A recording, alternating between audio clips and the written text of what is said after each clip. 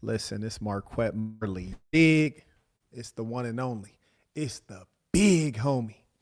And for those of you inquiring about that super fire reggae track that you heard on the intro, I am coming out with a reggae album. It's going to be all of the values and political commentary that I talk about that I've been banned for. I'm doubling down. You devils will never stop me until you kill me. So until then, I'll be cutting up. Anyways, keep your eyes out. Of course, you can check out all of my music anywhere you stream music. Just type in the Saint in the center.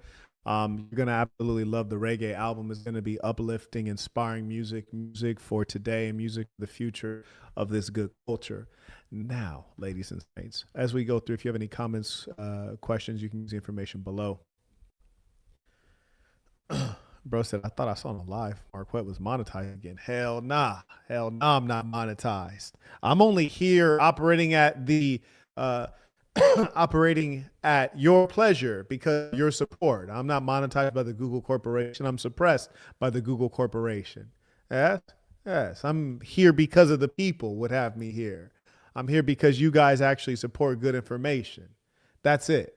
Anyways, you can support me here because Google doesn't support me. And I like it that way. I think I like it. Let's go ahead and get into this work. The first part I did, I apparently stopped prematurely. People were like, no, and there's more. There's more. So we're going to go ahead and get into that. And mind you, if I have any of my moderators in here, I encourage you to be aggressive and get the mentally ill from among us. Because as I say, I don't like people who are broken ugly. They're evil. They are evil. And being broken ugly, that is a crime. Keep them away from me. So let's go ahead and get to this work. And mind you, I've seen this before, so I'm watching this in real time with you. You're getting my real time reaction. So here we go.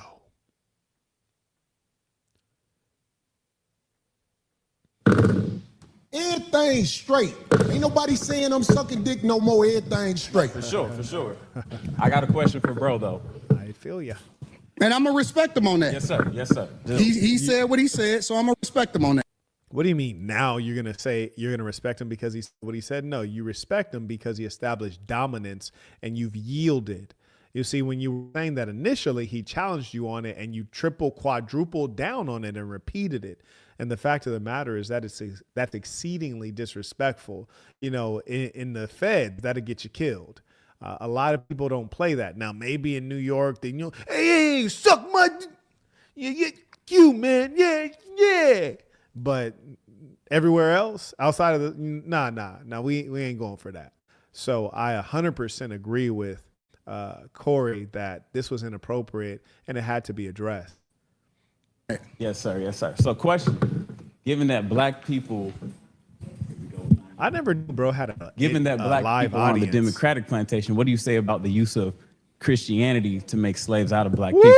And what, today's time? Talk about it. Historically? Talk about it. Yeah, absolutely. It was used in a negative way, but historically. anything Shut can be up. used in a positive and negative Shut way. up. You can weaponize literally.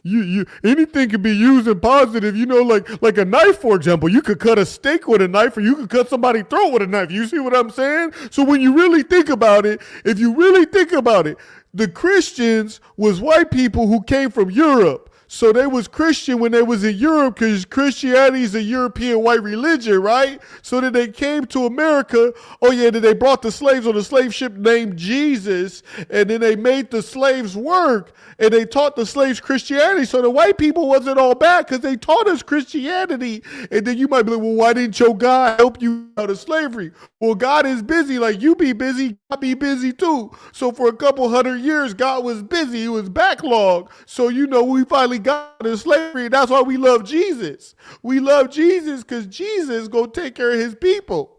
So like the Christian, they was Christians, but they wasn't really Christians. We the real Christians because we using the white man religion, Bro, knock it off. You're a nut. You're a clown trying to defend a religion under which you were enslaved. Please stop it. There's no defense of it. The Bible itself was used as a tool to enslave you. Are you the people of Ham? Does the Bible not say obey your earthly masters?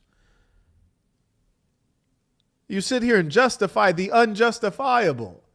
How could anyone ever follow or trust a man who follows the fictional creations of his enslavers?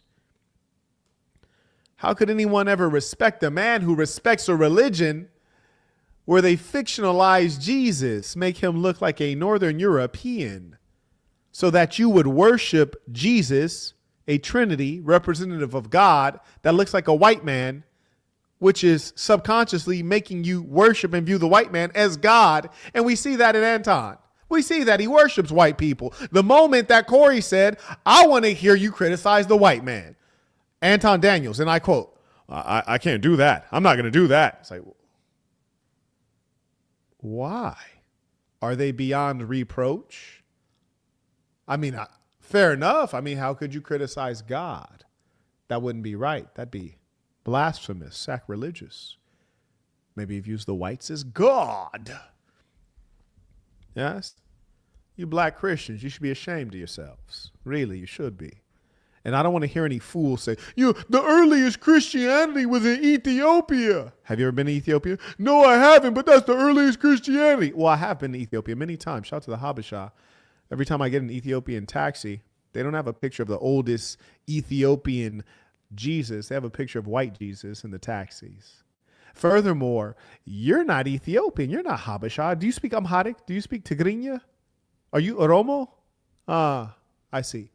You don't even know what Dorowat is. So it turns out that you didn't get Christianity from Ethiopia. You're not an Ethiopian Orthodox Christian.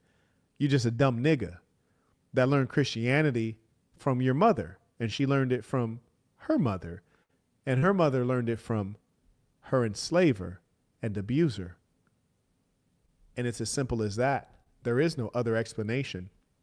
Anything else is just lies and excuses. Anything. Corporate America, for example, you can use the internet in order to push out propaganda, or you can use it to communicate effectively with the people. You can use money to manipulate people, or you can use it to What are you talking about right now? What are you talking about? help people.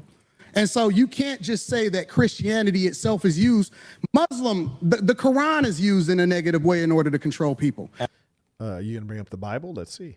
So it depends on the person, and that's why we evaluate the person based off of their fruits instead of evaluating them based off of Christianity itself. Because No, I think it's very valid to evaluate someone based on Christianity. Well, Marquette, why is that? Because Christianity is a belief system, just like Islam is a belief system, just like Marxism is a belief system. It guides your behavior. So if you believe in fascism, I'd have to address you based on that, because that matters. And certainly being a Christian matters. And especially the particular form of Christianity that you practice, which is not Ethiopian Orthodox Christianity, which I don't hold that in any particular high regard. So yeah, we'd have to judge you on the fact that you talk to imaginary people. We'd have to judge you on the fact that you believe in a God that is, supposed to be good, but left your people in enslavement so that their children would be sold. Families would be systematically split up. You'd be denied education for generations on end. You'd have your backs lashed until blood dripped down it. You'd receive no medical care. You'd be sent into the fields to toil from sunup to sundown. Your women would be taken advantage of. Not only the adults who are actually women, but even the children who are yet to become women would be abused by brutes in the most vile ways that are unimaginable. And there would be no 911. There's no emergency services to call. And those would be Christian men that would do that. Then they'd have the nerve to teach you Christianity. And it would occur to some of you who are sharp and say, I wonder why is it they wouldn't give us mathematics, they wouldn't give us literacy, they wouldn't give us proper clothing and proper housing or medical care, but they would give us Christianity. Maybe that's a component of our enslavement. And the other things that I named might be tools to freedom. Come on now. And for the persons in the chat, they say, hey, you'd like to see a sit down between me and Anton Daniels. He doesn't want that. Let's be real here. Nobody wants that. No one wants that. The whites don't want that. The blacks don't want that. No one wants that. No one wants that because we already know what's going to happen. Complete domination. None of these people are on my level, not even close, respectfully. It's respectfully. It's the objective truth. It's as clear as day. You can listen to any of my lectures, compare it to theirs. There's no comparison. Compare my background, my pedigree, business, education. There's no comparison. What fool would think that Anton Daniels could see me in a debate? Stop it. Impossible. Not even close. Utter blowout. Everybody that calls himself a Christian is not a Christian. 100%. So I agree that the teachings of Jesus are pure. However, in the hands of Caucasian white males, That's not true, because I know some good Caucasian the teachings white of men. Jesus. And That will defend Massa. He will defend Massa to the ends of the earth. That's not true. I know some good whites. These are good white folk. These are good. Had it made. These are good white folk. These good white folk. I don't care what Massa did to you. These are good Uncle Biddy. These are good white folk. I know good white folk. They're good people. They're good people. That's extraordinary. This nigga. I know some bad Caucasian white men. Okay, right, so correct. look, check this So that's out. the This is main what I point. But let's listen. keep everything respectful. Listen. This is what I'm saying. The reason I don't have a lot of people up here at the show is because I know a lot of people aren't initiated when it comes to talking to men of a certain mind state. And I don't believe you knew what you was doing when you said something about dick sucking, brother. Listen, some people might be thinking, Corey, gee gosh, Corey, like, why are we still talking about this, Corey? That was 5 minutes ago. Why are we still talking about this, Corey? Corey, why are you talking about this? Are you mad? You mad, Black? You mad, Black? Why are we still talking about this, Corey? Well, I'll tell you why we're still talking about this, because Corey's still mad, and I think I understand why. I mean, you tell another man that he puts, wee-wees in his mouth. I mean, that's crazy. That's definitely grounds for a sock out, especially when he quadrupled down on it and repeated it 5 times. Now, me personally, I kind of lost respect for him. I've seen Anton Daniels' content. I like that he talks business content and accountability. But when I hear you talk to a man that you don't have any beef with and you double down and say he sucks D like 5 times, it's kind of, and then you don't shoot the fade, like, I kind of don't respect that, because you're using fighting words, but you don't want to fight. Well, then let's be respectful. Why can't we just be respectful, have a nice discussion and podcast, and carry on? I could have then overlooked the fact that you take every opportunity to cower down and bow down to white folks, not even in a literal sense, bow down to their image, bow down to the mere mention of whites, as though slavery is still going on. I mean, to listen to Anton Daniels, damn, you'd think it was still going on. And bro got to go back to the plantation or something. It's extraordinary. I think what folks like Anton Daniels don't realize is that beyond the financial compensation, he's definitely making money. And it's really a smart move from a business standpoint. I'll tell you why, because I know business well. I've been in many industries. You look at market size. Black people are a mere 12% of the population. And what's more is they're an impoverished 12% of the population. They're not well off, though they may pretend. Whereas whites are 60% of the population, a much bigger market. And in addition to that, they have higher rates of employment, much more primitive accumulation, higher net worth. It's a much richer target, if you're going to use a target demographic to squeeze money out of. So it's good to get the whites to pat you on the head and also to get the obedient blacks to pat you on the head. It's just a much bigger opportunity. And that is why you'll be invited onto mainstream platforms, whether it's a Fox News, a Piers Morgan, because you are the black guy who's palatable. Like, this one tastes right. The other one, ooh, that's too strong. That's too strong. Yes, you're the coffee with the cream in it. Yes, stir it up. It's a little bit light. Perfect. You're not too black. You're not too black. So there you go. Huh? I apologize. Okay. Hey, bro, I appreciate that. I apologize. I appreciate that, because this ain't no show. The last thing I want to do. And he said, I apologize. I really like that. I respect that. Let me rewind that, because I want to see that, because that's very valid. I apologize. Okay. Thank you. Shout out to Anton. I feel better. Do we all feel better now? I feel better about that. I feel much better that he has apologized. And shout out to all the folks who are watching on Twitch. I appreciate you. And he should apologize. And if you want to support the work, you can use the information below, because nobody does it like this. Hey, but I appreciate that. I apologize. I appreciate that because this ain't no show. The last thing I want to do is get into it with you physically, but I have a switch. Where, I do too. When I'm a man, just like I you. respect your switch. I respect your switch. you too. Okay, good. Nah, I don't think you really did because you told that man he sucks meat like 6 times. Like, there are many niggas on the planet Earth. And I'm not even talking about street niggas. I'm not talking about hood niggas. I'm just talking about niggas. Your general run-of-the-mill niggas. You go to Costco, give me a pack of niggas. Yeah, a 6-pack. Yeah, give me a 6-pack of niggas. Anyone you just pick out that 6-pack would have probably beat your ass over that. You heard me? Yes, and unless they some suburban niggas, which is a different kind of nigga. But you just go find you some general run-of-the-mill, off-brand, generic niggas. They might have whipped your ass over that. I'm glad, We brother. good. It ain't no fake shit right here. Absolutely, I'm with it. We straight. I respect your switch, brother. And I'm saying, like, a lot of people don't know the way I was brought up. You can't step to men like that. So I'm not checking you. I'm just trying to let you know We good. that when we talk to each other a certain way, like if dick sucking is You know what? And Corey is actually sharing something meaningful, and I can tell by Anton's tone that he's not open to it. He's not open to it. He's really just like, yeah, whatever. Let's go on to the next thing. And again, he's dealing with ego. And the truth of the matter is that had he said, like, I'll be honest with you, when I went to No Jumper, right? When I went to go do my No Jumper interview, I went with one of the homies that I grew up with, right? Let's just say, and I'm not going to say who I went with, but let's just say it just happened to be one of the homies that I grew up with in Section 8 housing. All of them done time. All of them are active gang members. And there's certain things that just send these people over the edge. Now, here's the kicker, though.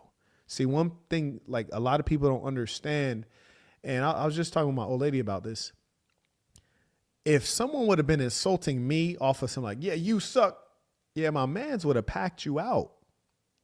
Well, that's not his fight. He's talking to you. Yeah, it don't matter. Like, we don't operate like that. His fight is my fight is his fight, and there's no fair ones because you're not the homie. It's not a friendly one. You know, like those kind of words that get you blindsided. And so it's just like, where is your survival instinct? I engage people with the utmost respect, not because I respect them, but because I respect myself. And I don't want to be disrespected. So I respect others such that they will reflect that back to me. If you ever see me out in the world, holla peace to the saints. I'll be the friendliest person you ever met. You know, I always treat people with great respect. And you can ask anyone who may have just encountered me out in the world. Every time I meet someone, they're like, hey, man, I watch your stuff. I love your stuff. Oh, hey, man, thank you. I appreciate you. What's your name? Joshua. Hey, it's nice to meet you, man. I'm sure I'll see you again. You want to take a picture? Yeah, I'd love to, man. It's my pleasure. I engage people with what I want to get back. We're in the real world. We see people, especially men, not engaging other men with respect. It lets you know that they lack experience, A, or B. So A, they lack experience, they're immature, they're provincial, or don't have the ability to perceive the trajectory that they will go on based on their behavior, immaturity, naivete, being effeminate. Yeah, women will talk crazy and they won't get their jaw broken. But as a man, you should be very aware that you'll get your jaw broken. brought up, that's just like motherfucking pissing on my shoes. So I'm saying, like, I could get back straight. We just, when I shook your hand, it wasn't phony. Listen, I get into it with my homies. I get into it with my. Yeah, but here's the thing, though, my boy. I'm not your homie, my nil. Like, it's so different. I'm not your homie at all. If I shoot the fair one with the homie, that's called a friendly fade. You feel me? That's a friendly fade. When he drop on the ground, I'm gonna let him get back up. You dig? Yeah, I might even help him up. It's like, hey, bro, now you good now? Yeah. Don't make me do it to you. Yeah, but if I hit you and you go down on the ground, I'm gonna try to stomp your brains into the concrete. You're not the homie. I don't know you. I don't even like you like that. We just here to get some money together. Let's get this money and go on about our business. I'm not here to slap fives with you rascals. What you mean about when I do this with my friends and with my brother? Nigga, I don't know you. What are you talking about? Like, you're not even in reality. You're talking about with my friends. I'm a stranger. This is what kind of are you even a man? This is what gets me mad, because these are the rascals you have operating as role models. They're leading people astray. They're spreading corruption among the youth. This kind of immaturity. It's insane. And the internet, boy, look at, bro. Look at, we got a fan right here. Marquette talks big, like beat everyone. No, I can't beat everyone, but I never turned down the fade in my entire life. You hear me? That's the difference. I don't even care about winning. I care about getting it in. And I've never ran from a fair one. I never even ran from an unfair one. You heard me? And that's my real life. You dig? You could check on that where I grew up.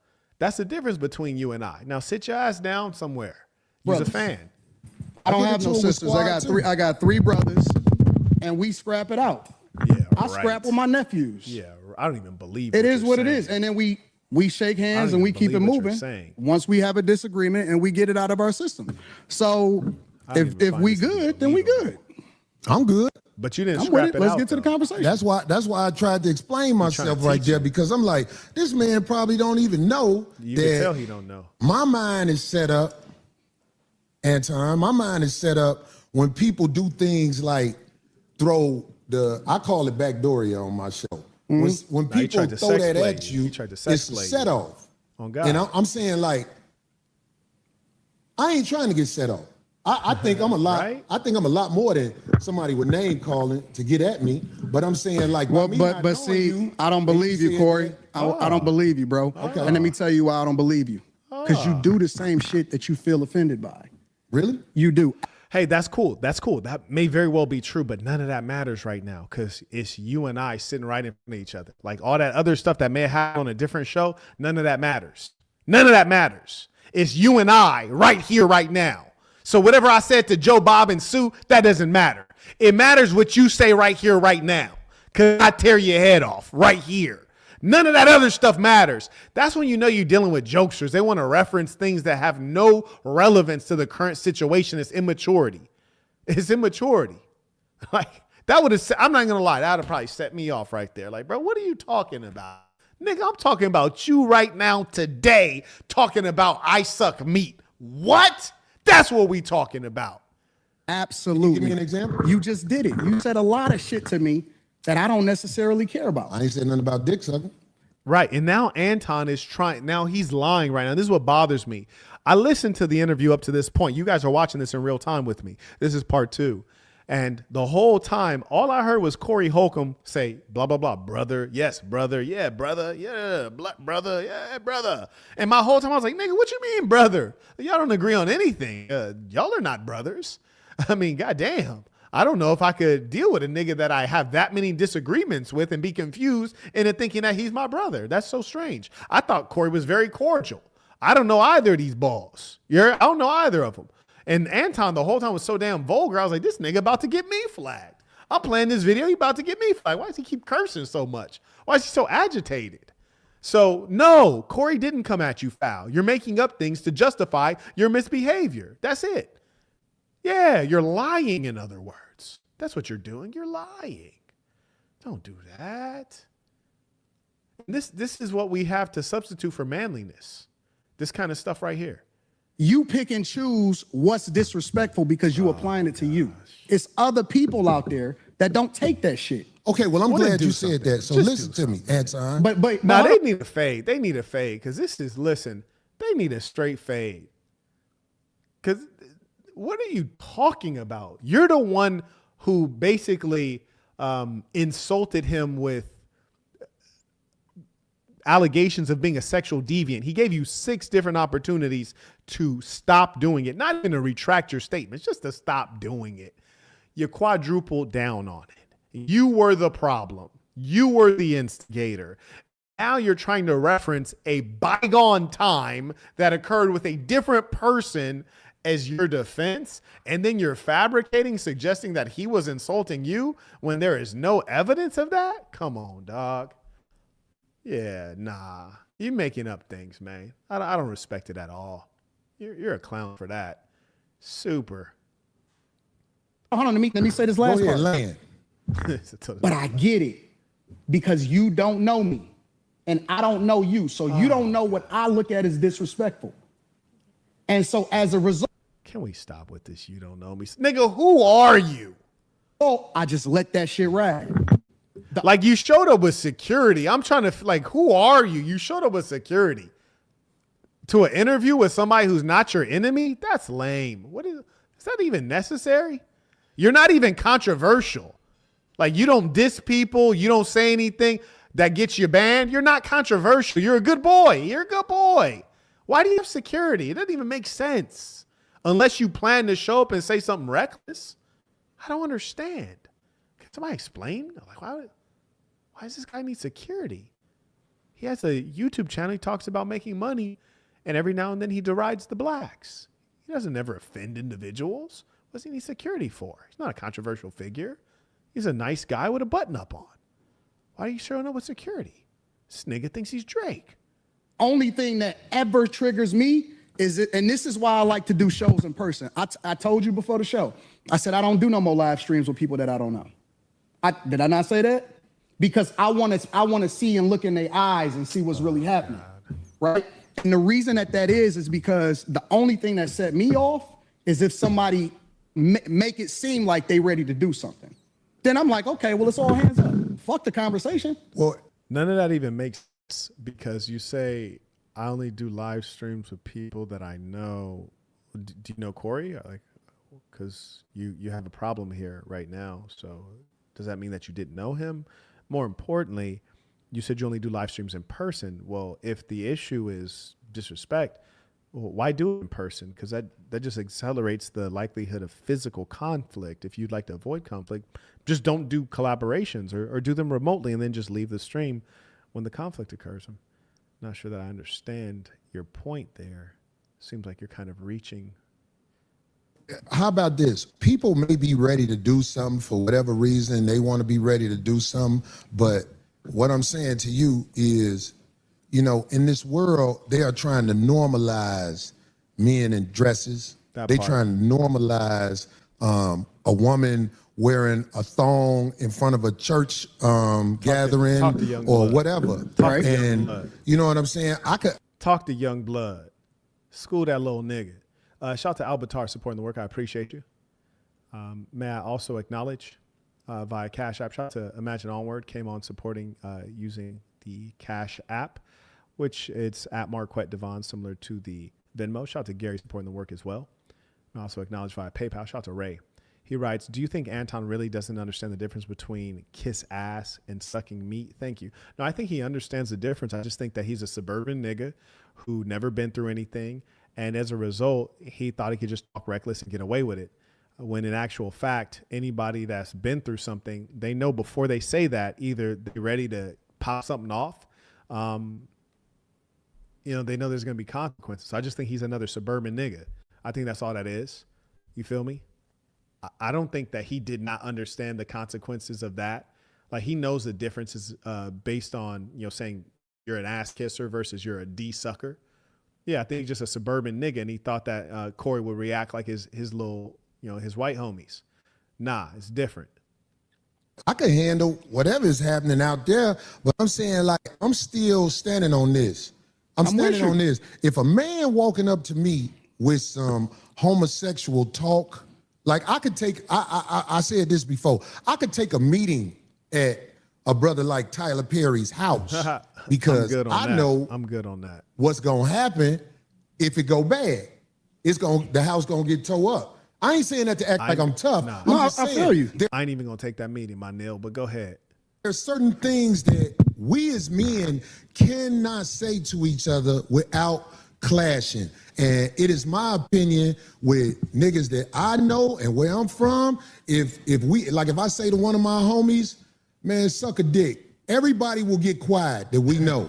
And they'll be like, what is that? What is that? Right, like, wait, what did you say?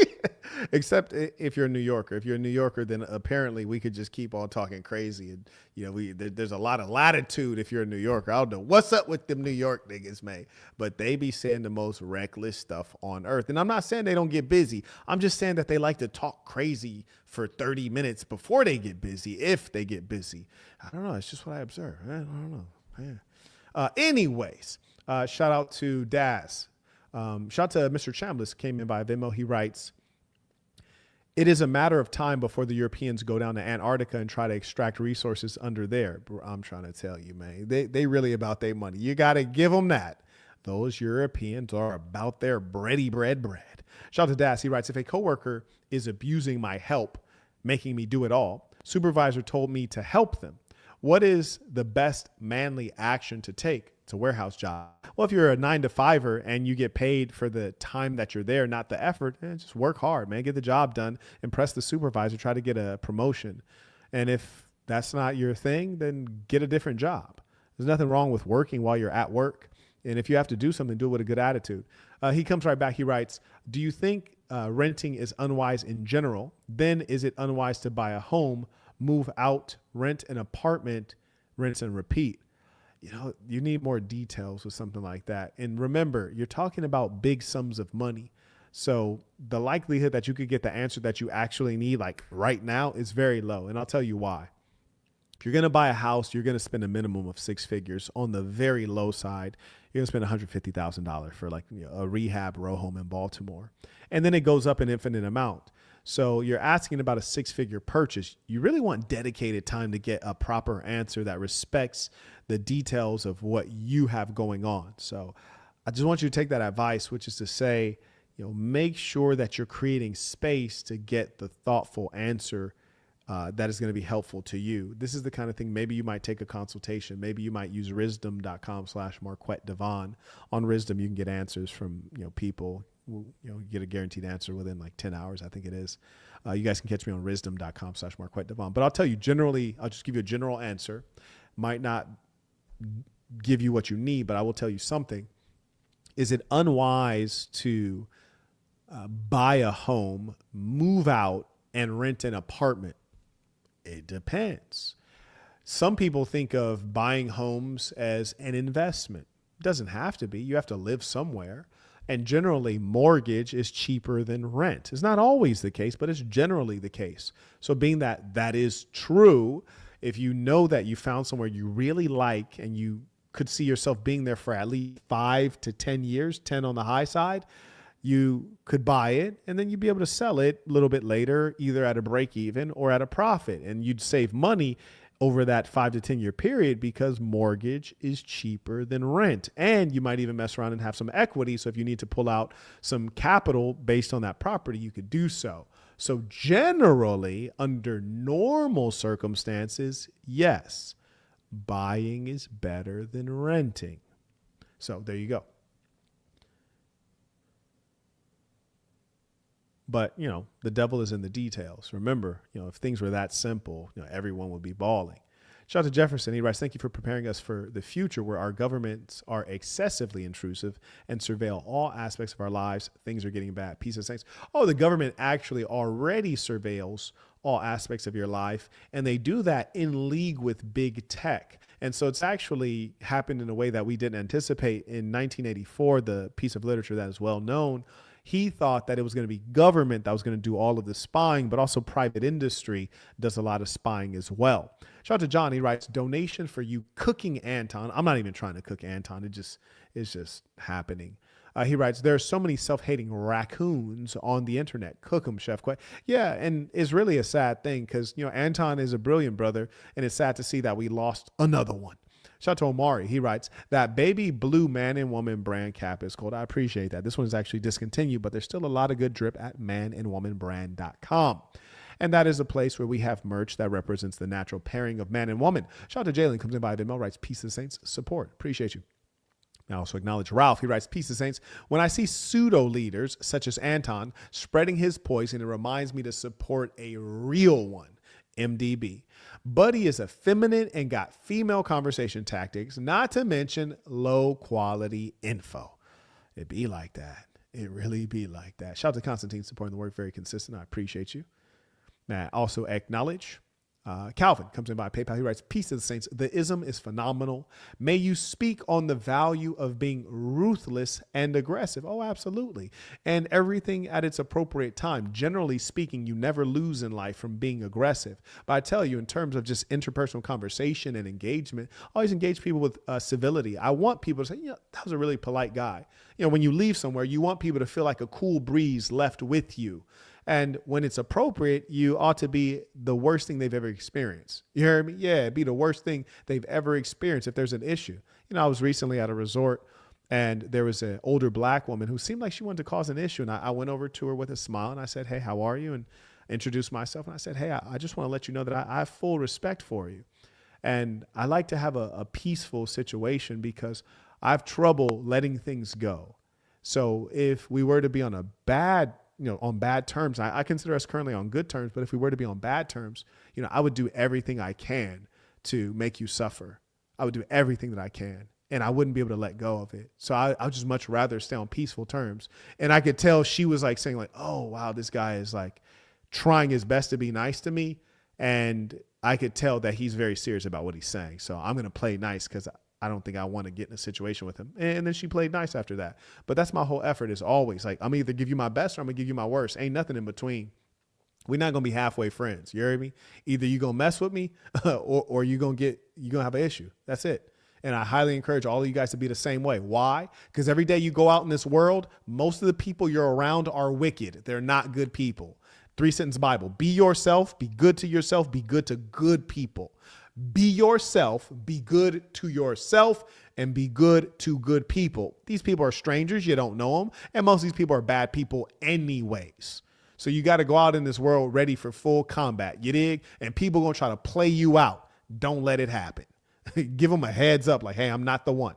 Anyways, the gentleman further writes, I've recently realized that it changes everything in the best way possible, especially with these also, it applies in this video with Corey and Anton as well. Oh, absolutely. Shout out to Miles. He writes, peace of the saints, Mr. Burton. You're right about the level of imbeciles increasing. I noticed not only in the quality of life decreasing, but the quality of person decreasing rapidly. From your travels and knowing human nature, would you say American culture is rooted honest, rooted, I think you meant in honesty? Not currently, no. I notice it generationally. Older folks, even white folks, they seem to be fairly straightforward and reasonable. Presuming they're not racist, they don't have some other thing against you. But the younger generation, increasingly incompetent, selfish, entitled, and it's really an unfortunate thing. And you see this uniquely in the United States, a unique levels of stupidity in the United States. I must concede. Shout out to Wayne. He writes, peace to the saint. Part 2. There was another altercation. Now we didn't make it through the whole first one, apparently. Bruce comes in a strong way. He writes, showing support. Peace to the saints came in via PayPal. Appreciate you. Shout out to 7. He writes, peace to the saint. How are you today? Grateful for the energy you're giving us today. I am doing fantastically well. Always many things to do, many things that I could do, but I'm happy to be here with you all. Shout out to Das. He writes, thank you for the advice. All of your advice is practical and easily applicable. Even if I do not always ask the right questions, I'll still get the right answer. There you go. Absolutely. And even the wrong goal leads to the right place. Better to have a goal than to not have a goal. Better to get to work than to sit on your butt. David writes, NYCBX dude here. Those of us in the older generation don't play that SMD thing either. Oh, absolutely not, especially if you've been up to the island. You dig? Yeah, you spend a little bit of time on Rikers, you absolutely don't play that. If your ass been upstate, you nah. He writes, it's these young niggas and girls out here that talk that crazy way. Peace to the saints. Fair enough. Fair enough. May I also acknowledge Mark. He writes, peace to the saints. I think that was the one dude. I hope that wasn't that one dude I flamed a while back. Shout out to 7. He writes, your father must have had a very high IQ. You've mentioned before that IQ is genetic. All respect to your mother, but the quality of your thinking is exceptional. I appreciate that. Have you ever thought about the uniqueness of your father's intelligence? There's no doubt he had to have some brains. And, we figured out with the Third Reich that, intelligence is not directly heritable in the sense of like, you have a father who has an IQ of 140 and the mother has an IQ of 140. The kid's going to have an IQ of 140. Doesn't quite work like that, which was kind of some of the problems with positive eugenics, is that it wasn't working out quite how they had hoped. Anyways, carrying on. Let's get back to this work. because it's like that's their homosexual talk. So what I'm saying is, you know what I'm saying? If it's one way to get a brother like me, I know brothers who are preachers that would put their religion down for that crazy. right there. That's all I'm saying, black man. That's all I'm saying. Listen. That's what where you at. So I'm gonna respect that. Thank you, brother. It's simple as that. I don't want no drama. It's simple as I that. swear I don't want no drama, man. My life is good. Mine's is too. I believe you. My life is good. I'm man. with you. You know what I'm saying? I ain't want you to come up here for that. It's just the simple misunderstandings that we as men can have. Which can be fatal. I think older black men like us need to make sure there are boundaries that simply can't be crossed when men are talking. And if you tell me a boundary, Anton, if you tell me a boundary, and this is like damn near edging on white woman language. Like, I established my boundaries and you violated my boundaries. He's really trying his best to form a bridge with Anton. And I respect that. But he said 5 times, like, no, I'm not with that. No, I'm not like that. No, I don't do that. And Anton was like, yes, you do. Yes, you are. Yes, you do. I was like, God damn, this nigga really wants some smoke, but in actual fact did not want the smoke. I guess it's easy when you have a bodyguard with you. I promise you, I'm going to do my best not to cross that boundary. I'm not. When I'm talking to Willie D don't like when you call him nigga. And I go out my way not to call Willie D nigga because I look at him as a man. I kick it with Willie too. For me though, I don't give a fuck about the talking. I don't have no boundaries. I don't care if a nigga say something about me. It is what niggas say shit like that all the time. Like that's the environment that we live in. I only care about my real life. Can I ask you a question? You just said men talk disrespectfully to you in your face all the time. No. This is nothing. You did not hear what I said. I said they do that shit all the time. You see it in the chat. You see it in the comments. All of that shit, right? Yeah. I don't. Wait, what are you talking about? The chat? There's a grown right in front of your face. What do you mean the chat? These niggas be too internet. These niggas are too internet. Don't care about that shit, right? That's right, because that's for the internet. Right. So when people say stuff, I don't take it personal because it's not a thing to me. They're in the chat. Buddy, they're in the chat. We're talking about something you said live in the flesh in front of millions of people to another man's face after he asked you not to. Then you triple, quadruple down on it. And you're comparing that to what random strangers say in a chat? Please stop it. Just talk. Please stop it. The only thing I care about is what happened in real life. When I cut that shit off in real life, my life is great. Right. Let me tell you something. So my point is that I don't take nothing personal unless it get personal, unless it gets physical. That's the only thing I'm up on. Anything else I can walk away from. I don't give a fuck. See, but what's your point, Anton? Because you're missing the fact that he's telling you that's not what he's on. He's telling you, I'm not like you. I don't let people say all kinds of reckless things to me. At some point, it will convert into a physical altercation.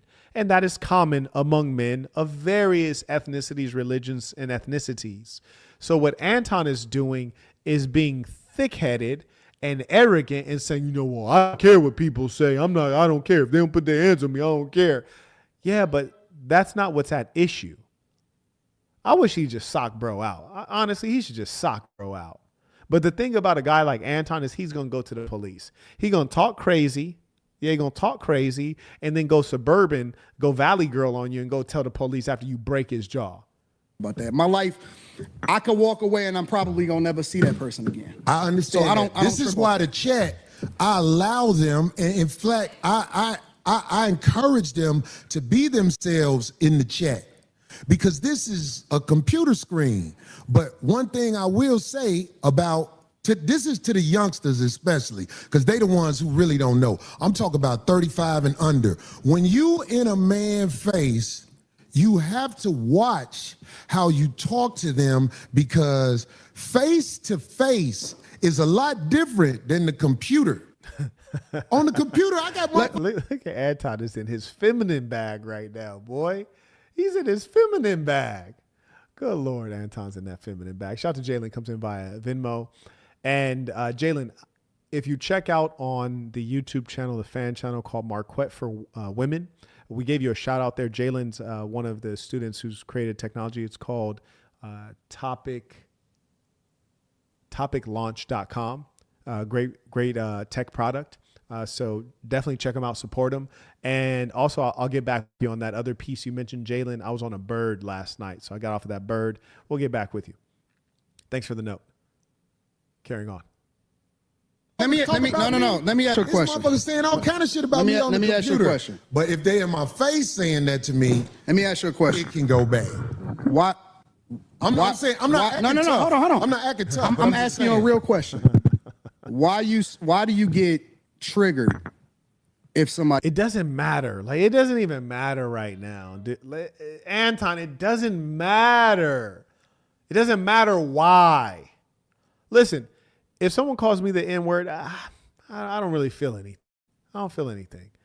I think that if I was like in private and nobody was around and I knew 1,000% I could get away with it, I'd take their life. Straight up, I'd take their life. Why not? Why not? They're my enemy. Take their life. If I knew I could get away with it. But the typical circumstances like cameras, camera phones, witnesses, I'm going to just play it cool. I'm going to keep it player. You know, they're like, you N-word, hard R. Yeah, they get mad at you. They hit you with the hard R. Just keep it player, man. It's just going to roll right off of me. I'm not even going to react. But there are other people, you call them the N-word, man, all bet they're all. Doesn't matter if they're in the airport, they're in the courthouse, it doesn't matter. You hit them with that hard R, they going yay. What I'm not about to do is ask one of these people like, hey, why do you react that way? Why do you react that way? They have the right to react that way. I think it's irrational. You know, I don't think it's that serious, but that is a line that has been crossed. And what I'm not going to do is call them names that are going to create a reaction that I don't want. And number two, I'm not going to try to interrogate their psychology to figure out why they're not me. Why are you not me? Why are you not reacting the way I would react? This is just immaturity. I find it to be like really sad that he overwhelmed with ego. I want to see him get socked out now. He says that to you. Like what is it in you that gets bothered by a switch? Okay, so listen to me. So right now, I want you guys to know this is very much a female tactic. They try to switch it on you. Flip mode's the greatest. Bus. So he's doing a female tactic right now, which is, remember, the origin of the problem was that you, Anton Daniels, accused Corey Holcomb of sucking D. And you said it 5 separate times, and he asked you not to 5 separate times. Except you didn't say it the 6th time when he was face to face with your ass and he said, say it one more time. No ass wouldn't say it one more time. Just scary ass. Now you're trying to ask him a question to make it seem like he's the problem. No, you're the problem. You started off insulting him with explicit comments. You're the problem. Now you're trying to psychologize and make it, or excuse me, pathologize and make it seem like he's the problem. Please stop it. Stop it. I'm going to rewind that so you guys can hear the bullshit. Like, what is it with you that makes you get triggered like that? What's your problem that makes you get triggered? I mean, just imagine. This is like a white guy, you know, why is it you can't handle someone calling you an N-word, hard R? Like, why do you have a problem with that? Why don't you just accept it? Why don't you just take it? It's okay. Just take it. You don't have to act like that. It's like, bro, knock it off. Come on, dude. You got to stop playing games, man. Play with your meat. Play with your kids. Don't play with me. Why do you get triggered if somebody says that to you? That's, you know, he's doing tactics right now. Why do you get triggered? The question is, why are you triggering people? Why are you insulting people? Why are you saying things that are extraordinarily foul across all cultures? You go to Russia, my nigga. You go to Russia and say, hey, suck my... Nigga be like, wait, what? Niggas is about to pack you out, boy. You go to China. You suck my... Niggas be like, niggas is about to kung fu you, my boy. Stop it.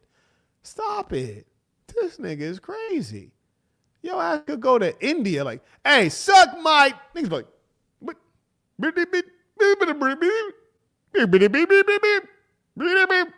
Hey, come on, dog. You're ridiculous. Like, what is it in you that gets bothered by a switch? Okay, so listen to me.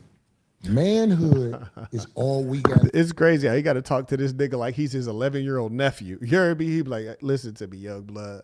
Listen to me, young blood. Before I beat your ass, just listen to me one time, young blood. By a switch. Okay, so listen to me. Manhood is all we got left. You really got to understand this. Just give me a second to land on this. I'm with you. I'm listening. If we don't have our manhood, we ain't got nothing.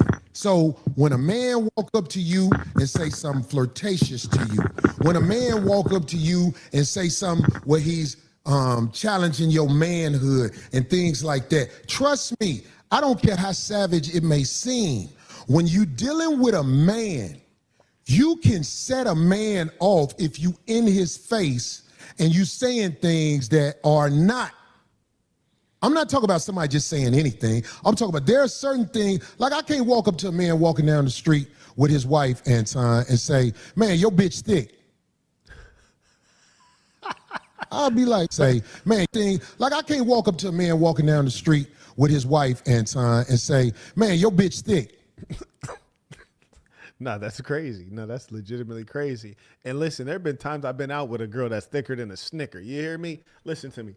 And because I ain't no sucker, I'm a super player, man. I remember one time I was in Austin, Texas. Oh, my God. I was with this shorty that was so thick. You hear me? And she did the most evil thing on earth. The most evil thing on earth. Moroccan girl, long hair, caramel ting, and a super freak. Just side note, a super freak. You hear me? Anyways, we go to the pool at the hotel. This bitch gonna wear a motherfucking neon green G-string bikini. When I saw it, I was like, where's the bikini at? Like, you just see the top of that motherfucker. You just see the top. The rest of it disappeared into the wagon. Couldn't see it at all. That's how you know they thick, when they wear the thong and you see the top. Where's the rest of it? It's gone. Oh my God. Oh my God. Oh, she's thick. And I was looking like, no, you didn't. You evil, devious bitch. No, you didn't come out here that thick. And my thing is like, damn, bitch, you put us both in danger. You heard me? Like, it ain't even safe to be walking around thick like that. This shit is dangerous. Dangerous. And we walking down, and niggas is just like trying not to be disrespectful. You heard me? It's some young niggas out there, like 16, 17, 18, young niggas. And you know what I'm saying? Like, I'm just like, I don't even feel comfortable because she too thick. She could be fully dressed. She's still too thick. But not you in this neon green thing. You heard me? I'm over here like, this, bitch, I thought you was from a Muslim family. Your ass Moroccan. You the fakest Muslim Moroccan I ever seen in my life. Anyways, we walking through. I look back. It's the three niggas is looking at the girl, looking at the wagon. And I'm looking at these niggas. They looking at me, and they kind of look at me like I look at the niggas like, I know, nigga, I know. Then they at the I had to just, I ain't mad at you, nigga. If I was you and you was me, I would be looking too. Like, goddamn it, she's thick. Niggas have to look. I didn't even consider it disrespectful. She was too thick not to look. I mean, damn. You heard me? I damn near want to walk behind her like I ain't know her. So the point is this. Shit. Thick, bro. A fritted too, my guy. A fritted. What?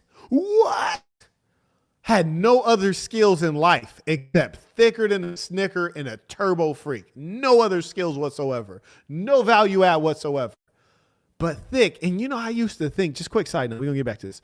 I used to ask God. I'd be like, God, did you make this woman to be a concubine? Because she like literally has no personality or common sense at all. But Lord, when you strip her down, like it's like she becomes an expert. Imagine someone who's incompetent at everything, but as soon as she gets naked or gets in the bedroom, then she's an expert. It's like she's really in a state of flow. You hear me? Like she really knows what she's doing. She's she has a PhD. All of a sudden, she's skilled. But anything else that she has to do outside of the bedroom is like she's lost. I don't know. Anyway, I was just like, Lord, why would you do that? Like, I don't know. And that's kind of when you stop being religious, because you're like, that was evil. No, that was really evil. It's like you created something that man would love, and cherish and appreciate, yet it's bad for us. You heard me? Insanity. I swear to God, I think a nigga had almost crashed his car one time. We was at a street corner in Austin. Just too thick, just thicker than a Snicker, just thick for no reason. Thick with long hair and was always smiling too. Just like, my God. My God. Just to be attracting all kind of unwanted attention. My God. Anyways, you know that kind of thickness that you just really can't cover up. Cause Nick, it's that kind of thickness. She could wear anything, you heard me? And you could still tell. You'd be looking like, nah, you tried to cover it, but I see it's there. No, it's there. It's there. No. You ain't fooled nobody. It's there. She wasn't trying to cover it up though. She was definitely trying to market that motherfucker. You hear me? And that's why I truly believe some chicks are just born to be bona fide street strollers. You dig? There's a percentage of the female population. They need to really be out on that blade getting paid. You dig? Anyways, carrying on. I'll be like, wait a minute. Of course, by me being older, the last thing I want is drama in the streets. But what I'm saying is you can't disrespect men face to face. You can do it online because it's easy to do it online. Nope. See, that's where we disagree. Okay, I want to hear this. That's where we disagree because you got to keep the same energy across the board. You can't pick and choose when you can disrespect somebody and when you can't disrespect somebody, and then pick and choose when you're going to react to somebody disrespecting you. What are you talking about, stupid? Is this a situation of someone who has modest intelligence thinking that they just said something profound when in actual fact they didn't? That was dumb. That was really dumb. And just side note, while we're here talking, I hate when people use the term pick and choose. That sounds stupid. I hate when people use that cliche. Don't use that. You sound like an idiot. Carrying on. You wrong, bro. You wrong as two left shoes. You're wrong, bro. I fuck with you. I agree with you. I have to laugh at that little nerd nigga right now. This doesn't make any sense. Little small hand ass nigga. Look at this nigga, little miniature ass hands. Shit is weird. I fuck with you because you are one of the most disrespectful, and stand on that shit. But I want to understand what you're saying, Anton. You missed me. When you say you can't disrespect people with what? Make sure you explain that to me. You got to keep the same energy across the board, bro. I don't understand. You can't say I'm going to disrespect you online, but then you can't do nothing in person. What are you talking about? How is this nigga managing to confuse me? This nigga doesn't make any sense. Anyway, shout out to Das. He writes, do you think it's wrong that sometimes I want to try out these boxing skills on wicked people everyday life? I mean, I wish we could sock more people out. I honestly do. I think the world would be a better place. He writes, do you still salsa often? Not as much as I should. Not as much as I should. Shout out to Jalen. He comes in via Venmo. He writes, thank you. I respect the hustle. Oh, absolutely. I got you. Like, I also acknowledge 7. He writes, I find that Boston University is such a complete work for the refinement of the mind. Watching videos isn't enough. I find myself taking notes, reviewing the notes, and engaging in metacognition about the notes. Thank you for allowing us into the depths of your mind, sir. Absolutely. And for the people who have Boston University, I always tell you that it's worth reviewing because 1, there's so much information in it. And number 2, it's so practical that you can use it every single day. It's one of my proudest works. Highly recommend you grab Boston University if you haven't tried it out. As you heard from the gentleman, it's very beneficial. And most importantly, you can use it over a lifetime. It's not like your chemistry class in university. You're like, damn, I never use this shit ever again. Shout out to Mr. Allah. He writes, peace to the saints. Yes, absolutely. We're going to engage him, and I appreciate that. That's love. That's love, and I really do appreciate that. And looking forward to catching up with all of the saints in Nigeria. As you guys might know, we're organizing a section out in the African continent. It'll be headquartered in Nigeria. Very much so excited about that. And shout out to all the saints core to this work and who keep pushing this through with me. And I know some of you guys have to be really persistent because I'm sometimes the bottleneck. And I just appreciate your persistence and your support from each and every one of you. Shout out to Ray. He writes, I think Anton was a virgin on his wedding day. Word. Can somebody in the chat confirm that? Good Lord, that's curious. Well, trust me. That's not, no, you can't do that. I'm not saying what you're wrong about, but listen, talking to somebody in person is different than talking to somebody online. And if I'm so disrespectful, what do I do to be disrespectful online? Because you said I'm disrespectful online. You just I would said, like to you know. said out of your own mouth that you will be disrespectful online. Did it I? ain't even, yes, Did you I say did. that? Yeah, You I'm just tripping, said man. that. This nigga Disrespectful Anton is online? a You wizard. said you can disrespect. It's different if you disrespect somebody online versus doing it in real life. No, I didn't say what I would do. How is it different, I said if somebody in the chat room is saying something disrespectful about me, I don't hold that against them because they're What typing. about when you're Correct. talking about That's real exactly what he people? said. What do you mean? If you comment on somebody and you give your opinion on real people, I'm just tripping at how he's using a red I don't want to. herring I don't want to. I distract don't want to from the go current back and forth. I'm situation. trying to make sure you understand. Yeah, so what Anton Daniels is doing right now, he's trying to escape responsibility. This is typically what women do. It's when they distract from their wrongdoing and they want to talk about your wrongdoing. It's the tu quoque fallacy. It's the and you too, you do it too. Or it's the red herring, which is to say, let's talk about something else. And this is really a sad thing. At the end of the day, the simple matter is I said something to you that was very foul. I apologize. I won't do it again. I regret having said that. Let's completely move on because I'm sincere in my apology. But the fact is, Anton Daniels in his ego feels justified. And I also think that he's actually scared because if you look at his physical positioning on that table, this nigga is damn near off the edge of the table. And if you look at where they started, he was probably about 2 feet into the table. And now that Corey is repositioned, he's damn near out of frame. The ball is scared, but he still has too much ego to shut the fuck up. And that's precisely, excuse my French, I apologize. That's precisely why I think that people need to be busting their goddamn mouth a little bit more frequently. What I'm saying. Do you hear I me when I understand say what you're saying. I whatever I say online, giving an opinion of something is different than if I ain't I talking am. about an If opinion. I, I if, said disrespectful. How can Well, you what do I determine? How can you determine whether or not somebody feels disrespected? well, feelings is one thing, man. You felt some type of way? Yeah, because ain't nobody finna stand in front of my face and talk to me like they on my level when it comes to homosexuality. Like that'll start a war. That'll start a war. We can agree to disagree. I think you're wrong, bro. I think I personally, I'm telling you directly, you're hypocritical. Okay, well, That has nothing to do with the current situation. Like, this dude is a nerd. you could say that. I don't think I'm gonna win that argument with you now. But what I am saying to you, Anton, is when you are talking to men face to face, trust me when I tell you this, man. It's different than online.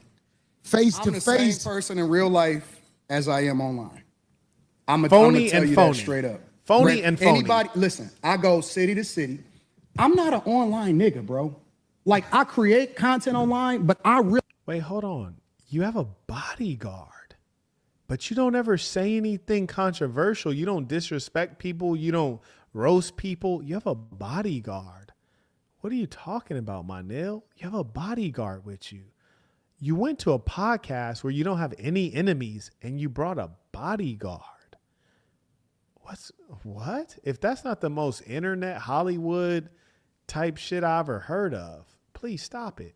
really am out in every single city. I done visited almost every single state. I have real meetups in real life. I shake hands. I kick it with people in real life. What's And that I have to go do out with there any and of kick it this? with the people. I'm not different online than I am in real life. People may think that because they may have never met me in real life, but I keep the same energy. I reciprocate. Or I'm willing to walk away unless it goes up. If it's gonna go up, then it's just gonna go up and we just gonna figure it out from there. But the fact of the matter is, I don't switch up. See, I'm not I'm not gonna talk about you online. Hold on. I'm not gonna talk about you online. And then when I see you in real life, I'm gonna be like, man, you know I'm just playing. I'm not that type of nigga. Yeah, but either look- I fuck with you or I don't. Wait, hold on. But see, that's just one scenario, Anton. What I'm saying. Hold on one second. You don't talk about anybody online, so you don't have to go through that experience. What are you talking about? You don't say any foul stuff. Seeing your stuff, you just do reactions to the news. What are you talking? You kidding me? This guy's a successful podcaster who does reactions to the news, and he talks about real estate and money. So what are you talking about? You're not. Why would you have to? Come on. I'm not To you is this. This is what I'm saying to you. I ain't saying it to offset what you just said. I'm trying to talk to you now. And I'm not a tough guy either. I'm not either. I'm not a tough guy. I'm not Let a tough me guy. be I don't even very want to clear. perpetrate like I'm a tough guy. But what I'm saying is, when men stand between each other, there is energy that is being transferred. And trust me, when men disrespect each other face to face, motherfuckers can die. I agree. That's why when I'm talking to a man, especially face to face, I try to make sure I don't go over the line. And if I ever go over Why the is line, it only I can face to face apologize. is what I'm saying. I understand what you're saying and I agree with you. Right. Why is it only face to face? That's where we disagree. Well, anything I said, Now, how phony is Anton Daniels? You're sitting face to face, which means this is relevant to our current situation. So why is it that Anton Daniels keeps asking about internet shit? If you're not an internet guy, you're a real guy. Why do you keep talking about all the internet? Like, dude, he's telling you when men get together face to face, and then Anton's like, well, why is it only face to face? Nigga, because we face to face. I'm addressing the current situation. Come on. Come on, buddy. I will say in the face of a man that I said it about. All right, well, that's 'Cause I don't go there to try to I don't have to shock jock, even though that's something that people say easily. Oh, he's shock jocking. No. Anything I've said about anybody, I will say right to them if they standing in front of me. And I would like for somebody like to research the internet on things I've said and show me that I wouldn't say something to somebody if they were standing there. The only thing I said I wouldn't say to somebody if they were standing there, because I saw Charles Barkley in the airport one day. And I realized how big he was when I saw him in the airport. Now, I've said things about Charles Barkley. If he was standing in front of me and he said, say that shit now, I'll be like, we black, man. Come on, let's calm down. I ain't gonna lie. That's the only one. You know what the problem with this show today is? We got to do a part 2.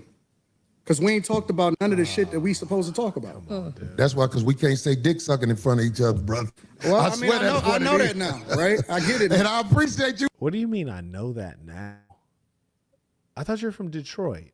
What do you mean I know that now? You're telling me as a grown man, you thought that you could tell another grown man that he sucks cockaroni? And he'd be like, oh, yeah, you're right. Cockaroni, that's my favorite midnight snack. A little bit of cockaroni and cheese. Like, what do you mean? You just learned that? Come on, dude. For giving us, brother. None of the shit that we supposed to talk about. That's why, because we can't say dick sucking in front of each other, brother. Well, I mean, swear that's I what know it that is. now, right? I get it. And I I know that appreciate now. you for giving me that, because that shit, I forgot. I'm still Corey, because I don't live a life of getting into it with people. I really No, don't. Corey, you pick on people that you think ain't gonna respond to you. Not give me. So now here he is playing this victim game. You pick on people that you think aren't going to respond to you. But in this situation, Anton, it isn't about Corey picking on anyone. It was you who struck the first blow. So why are you trying to play this game? Like, you's a bitch ass nigga. I'm sorry, man. Fuck this nigga, Anton Daniels. Straight up. Give me an example. He's a bitch ass nigga. Corey, What, he can't think of that? He just repeat the nigga name 2 times? you pick your targets based off of which. Wait, hold on. You were the one targeting him. Oh, man. Who watches this nigga? I need to know. Who watches this nigga? If there's anybody in my chat that watches this nigga right here, man, I'm going to need you to unsubscribe, because there ain't no way in hell you thought that he was a real nigga and I'm a real nigga at the same time. 2 different like, I don't trust your definition of a real nigga. Who in the listens to this nigga right here, man? Shout out to Ralph. He writes, internet dweeb. Why is it different face to face? Because it could become confrontational, doofus. Online is just words. 100%. God damn it. 100%. This ball is trying to scam us all. God damn it. This nigga is a real, You think they ain't gonna do. And that's why you feel comfortable saying some of the wild shit that you say. This dude is he is a demonic manipulator. I don't like this guy. Maybe I would have not liked him earlier, never dug into his content, but I sincerely don't like this guy. This guy is not a good person. Instead of taking responsibility for saying something that's extraordinarily disrespectful, he's trying to find ways to assign bad characteristics to Corey Holcomb. And I'm sure Corey does have bad characteristics. We all do. I'm sure you could find something, but that's not the current situation. You're trying to do everything to avoid responsibility. I don't like this guy. I think I'm going to shit on this guy every time I get a chance. This guy is not a good person. This is what I'm talking about. This is the kind of person who will try to lie on you. This is the kind of person who thinks they're always right. This is not a good person. I do not like this guy. Online. But I asked you this, and I'm going to ask you again. I'm not going to say Give no me names. an example. No, I'm not going to say no names. You can't give an example. No, I can. But please, because I don't. That was crazy. Bro said, you pick people to bully. And then Corey's like, who? He's like, I'm not going to say no names. I'm not going to say no names. You was a lying nigga, man. You a liar, bro. You just making up stuff. Wow. This guy is not a good person. Anton Daniels is trash. Who listens to Buddy? Bro is trash. I'm going to take every effort. I might do a roast on this nigga. I don't like this nigga, man. Because I don't want to implement nobody into this. Nah, you a weak ass liar, bro. That's what it is. You're lying. That's why you can't give evidence. I hate people like this. Yeah, nah, bro. Bro's my enemy now. He's on the hit list with everybody else. Straight like that. That'll be This guy is so phony. Little phony rascal. bad. That's not a good thing. What do you understand by you saying that? I like to speak By from my you own saying that, perspective. it sounds like I'm writing babble. down But No, I don't like no, it's not babble. It's real, and you know it's real. That's why you laughing. I'm laughing at you because you didn't. I had to ask you twice so far. You pick your said targets I pick on people carefully. and I said, give me an example. You pick your targets carefully. That's a completely valid thing. Like if someone said, hey man, you're a bully. I'm like, okay, well, who did I bully? And they're like, I'm not telling you. Like, nigga, what? Kind of that's some female stuff if I ever heard it. I'm mad at you. What are you mad about? If you don't know, I'm not telling you. Nigga, what? Bro, if you don't, he gonna have to give up some vagina acting like this. You heard me? Anton gonna have to give up some vagina the way he behaving. What? Very carefully. So you can't give me an example? Because That's the third time. Okay, I'll give you an example. Yeah, give us an example. You tiptoed around Dave Chappelle. You talking about the last time I said something about it? You tiptoed around Dave. I'll give you that. You tiptoed like a ballerina. But now I'm gonna give you that. No. But what but did I you- but tiptoe you would about? not- you would not have did that shit on a regular motherfucker. You know that Dave Chappelle's last Netflix special was not it. And I tipped. That's crazy. I enjoy Dave's work. I think Dave's work be fire. I ain't gonna lie to you. Shout out to Dave Chappelle, because not only can he put together extraordinary humorous material, it always has meaning. He can say the things that you and I can't say because we'll get censored, but he can wrap it up in creative context that allows him to put it out there, and he takes tremendous risk. Shout out to Dave Chappelle. He is one of our legends. May also acknowledge Philip. May not be as much a legend of Dave Chappelle, but you are a legend to me. He comes in by PayPal. He writes, wait till you see what Anton says after he left the show. He turned into a super nigga. Oh, yeah. Somebody send the timestamp. Shout out to Mike, who comes in by PayPal. He writes, okay. Roger that. Okay, fantastic. Yeah, make a chat there so I can add you as a mod. Appreciate you. Carrying on. Tiptoed around it. And you tiptoed around it because did. you didn't want. I did. You didn't want the smoke. I did. Overall, and so Because you pick and choose your targets carefully. You see, I didn't want the smoke. No, because you didn't want the you didn't want the backlash. Okay, but look, let me say this because you brought it up. I did tiptoe around how I really feel with the last special, because I'm not gonna lie. It's everything that I said the time before when I spoke about it. Hot trash, no jokes. In the future, when people watch it, that don't know him like we know him now in this culture, they're gonna be like, what the fuck is this? I'll give you that. I did tiptoe around his special. And you know what? Let me tell you how this nigga Anton Daniels just Jedi mind tricked Corey Holcomb. Now pay attention. And this is some white folk shit too. Like, shout out to the whites. Like, white people are excellent at certain things, and this is one of them. Like, this Jedi mind trick shit that Anton Daniels just did, that's white people be really in their bag with that, especially white women. So what happened is that Corey Holcomb was addressing, hey, you said something to me that was extraordinary, foul, and disrespectful. I warned you 5 separate times, and you persisted in being disrespectful. I would like to have a conversation about that, and also want to educate the youth watching, because this can actually get people killed. That's the crux of the conversation. Then Anton Daniels, being a really deceptive, manipulative, dishonest, unaccountable dirtbag, he pulled a Jedi mind trick on Corey Holcomb, and he says, well, hey, you bully people. And then Corey Holcomb's like, who do I bully? Distracted. You didn't tell your true opinion about Dave Chappelle. Corey's like, well, yeah, that's true. And so now Corey Holcomb's on the back foot defending himself about something unrelated. Now imagine, we're talking about Dave Chappelle right now. That has nothing to do with the conversation. And that's because Anton Daniels is a deceitful, manipulative little white woman.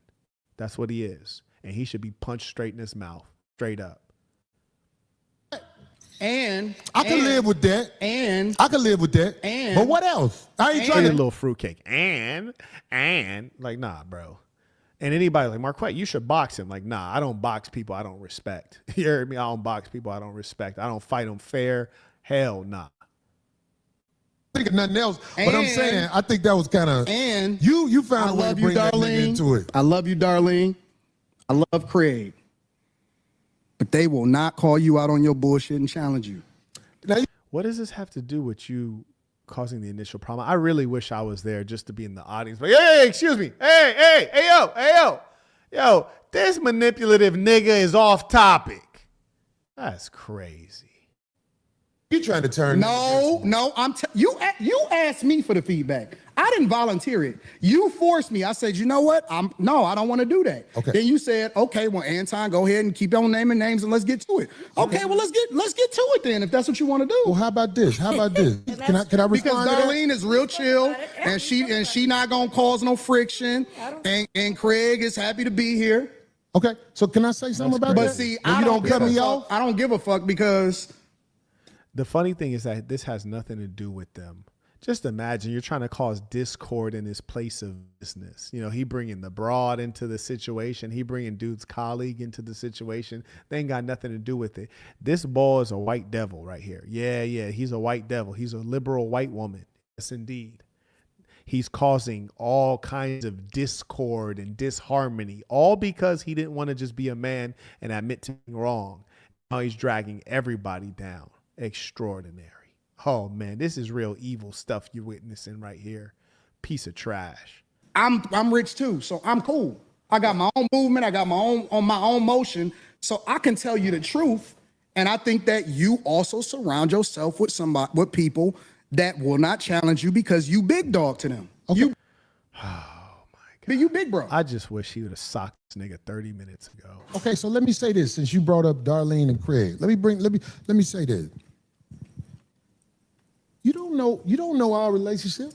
That part. But I know what I can't. I'm doing more teaching. I'm doing more teaching on some real street level shit than I thought I would have had to do. But listen to me, Anton. You don't know me and her relationship. I'm listening. Maybe I'll maybe say the wrong, reason you don't get the results you want from her is because there's a certain level of respect that comes from me and her relationship. That's what I'm saying. You don't know, brother. So that's what I'm saying. You I'm not speaking talking on, about you you. speaking on her. part. I'm not talking about you talking about her. I'm talking about when there's certain subjects that come up on your show. We done argued on What's the it air a matter million to times. you, nigga? Man, come on, bro. I'm just saying. Corey, sometimes you be on bullshit. Nobody call you out on. Now I'm trying to teach you, but I don't think you catching it. Okay, I'm You don't- observe. You don't know my relationship with this woman.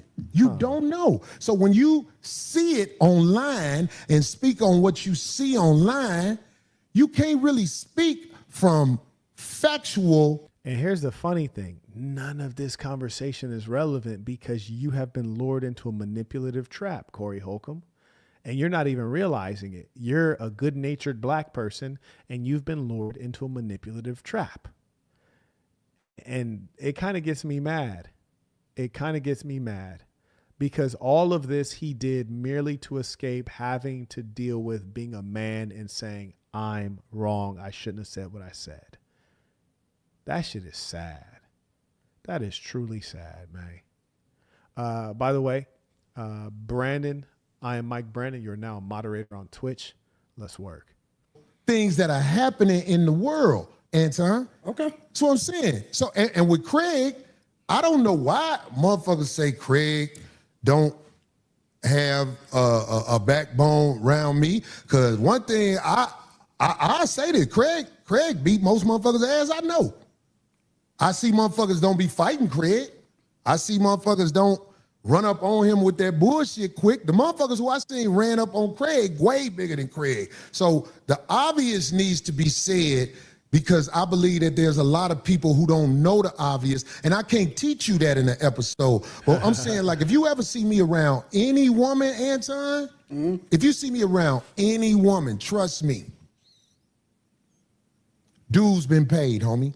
And I can't say it no other way better than that. Dues been paid. That might not be something you will catch. I'm saying this for the streets. Dues been paid, homie. Trust me, man. Trust me. I don't be around just anybody. I can't let any type of woman just come with me and be connected to me in no way. I don't like that. If you around me, it's... And shout out to Corey. I mean, he talking to a real square. And I know he's talking to a square because there's a lot of things you shouldn't have to break down to another dude that's had experience. So Anton is a real lame. Like, and it's sad because I never knew Buddy was a lame like this. I used to have respect for Lil Buddy, at least for his content, I should say. Like, let me not, say too much on that. I have respect for his content, but he's saying, your colleagues don't check you when you're on your show. It's like, wait, hold on, doofus. We get money together. We're on the same team. It's not about checking each other and being disrespectful.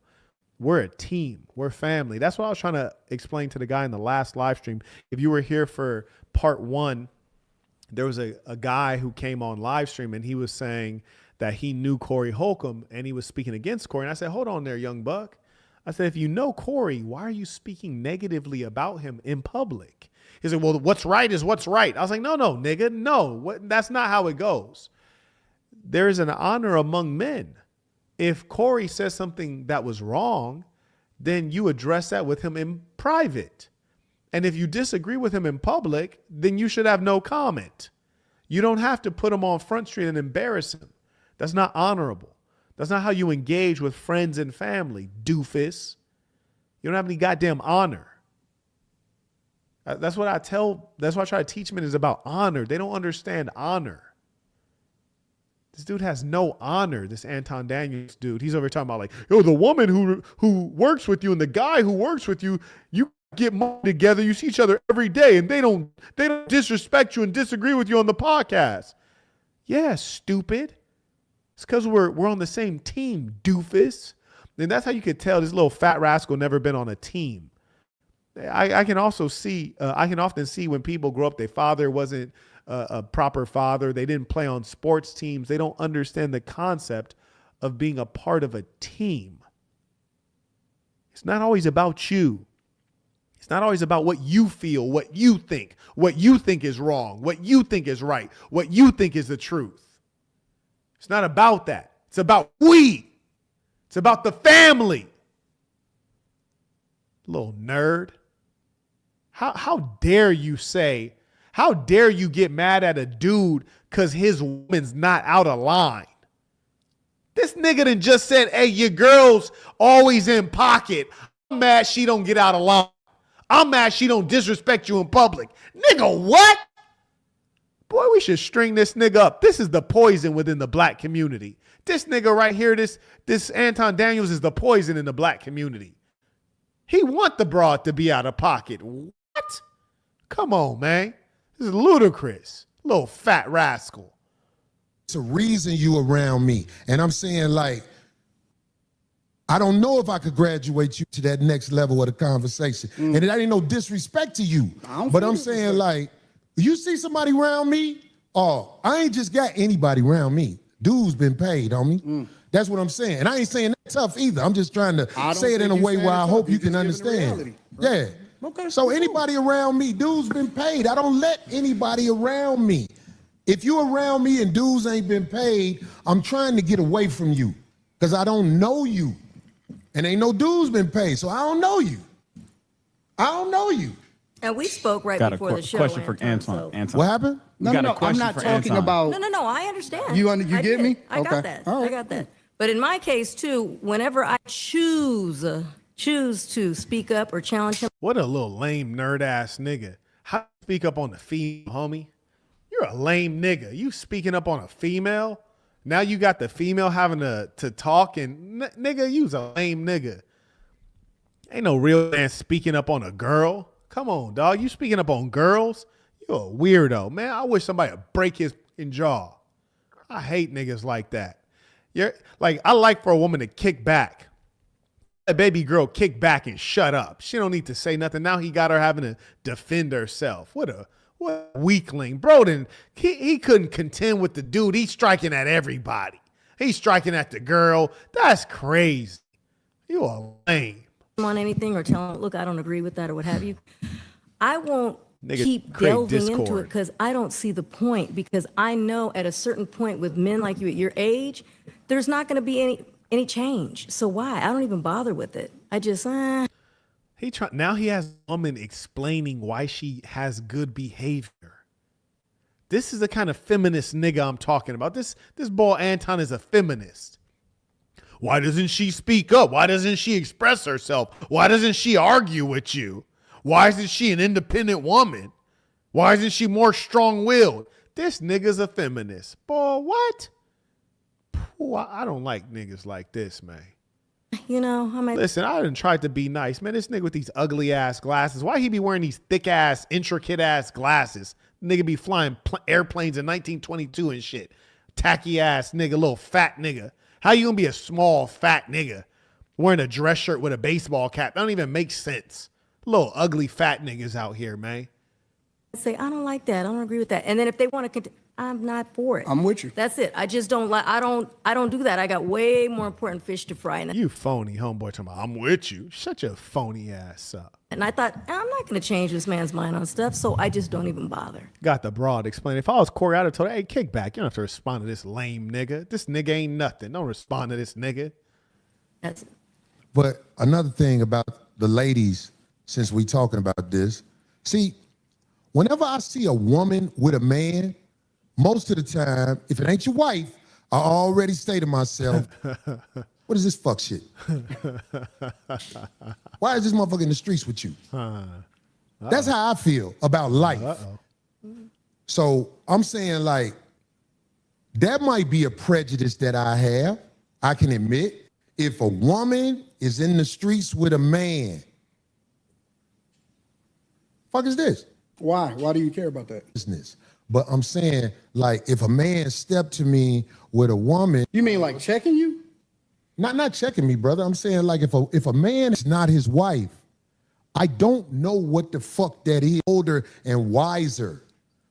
This is my lady, so and so. It makes me say, oh, is it in the streets with this bitch ain't been explained about, because you ain't finna act like you ain't smart. You smart than a motherfucker. I don't know what you're talking about. Well, if somebody, Wow. if somebody introduced Look at that feminine body language. Look at him gripping up his little boobies.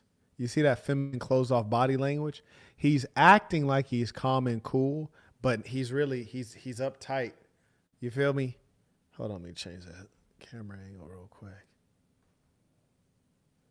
Yeah, so bro's over here off of some.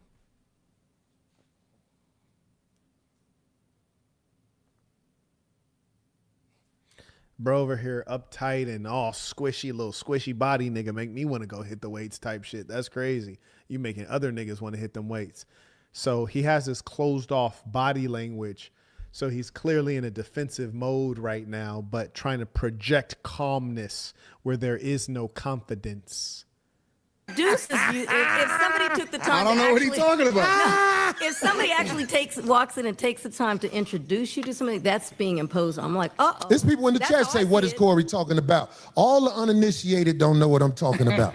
I'm like, uninitiated. Don't introduce me to, especially if I know that person. Or That's how I believe that. This is what I know. I This is think what you're I am. putting me- that- that me- I admit that I am a C student. in what? In like, life and everything. Okay. In school and everything. I'm a C student. So the way I like to do it is I like for people to break it down to me like a C student. Yeah, shut up, man. This dude is so manipulative. He plays games. Boy, listen, if he wasn't scared of me, I would have flamed him years ago. Bro been scared for years to get this flame, but he gonna get this work. There's one doctor in the live chat. I think I'm seeing your profile earlier. If you do work relating to OBGYNs, birth, female health, and things like that, let's do a live stream together because that benefit our lady saints. So do tap in with me on IG. Help me to understand like I'm barely graduating.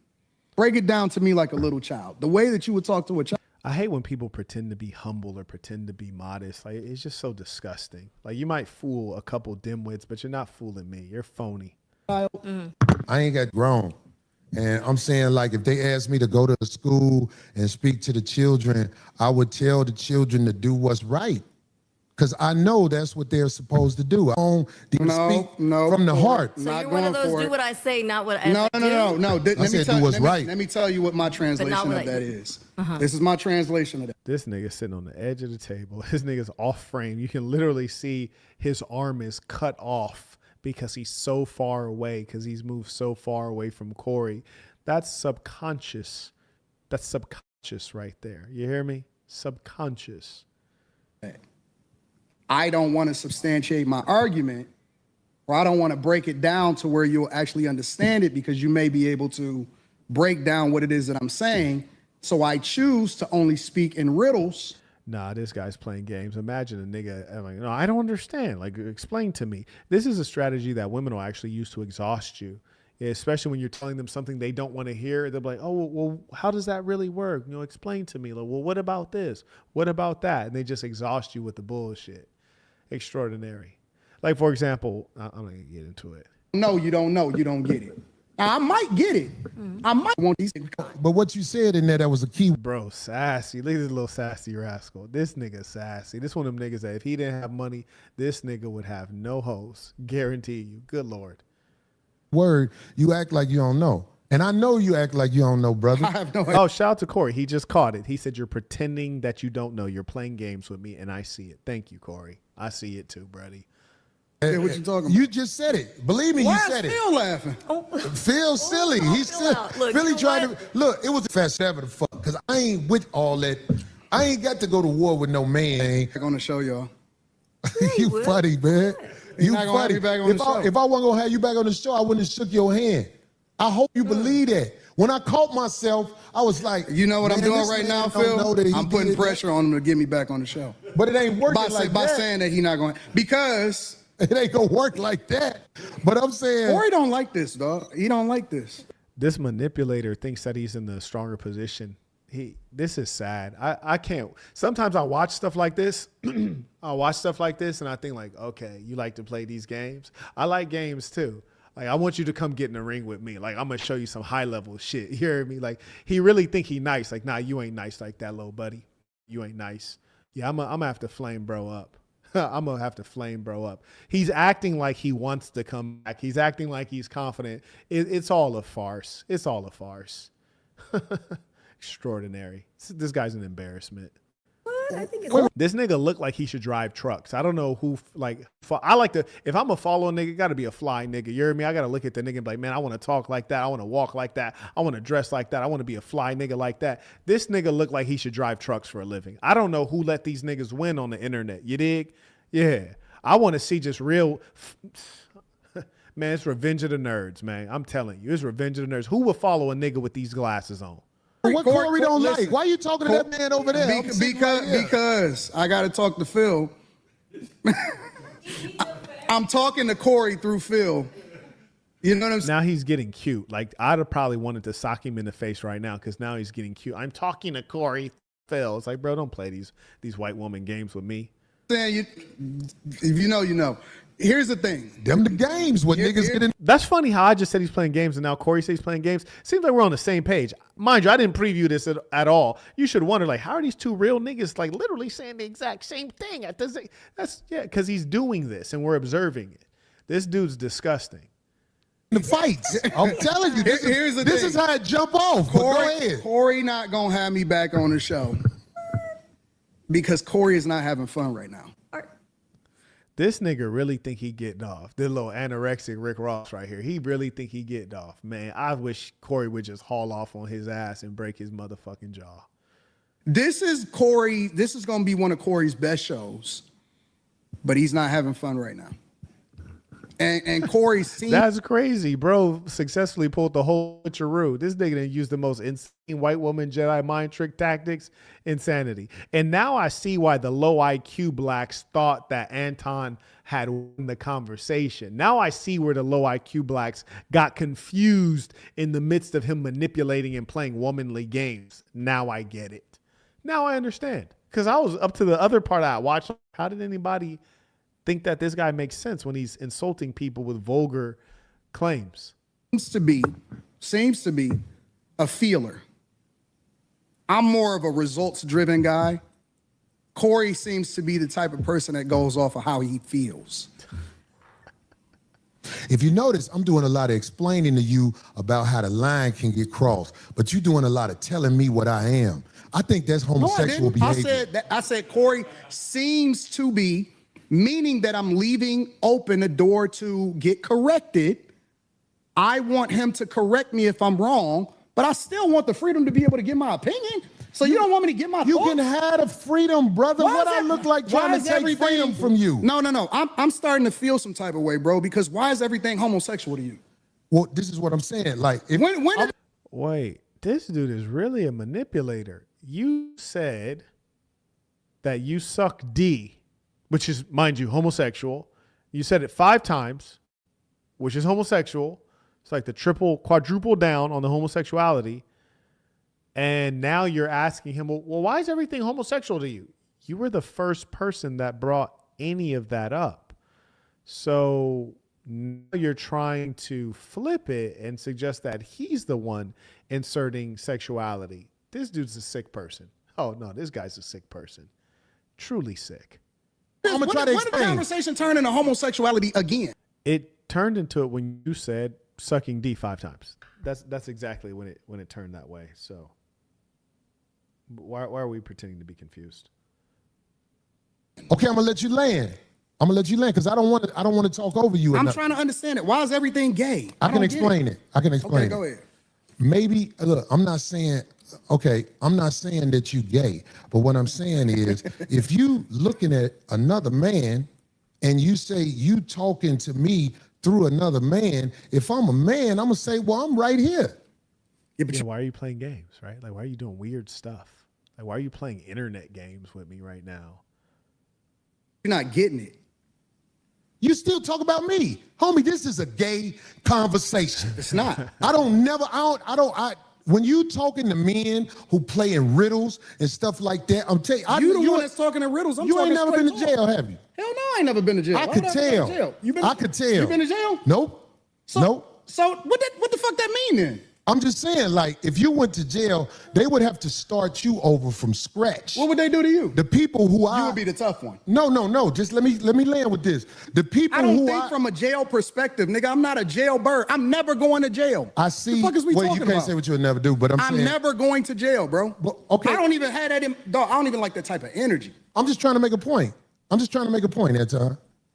What I'm saying is, I have been around enough people who have been institutionalized where I know how to carry myself around men who not finna play with you. That's all I'm saying. I don't hang around niggas that been to jail, so I saw for it that way. The way you saw for it is a little bit different than the way I saw for it. Okay. So I choose not to hang around niggas that's been institutionalized that had to carry themselves a certain way because they made a decision that they wasn't supposed to make. And you know, it shows that you've been around people that ain't seen the other side of the game. Because some of the smartest men I know they've been to college and gave that time up. And it was actually a learning process for them. But they still got to stand 10 toes down when they out here, Anton. I don't believe that you tried to disrespect me now that I've been talking to you. I don't. He's like, I now believe that you are officially an idiot. I believe that you are officially an inexperienced idiot. Believe that. I believe that you are the way you are. I am the way I am. And it can clash if people are not educated on how to be around each other, because men can go to war over misunderstanding. He's throwing an intellectual shot right now. What am I doing? So without saying it, he's basically saying, oh, you from a different space, so you don't get the way that we move over here. Over here. This nigga is so sensitive. He tried to let you off of the hook. I believe that you did know you were being disrespectful and you thought you could get away with it. And so far you successfully have. I might have to start thinking about just having a few of the homies off camera just so they can run in and punch you in the face and run off. And I'd be like, I don't know who that guy was. Who was that? Somebody find that guy.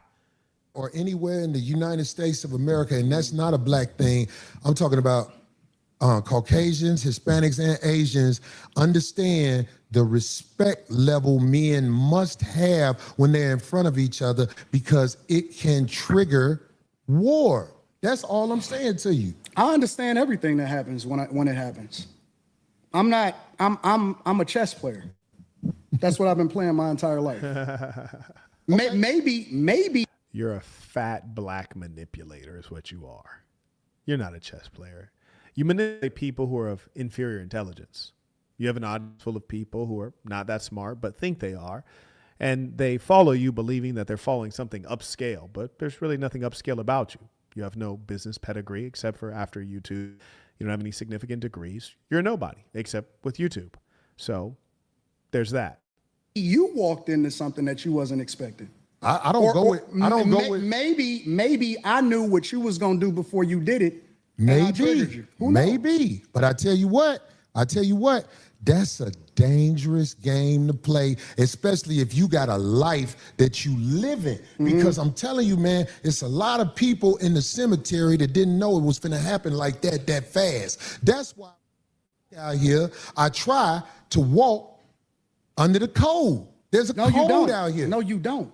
And that's why I said. You say I don't walk under the code? No, you're hypocritical. Bro, just punch bro in the face. Like this amount of conversation, maybe if I was like 16, I might go back and forth with a broad like this. But this nigga, just yoke this nigga out off some baby boy. Remember when Melvin came behind, baby boy just start yoking his ass out, and then baby boy start calling for his mom. He slapped the thing in the head. It was like, Jody, you want your mama, Jody? Kiss the nigga bald head and let the little nigga go out the yoke. Yeah. I told you that to your face. The whole world a hypocrite, but what are you talking about? No, you're a hypocrite. You're a hypocrite when it comes. I believe you. When it comes to specifically you moving by a code. I don't understand what you're saying. Because you think that you can say what you want to say when you want to say it, and that people are supposed to respect your. Yeah, nah, I'm about to flame this nigga straight up. I don't like this dude at all. Yeah, he got to get this flaming straight like that. Yeah, we gonna flame buddy. I'm about to create a document real quick. This is for the Anton Daniels roast. If you have any links or information, just go ahead, put it in the document. Yes, indeed. Yeah, we got to go in. We have to, because this guy's not a good person. I don't like how he came at Corey. I don't even know Corey from Adam. I just don't want to see somebody get manipulated like this. Yeah, I'm going to put this in my community tab. Respect the way that you move, but I don't think that you move the way that you're supposed to anyway. I want this thing to be studied, because here's the truth. Brother Anton is talking about everybody else but himself and white men. Right. This is a fact. I like this chat. Let me tell y'all, He's why I talking like about the chat. everything but himself No. and white men. No, listen. I told you I want to come back and have a full conversation about it, or we can talk about it right now. I ain't got nothing better to do. Study this episode. Shout He out ain't to the shit on Caucasian males. Shout out to and the he ain't chat. shit on I'm himself. not gonna shit on nobody. Yeah, Shout you out to shitted the on chat. black people. That's right, You constantly. shitted on motherfuckers. I feel like I shitted on you. To Well, your be careful. face. To Be your careful. face. Be Shout out- careful shout- shitting on me because shout I out feel to the like you chat. talking shit again. I'm not talking shit. I'm well, telling be you. careful. I'm telling You you. shitted on me to my face, but that shit will lead to some danger. Will we please stop the Trust me. the tough talk? I got security. You got security. Ain't Homie, nobody I doing ain't got shit. security. Them my people. Cool. Them your You security gotta people. hire a motherfucker to be with you. That's Absolutely. clown shit right I'm there. always gonna hire somebody. To You better. 100%. How you be talking? Corey, stop talking tough. Stop talking. Homie, tough. you just said that. I'm you're not in the talking tough. guy. I'm talking to you straight up. Why are you so? You easily said you triggered? disrespected me in my Hired a face. security. You're a clown. And then you act like it You was all said that I good. disrespected you to your face. So I'm confirming what you said. You felt This nigga is disrespected. a So I am motherfucking telling you that I No, you're a manipulator, bruh. Bro, pack his ass out. disrespected you if that's the way you felt. Is that not what you said? Um, You said that out of your mouth. And so I apologized when you said that you why is felt he yelling? disrespected. No. The Please reason knock you his said you teeth out. But you still disrespected me triggered in by my it because face. you Knock his you don't teeth accept out. the apology because You you still talk feel about some type of everybody way. else except yourself and No, white men. I'm telling you what I said. You felt offended by it, so I apologize. All I'm doing is rehashing a conversation that happened. Why you so easily offended? We You chopped still it up talk about me? It sounds like I'm arguing with because I'm right. See, I'll be around bitches and they tell me about myself all the time. Be gone. No. That shit don't hurt no feelings. I'm It's not probably talking about better this way. because I just proved my point. Be down. You're So you proved the hypocritical. point. You're hypocritical. Homie, just gone, No, man. no, Damn, that nigga hella short. That nigga that stood up. That nigga look like he's still sitting. You hypocritical, Just gone, bro. man. You Just gone. hypocrite. I'm about to jet. And well, then get your ass on. Why you picking up the mic? Get your fat ass up out of here. You done did this before. He's Get your hypocritical, bitch ass the and I- Hey, homie. All right, I'm out. Get your bitch ass the fuck on and walk over there with your bodyguard and your bitch, nigga. Walk over there with your bodyguard and your bitch. You proved my point. I got shit to do. You're right. Don't bring bitches up here, dog, that you ain't finna stand on. Remember I told you that. If you got a bitch with you, explain the bitch. Don't ask her to be on my show, nigga. Can she be on the show? I don't know that bitch, nigga. Now get your whole ass the fuck on and pay for your pussy like you got to, cake ass nigga. And go get your. I ain't gonna lie to you. He definitely seemed like a guy that's gonna pay for that boxeroni. Shout out to Frank. Supporting the work, came in using the Stripe link. Appreciate you. May also acknowledge Joshua came in. Venmo, he writes, "Peace of Saints. I have a cousin just like Anton. Saw him in person, checked him hard. Used to be like a brother to me, but I can't unsee the bitch in him. Bro, once you see it, you know it's there. So now you got to play a different strategy with him. You a bodyguard because the nigga be done slap the shit out your bitch ass. 100%. I got shit to do. I ain't finna follow that nigga out the door. I am who I say I am. I stand on it. Fuck a friend. Now who the next motherfucker to come up here? What up? There's a new word in the dictionary called rage bait, right? So that's what you just witnessed. So Rage bait. it's Let me a- tell you It's a something. new word. That ain't no new word. Okay, bet. It's Let me old tell you behavior, something. new word. Where I'm from, if a nigga say something about sucking dick, nigga, it's on. And he knows I don't that. know nothing about no niggas telling nothing to no nigga where niggas talk about suck dick and niggas be ready to swing. And he knows that. But he didn't say that dick sucking shit again. Get your fat ass out of here, nigga. There's just certain words That's you a just don't hating. use. In here with this bitch that he know ain't his wife and motherfucker trying to get the bitch on the show. Bitch, nigga, you ain't got it like that, nigga. Get your cake ass out of here, nigga. Like I'm finna be upset. This is what I wanted to talk about today, mainly. Shout out to Mark, comes in via PayPal. He writes, you can tell Anton has never been socked out.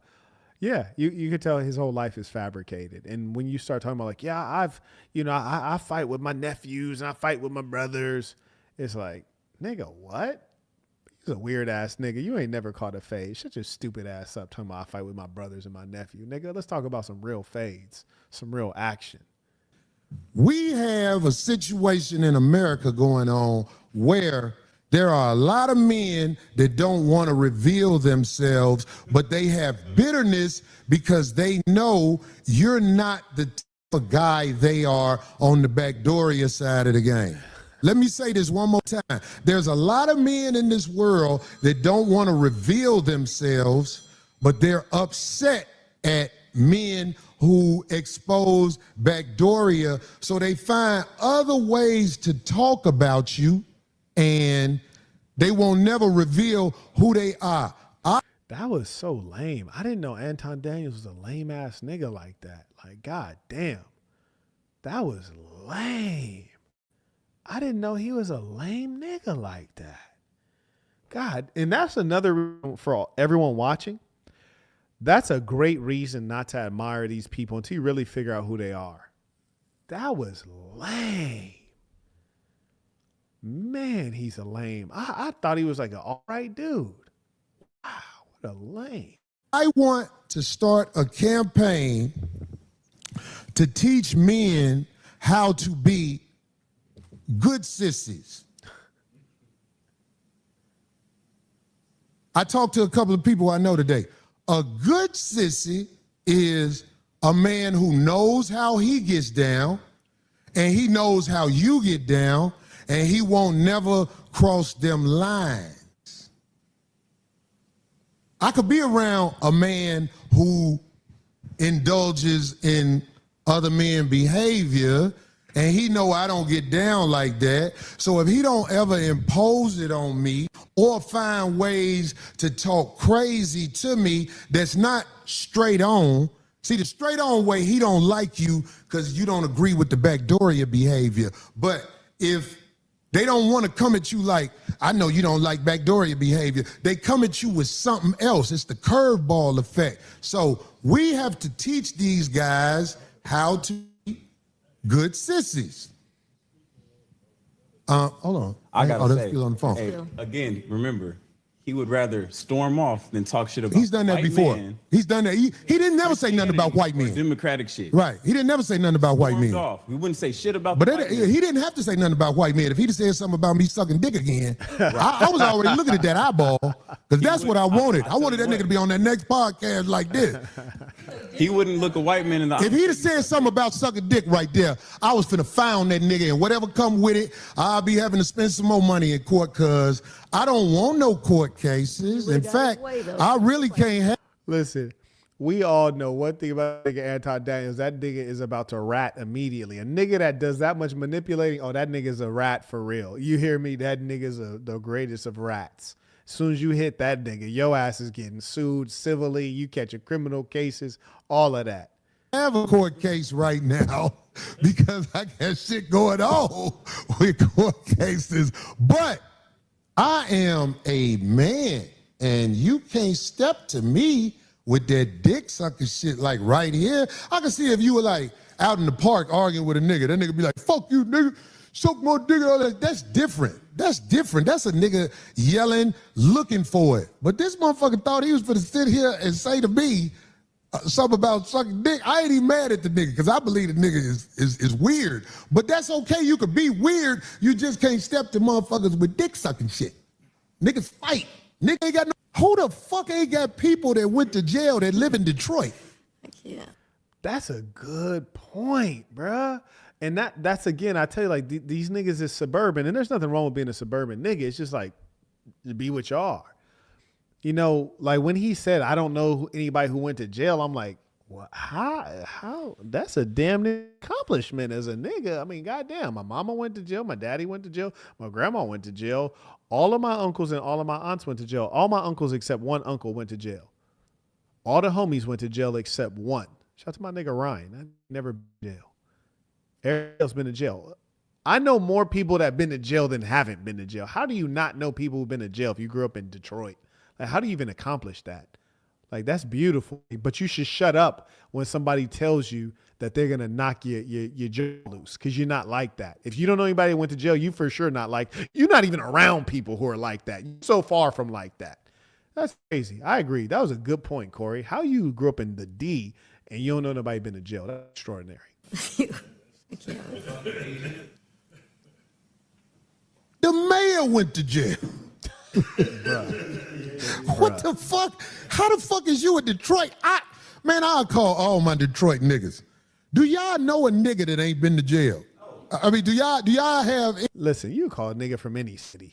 You heard me? Columbus, St. Louis, Detroit, Chicago. Ain't no, listen. Anyways, ladies and saints, go ahead, send in your questions, comments right now. Ties Intuition. If you have any comments, questions, you want to keep it going, send it in right there. I'm down to keep it going, see what else you got to say. It's up to you guys. Your call.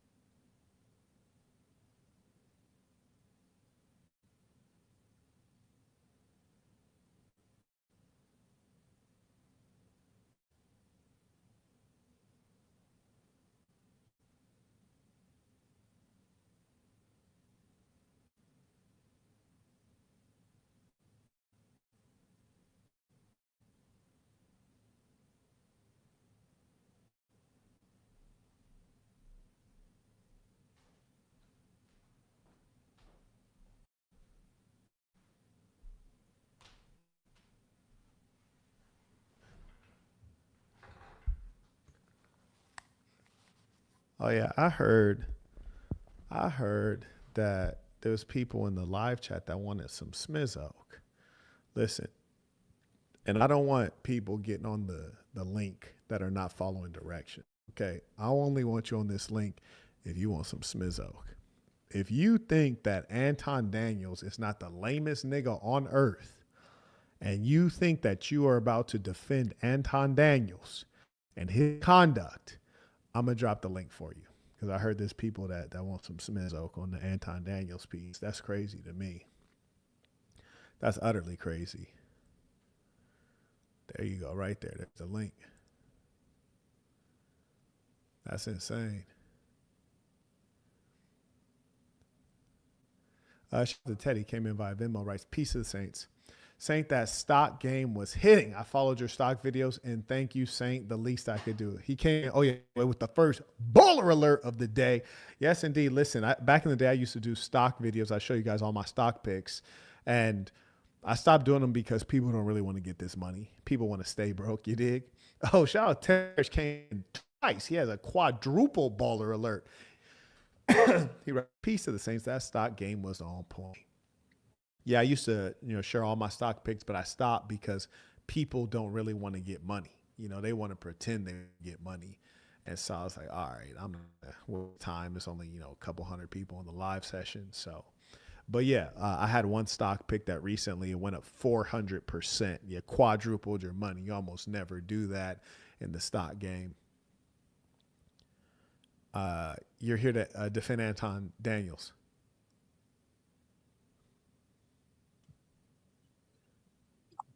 Good evening, Mr. Burton. Thanks for having me. My pleasure. First of all, I want to say peace to you, peace to your saints, peace to your movement, peace to your direction in which you're going to cause this revolution. I'm not here to defend Anton Daniels whatsoever. In fact, I kind of take solace in you coming at this situation in the direction that you brought it to our attention. Thank you very much. You have the funds and the acumen to go at him, and he can't boast about his income and his finances. So I just want to thank you for that. Also, the fact that you did it instills a measure of confidence in me. I follow your work. I heard about you back in 2017 for the first time. I think it was March or April 2017. I was watching the Westminster Dog Show, and I saw you, and it was very inspiring. I've been a very bad person in my life, Mr. Marquette, but I feel inspired by you. I want to do good. I wish I could be good. And as a personal motto, I don't call myself good. There's certain nuances and niches to that. I've been bragging since I've been in these spaces since 2021, 2022. I've been bragging about how I follow your work, Mr. Burton. I really do, man. I follow your work greatly. I greatly follow your work, Mr. Burton. I tell people quotes that I think you would say to them when I'm in little debates or panels. I brag about how I follow somebody who's not an internet star or who hasn't made his living or making content. He only makes content for those who are already like doing something with themselves. Mr. Burton, I think you could redeem me. I need redemption, and I can't do it on my own. And I have I have two products-based ideas, and I want to divulge those things to you. I think we could capitalize off those things. But anyway, Mr. Burton, thanks for having me up here. I'm very excited right now. I'm a little nervous. Bro, I'm very excited to meet you in this moment. You really inspired me to do something with myself. I don't want to get into the substance of my life right here on the air and whatnot, but I think you can redeem me. I need redemption. I'm not what's the word I'm looking for here? I'm just a little nervous, Mr. Burton. I'm sorry about that, but I'm so glad to meet you. I'm so thankful for all the work you've done. Bro, you're one of the greats, bro. I thank you for everything, man. And I highly apologize. I hope you let me back in your chat, man. I support the work, and I'm a follower. I'm begging you, man. Bring me back to your chat, man. I won't say nothing out of pocket or disrespectful. And Did you get banned or everything something? I ever say about you, sir. You got banned from the chat? Is that what you're saying? Yeah, like my chats don't show. Well, like when I send a chat, I'm blocked. Like my name don't. It's not. Okay. Well, Somebody what kick you me have out. to do is you have to send your YouTube URL. Send that over on email, and we'll see if we can get you fixed up. Sir, I can't hear you. I'm coming sorry. on. I said send your I couldn't YouTube hear you, Mr. Burton. URL. Yes, send your YouTube URL via email, and we'll see if we can get you fixed up in the next 24 hours. I appreciate you coming. What's your email? Is it your piece? the email that's going across the screen now, sir? Affirmative. Yes, sir. Oh, by the way, Mr. Burton, I do have two flaws going. I do drink, but I'm not a drunkard, and I puff cigars, and even that, every now and again, I even smoke cigarettes. But I stay in the gym. I know I need to cut those things out, and bro, honestly, Mr. Burton, bro, yo, you don't. This guy's out here who I know you can't deal with him, or you wouldn't, because you have a name and you are a business. You don't just have a business. So you have to stay away from or steer clear of. But I swear, man, there's guys out here who not just will die for you, but will live for you as well, Mr. Burton. Real talk, bro. I'm very, very happy to be on the stream talking to you directly. Sir? I said I appreciate I didn't hear you, that a lot. sir. Pleasure is mutual. So thank you very much for coming on. For real? Absolutely. Thank you, Mr. Burton. Thank you for the stream tonight, man. I'm not defending Anton whatsoever, because like you said, he said it 5 times, but what Corey got in his face, silence. Silence. I know what that's about. Thanks to you, because I do a little bit of training too. I just got to get off that drip off the bottle and stay away from that cigar intake. But thanks to you, I never really feared a man, but bro, I'm not gonna let nobody talk to me any kind of way. I'll rock off, man. right, in a real way. In a real way. Hey, look, on some real stuff, bro. You can either do one of two things. You can win or you can lose. You can win or you can lose. That's about it. That's it. And with my win and my energy, I mean, like I said, I got those two, the alcohol thing going, and I be hitting the cigarettes every now. I don't smoke weed and I don't do drugs. I'm not on any drugs. But the drinking and the cigarettes, the cigars, I know I need to kick. But I'm in great shape, and I could give somebody 10 to 15 minutes in a square. You know what I mean? I'm not a boxer. I can't do nothing with the boxer. You'll probably beat me up within a round. But, you know, cage fighting, stuff like that. I'm not calling you out. No, I'm not calling you out. I'm just saying because of you, you're a wealthy man, not just rich. There's a difference. You're a wealthy man. Like I said, you are a business. You're not just a businessman. You are a business. And with that being said, you're still will shoot a fade. Like when you called out Adam 12 on the Brian or whatever podcast, when you called out Adam 12 that time, or there's been other times when that guy said he was with the ish, and you offered him money to come down, and he never showed. Like you have something to lose, and you're willing to pay guys just to shoot the fade, and they duck, they dodge, they make excuses, and I like stuff like that because I'm always talking that I'm with the ish on a street level, you know, GP level, like gunplay. I don't mean to say that, but I'm talking street level, rah, rah, rah. But I'm also telling somebody I'll put the weapons down and fight. I'll fight a guy. But when you be saying that to dudes, it affirms me and reassures me that I might be on the right track. I might be absolutely right. And I disagree with you on the Donald Trump thing, but that's because I don't own a business and I'm not running a business. I understand where Donald Trump's tariffs and his policies as far as those things are impacting your actual business. So I appreciate your perspective and point of view. I was just looking at it as a citizen who doesn't own a business right now. I understand. I appreciate you sharing. But other than that, sharing your positive story. Thank you, Mr. Burton. You have a good night, sir. You too. Good night. Peace to the saints. Peace to the saints. Good brother. May I make a small announcement before I bring some more folks online?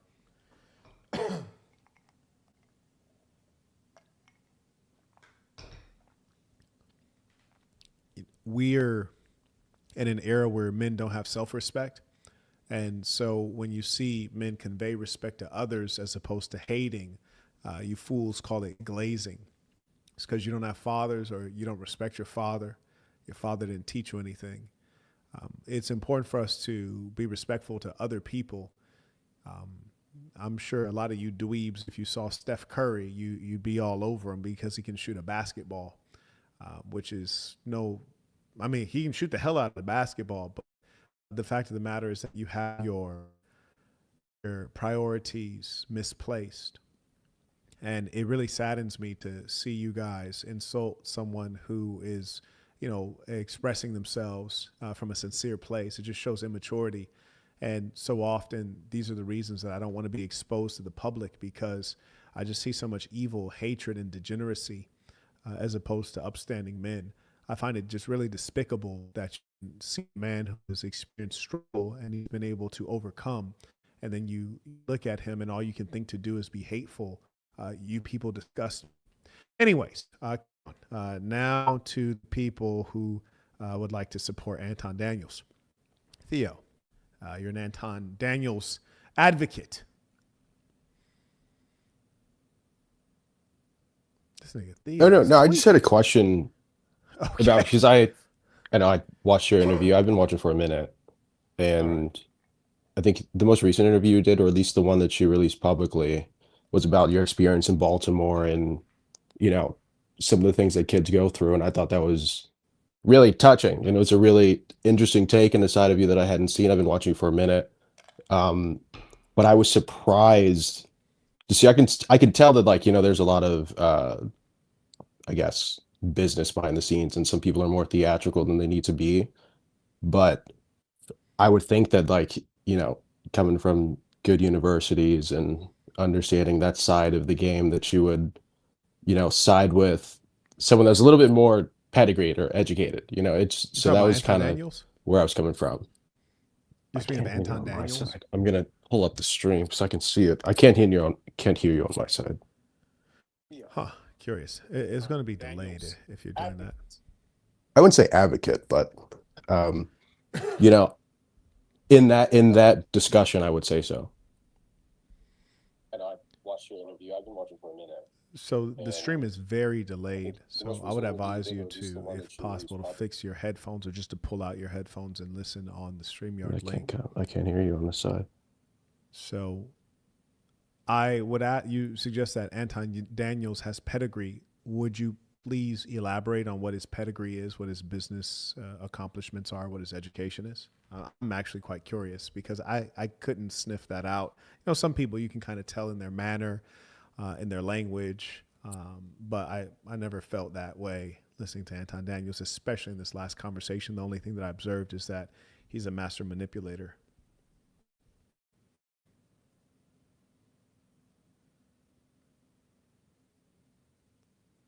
Give this young man a chance, because I'd like to hear his perspective.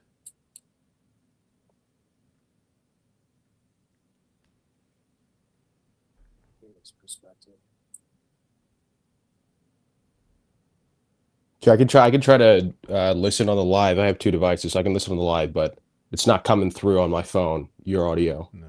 So I can try to listen on the live. I have two devices.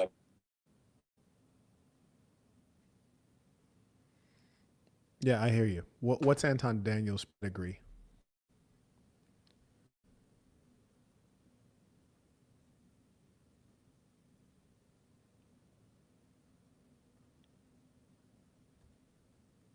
To my knowledge, I think he went to, I think it was Maryland, University of Maryland. I know he's like a cybersecurity guy. But I know it's more than Corey Holcomb. That was my only gripe. I know that, if someone to be educated, not to say that Anton knows everything on earth or anything like that, but just to say that someone is just a bit more pedigreed, in the same way that, people that know universities, I respect Johns Hopkins and just institutions like that, and That's Well, kind of when where you I'm say coming from. pedigreed, I mean, there are major gulfs in between Institutions like the that, schools that that's you listed Anton going to and the schools that I've gone to, which would, in reality, the gap is so big. I mean, he might as well not have even gone to school. Like, I wouldn't consider that pedigreed. No one ever talks about the schools that you're naming in any meaningful conversation. So I wouldn't consider that pedigree at all. So let's just take a look. We can learn together. So Anton Daniels, I just put in Anton Daniels education. So I'm assuming this is Anton Daniels right here. It says Detroit. So let's take a look. We can learn together. Is this Anton Daniels? Let's see. 'Cause it says Detroit. I don't even know if this is him, unfortunately. No photo. So I'm presuming it's not Anton Daniels that we're referencing. And so is this guy right here. He has one of those common names, unfortunately. This is Yahoo. Maybe Yahoo will tell us where he went to school. Let's see. What does he do for a living? Oh, that was a short one. Let's try this. And this is an important thing, especially where we're talking about pedigree, right? Like, you know, maybe we can find some old news about Anton Daniels before the internet and get a sense of who he is or who he was, perhaps. So I just put in news. Anton Daniels, people should pass a test to prove they're income worthy of having kids. That's just from the YouTube era. But what did he do before YouTube? We have Google literally is providing us. Oh, let me remove education. Let's just put in Anton Daniels. Podcaster. Okay. So I don't think we're finding anything from his professional and educational. So when you say pedigree, that's the challenging part, is that there is no pedigree. It's all image. Like, we don't see any actual news. So it's kind of like, well, who? Now we're not even really seeing the Anton Daniels that you know. We're just on the second page or maybe the third page of Google News. And so I think the point is that these people are really fictional characters. There is no Anton Daniels. Yeah. I understand that I don't know, rankings wise, Maryland isn't high. Like, I know. No, but like, let's Johns forget Hopkins schools for a probably second. Let's forget like schools, T30 right? or something like that. It's Forget definitely schools for higher a than second. Maryland, but I thought that would give him some credence, you know. Well, Even checked if and you're talking there's- about the chasm between, you know, he's But not going he to doesn't Harvard or exist. MIT or Berkeley or something like that. But at the He same doesn't time, exist, Corey though. Holcomb is like, he's not educated in any way, or, you know, that would be sufficient to even compare to Maryland, even if Maryland isn't a Harvard, a Berkeley, a Brown, a Yale. It still seems like there's a conversation there. No, I wish this gentleman wasn't so delayed, and then we could have a good conversation. So anyways, as you guys can see, we went to the third page. He doesn't even exist, Anton Daniels. And even as a common name, like, he still doesn't exist. Not even people who would be Anton Daniels exist on the third page of news. And so the point is that these are just internet people with opinions. I haven't looked up my name in quite some time, but let's just go to news real quick. So like, you can go back and see like real news. Got some athletes too. Let's see. Tech transplant takes root in Erie, which is a fact. I had an office in Erie, Pennsylvania. Can a study group app fix college dropout rates? 2016. Okay. You've been outside for a while, Marquette. Okay. Had an office in Springfield, Missouri as well. This is me on Fox News. Marquette Burton. This is one of those random sites that I hate that like say inaccurate things about you and your net worth. So the point is that like, he doesn't exist. What is this?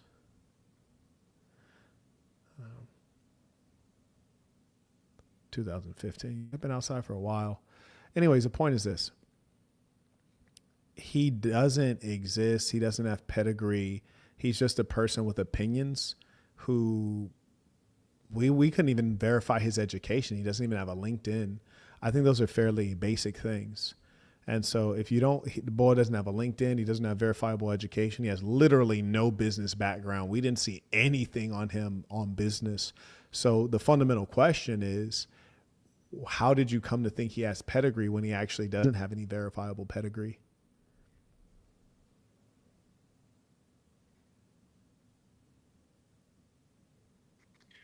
Well, if you're asking about pedigree, I mean, yeah, there are definitely levels to it. He's not from the Ivy League, but I think business-wise, I think he does a lot of the stuff behind a paywall. But I don't think. No, I'm talking about like outside of content. I guess like content. deals. I mentioned I listened to your last interview about the deals you were saying you were doing in China, and that's a certain side of business. But I think like the internet business now is huge as well. So I think his following, or not following, but income coming in from Patreon is pretty substantial. It's definitely not. Oh, I bet it is. I bet it absolutely is substantial. Unmute so I can hear you. But my whole point is that when you have people who are making their income at the expense of those who are less intelligent, it's no merit and it adds no value to the world.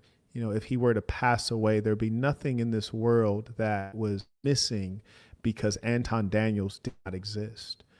Even to this day, you can find technology, product, and services that I've uniquely created.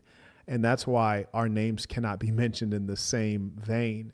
You'll never, ever, ever find any YouTuber and see them dictating knowledge to government officials from around the world and having it translated in real time. The levels are so different. So here's what is important to understand. The distance between me and Anton Daniels is maybe the same distance between Anton Daniels and Corey Holcomb in your mind. You see what I'm saying? So to me, it's all the same. I couldn't find one thing that would make me say I should respect an Anton Daniels, aside from he has a lot of people of modest IQ on the internet, average everyday people who respect him.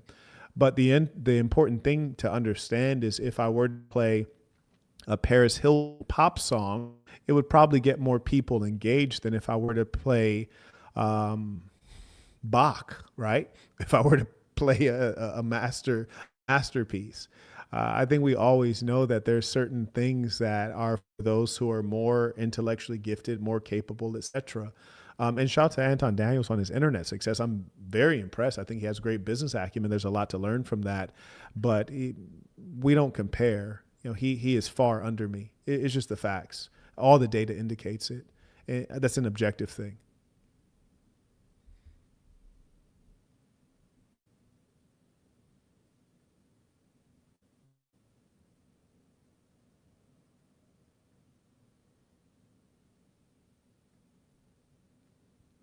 Okay, I think the gentleman is having a significant delays in his audio. We're going to bring on some other folks.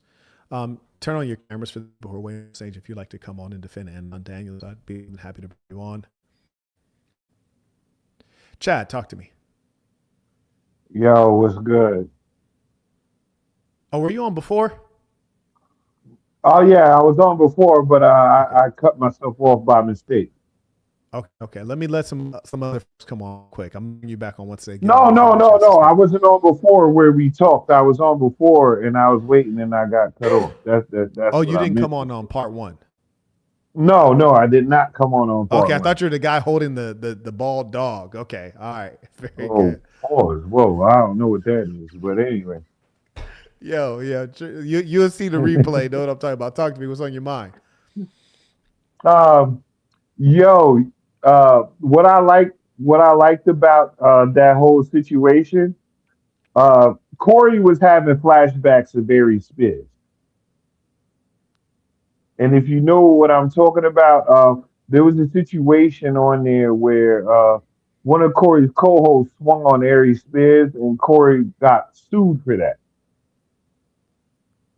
Where Corey had to eat that. and if you know that, because I've been following Corey for years. I watch Corey every Tuesday for I don't know how many years. And if you know that, you know that's why he didn't swing on Anton. But when he sat in his face, he said, "Say it again." And Anton caught himself. But uh, the master class in that is where Corey turned it around in the second half, where he made Anton get up and leave. And a lot of people are not like looking at that. It was like, dang, yo, Corey got that off. If you get what I'm saying. I don't know if I'm saying it correctly.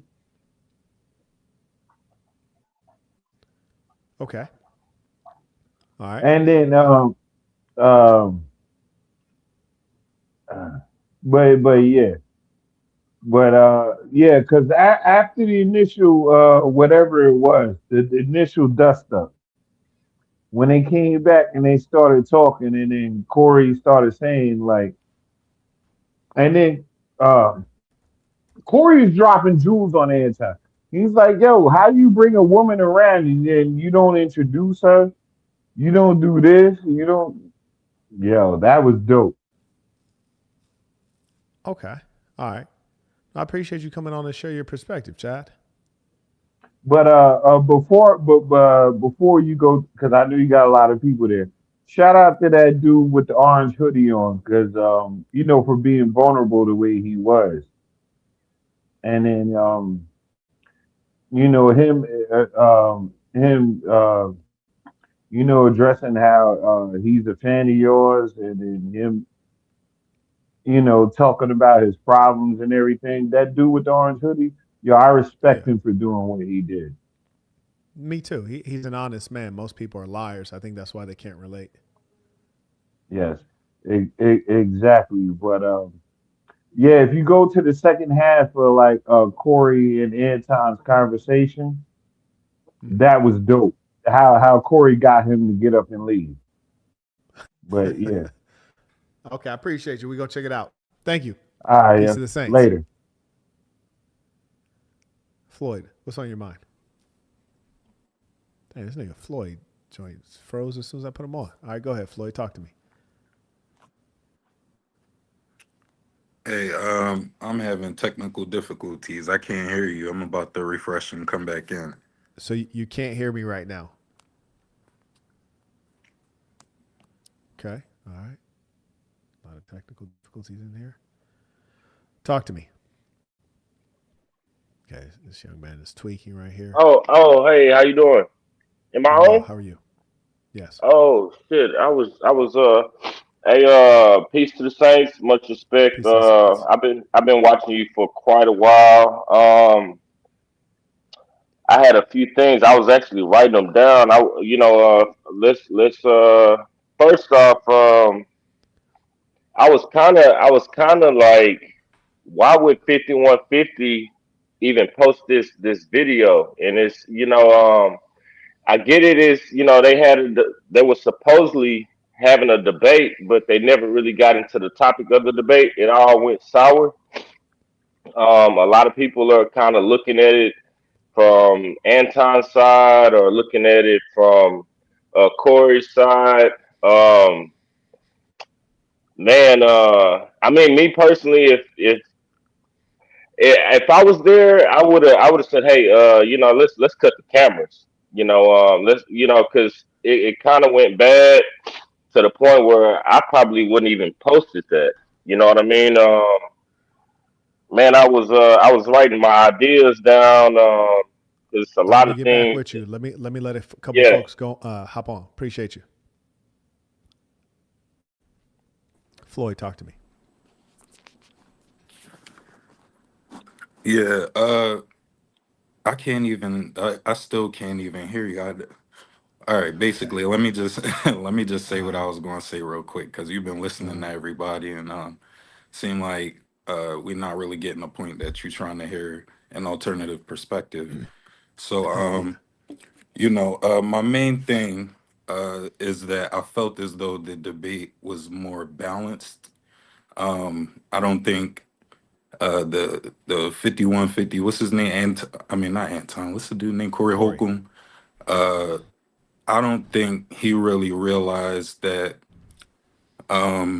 Anton is a little sensitive when it comes to the whole whether or not he's let's say to not use the same words, but biting off of white folk, white men specifically. He made the point that you eat, what do you say, you kissing white male ass. You Okay. kissing white male ass. That was to me that was a little bit hostile, and I kind of feel like Yeah, definitely. Anton took that as basically war words. The way Corey kind of turned up, I feel like Anton was on that from that point. And he exchanged back like you sucking dick. I mean, my fault. Do you think those I two don't want things to are on the say same the wrong level? thing on your space or whatever, but um, yeah, he turned up on him, and I feel like we kind of get into the space where as especially as black men where we feel like we gotta crash out um over and I hear the masculinity aspect, but we got a lot of masculine black men crashed out in prison, like he was saying, in the grave, all of that. Uh, and yeah, it sound honorable, but we not in the position to really just be crashing out. We got a lot of work to do for the community that's far more important than crashing out over whether Okay. it's dick Can you hear sucking me? or ass eating or whatever the case. Can you hear what I'm saying? Um, Can this guy hear me? to me it was kind of ridiculous. I really wanted to get to the meat and potatoes of the conversation because I feel like There ain't no meat and Corey potatoes to that could have conversation. some smoke for Antoine in that situation, and I felt like Antoine do expose some of the things that Corey and others with those thought processes that kind of lean super Democrat, but don't really say they Democrat, but like in behavior, it kind of. I'm sorry. I had to pull him because I don't think he could hear me. Can you hear me, Ali? Yeah, I can hear you. Okay, talk to me, boss man. What's on your mind? Well, all right. With both of these shows, right, I look at it as entertainment. And I do feel like with both of them, they, number one problem, they have never been directly challenged for their ideas or beliefs. So I think with them being in that type of space for that first time, I don't think they both handled it well. Like, I mean, I'm all for if you want to knuckle up, but do that stuff off camera. You know what I mean? We represent, and you know about Islam. A Muslim is a mirror to another Muslim. Same saying could be as a black man, it's another mirror to another black man. And sometimes when we broadcast that type of stuff to where we can't even have different ideas or different opinions from each other, but agree on a common goal or a common agenda. I mean, we get stuff like that. I do feel like Anton was definitely baiting him. And as one thing I would say, as old as Corey is, and I think he's a little bit older than Anton, he shouldn't have fell for the bait. He just shouldn't have fell for the bait. Because one of the things I did like about him, and he did stick to the topic of why don't you talk about Caucasian people, which I don't see Anton talking about that. I mean, I'm in Indiana, right? You have a small city called Couch. You know how many times a year a meth lab blows up, but you don't hear about it on the news? You know what I mean? Like, you know how many heroin addicts that are Caucasian people, but you don't hear about it? He don't never talk about that or about the white people that's killing their moms and stuff like that. He does not talk about that type of stuff.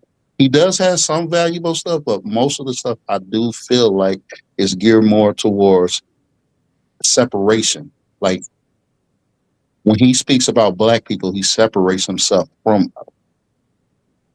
You can't do that. You gotta.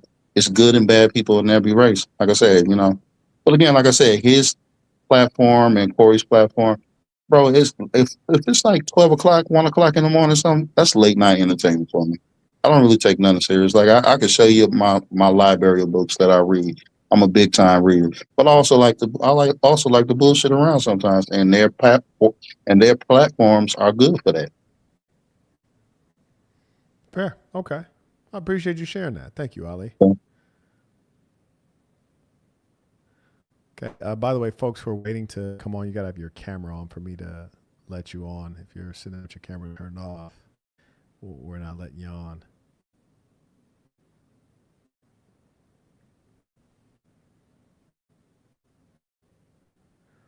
You get your audio together, Theo?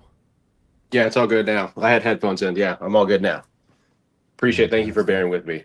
So I guess like the question I would ask is, so if you were to say, not that Corey was in the right, but that you can kind of sympathize with Corey's frustration, if we can put it like that, how do you explain, you know, seeing him as someone that should be not followed, but what should we take from him? Like I'm having a hard time understanding what we should see No, in I don't Corey's think you're having a response. hard time understanding. I think you're having a hard time identifying. You're having a hard time identifying with Corey Holcomb because his way of being, his discourse with a capital D, is radically different from your own. And so as a result, you don't want to identify with him. But the logic is actually quite clear and, in fact, consistent across many cultures, which is the idea that you would speak and conduct yourself in a respectful way. And at the point in which you don't do such, there'll be consequences, whether it's from another individual in the society or even from the government.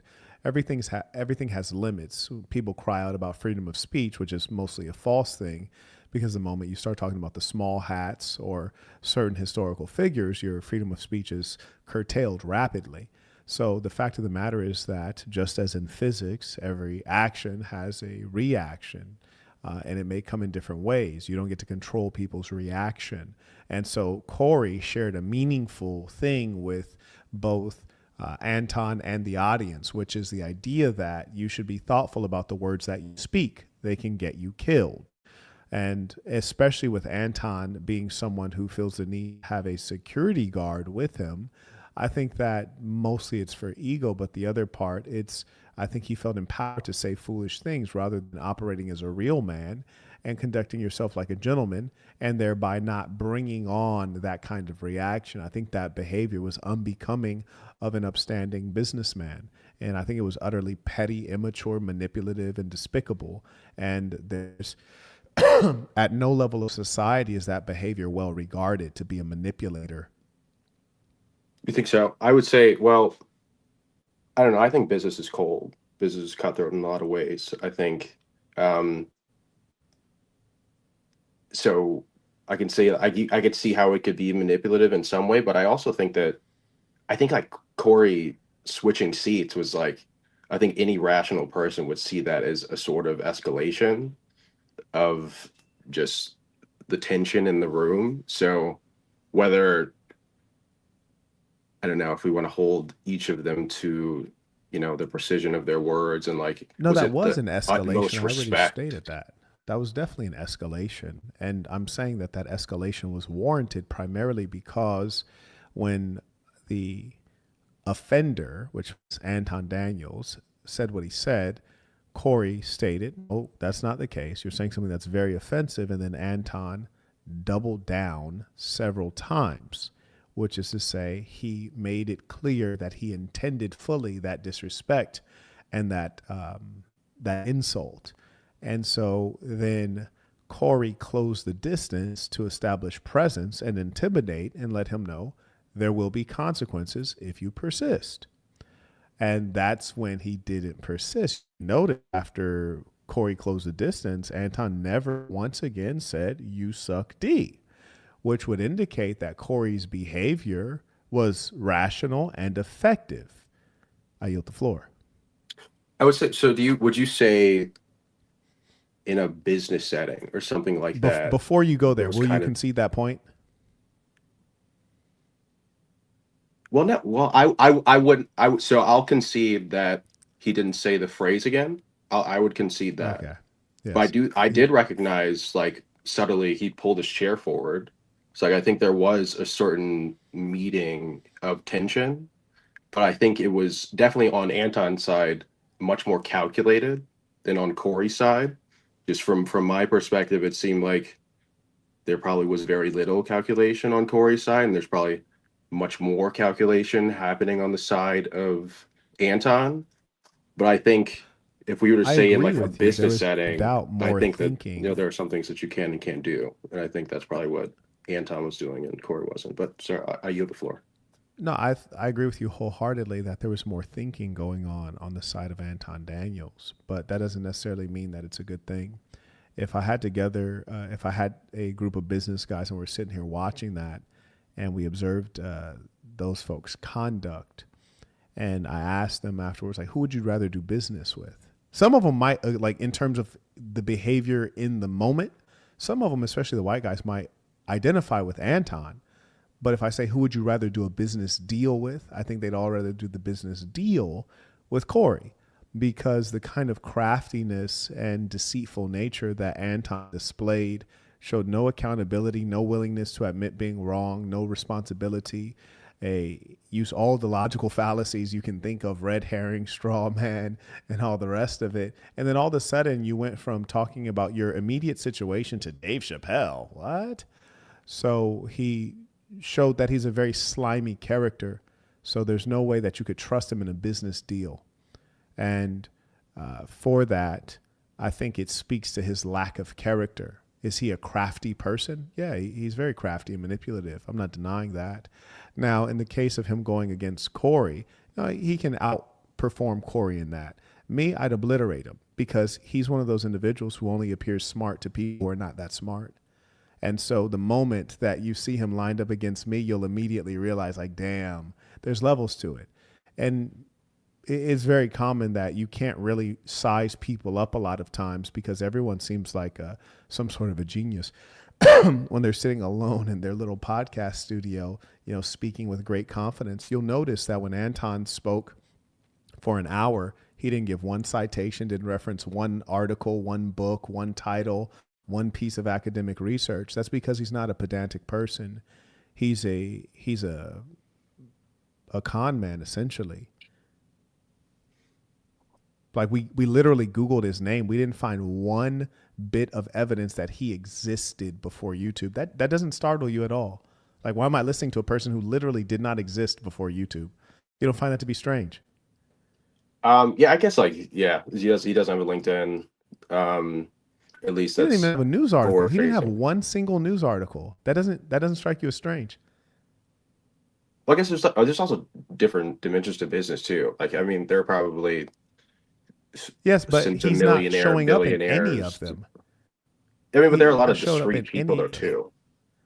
Which I could. No. There are some things that you can't be discreet on. Your name has to exist. You see, because if you're a business person, there's a certain number of public records. So even beyond news coverage, your name is going to come up on public records because you own things. Yes? This is a private company. Like what? No, even private companies have records. I own a couple private companies, and you can find the records for them. If you, for example, he's in real estate, you'll be able to find LLCs with his name on it. It's a public disclosure because it's property. So I'll give you an example. You have a lot of faith in him. I'll give you a chance to validate some of your belief, which I think is based on emotion wholly. It's emotion and your psychological disposition. You identify with him because he's a nerd. Now, with Anton Daniels. So that's fair. That's fair. I know you disagree, but it's based on emotion, because here's the facts. You're about to be scrambling trying to find some information. Tell me, before YouTube, what are two businesses that, or how about this? What's one business that Anton Daniels has run? I couldn't say the same about you too, but I think you're mischaracterizing where I'm coming from. No, Theo, don't be a dishonest person. Don't be a dishonest person, because we literally just typed my name into Google and you saw businesses that I've run pop straight up. So you couldn't say the same thing about me. So don't be a dishonest person. I'm saying, but I couldn't name either of them. But I'm saying I'm only here because. Yes, but here's the difference, Theo. Don't be a dishonest person. You can just type my name into Google and it'll be very, very easy to find. Very easy. And here's another thing to understand. You mentioned private businesses. Those were private businesses you'd find.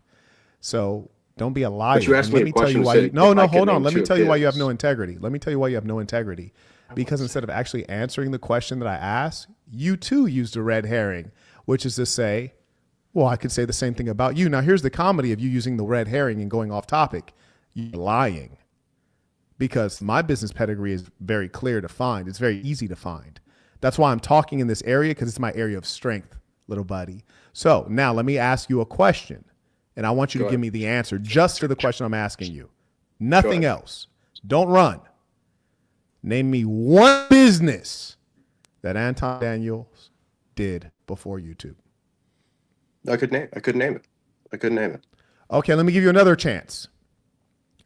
Name one university and degree that you can associate with Anton Daniels confidently without guessing, that you know this is his degree that he took from this university.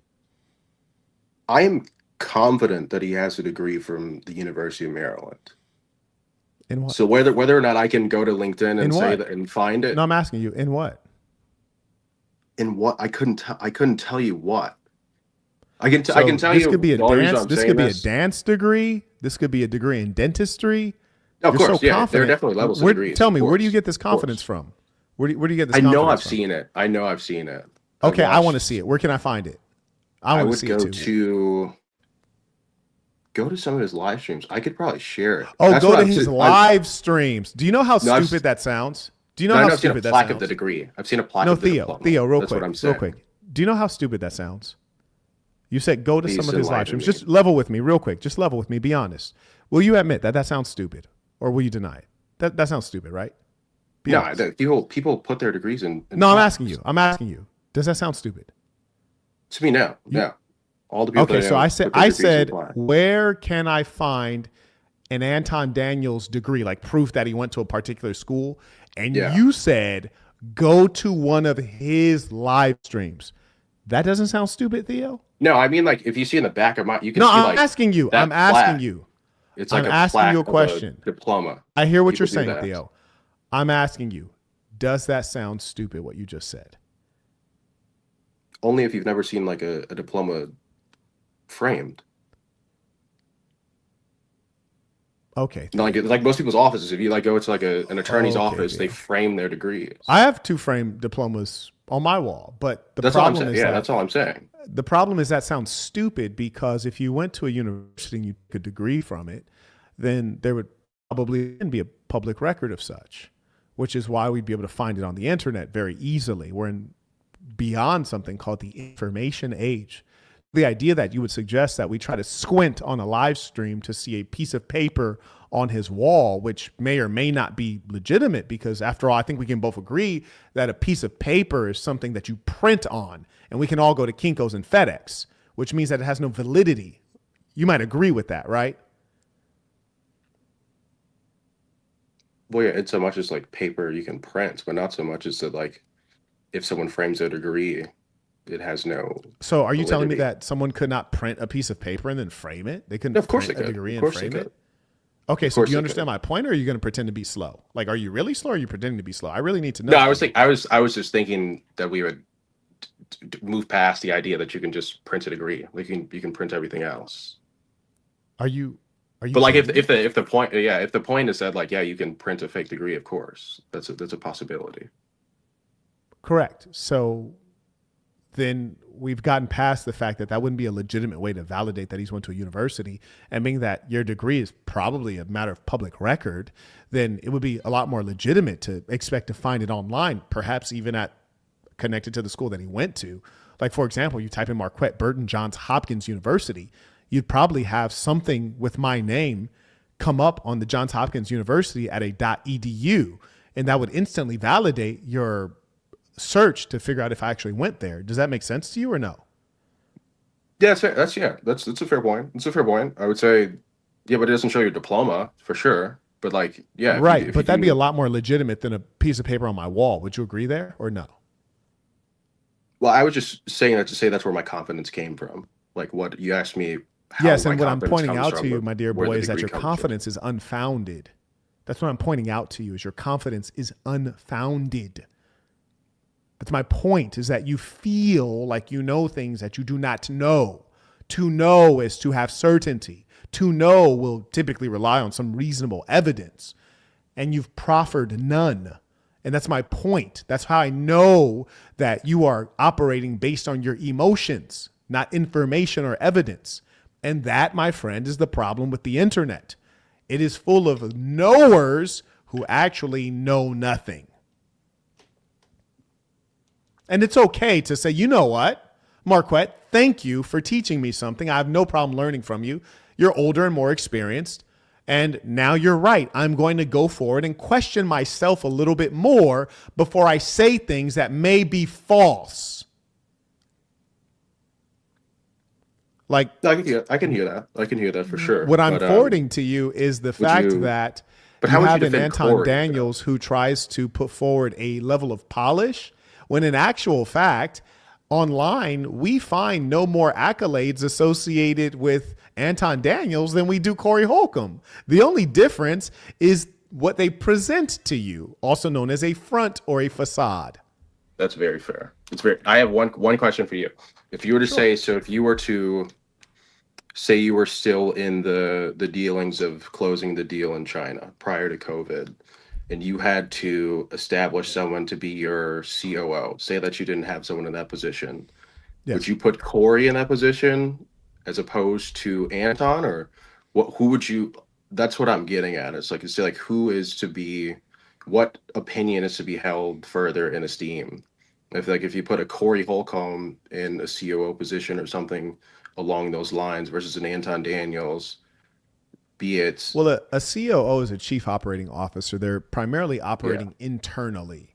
So the polish that you like very much from Anton Daniels is not going to be a major factor in someone who's operating in the C-suite internally, because I don't need them to do outside sales. That's number one. Number two, the first thing you learn as an executive is that trust is hugely important, especially when you're dealing in the C-suite, because people can steal from you. And not only can they steal from you, they can steal extraordinary sums of money from you. And whether they're stealing money or stealing time, which is to say they're on the clock, but they're actually not working, they're doing their personal affairs and getting paid for it. There are a number of ways that they can defraud you. So in as much as that's the case, I would much rather someone who is very serious about respect, honesty, honor, and truth. And that was very clearly Corey Holcomb. Would I prefer Corey to be more buttoned up like Anton? Absolutely. There's just no doubt about it that the aesthetic of Anton in terms of his dress is much preferred. Like, I don't like that hoodie that Corey was wearing. I thought it was a bit tacky. But in terms of the man underneath the hoodie, I much more respect Corey Holcomb, and I would choose to associate myself with and do business with someone who has my respect as a man. There's just no doubt about it. And know this, as an intelligent person, I don't get concerned with the veneer of things, because intelligence relates to depth. So I'm more concerned with the depth, Yeah, I'd agree. not the surface. And So you think Corey is more Anton intelligent than Anton? You say it's like a pure There intelligence. are different types of intelligence. I'll give you one great point. I'm a great public speaker. In fact, I'd say I'm one of the best on the planet Earth that has ever been. And I grant you that. I grant you that. Just so you know. Thank you. I I'm not appreciate here. that. You know, I grant you that for sure. Thank you. However, if I were to have to go out and do stand-up comedy, that would be a lot more challenging to me than public speaking, because it is a type of intelligence. And so there are various types of intelligence. We have to admit, Corey's created himself a very successful show. In fact, more successful than my own show. Would I say he's more intelligent? At some things.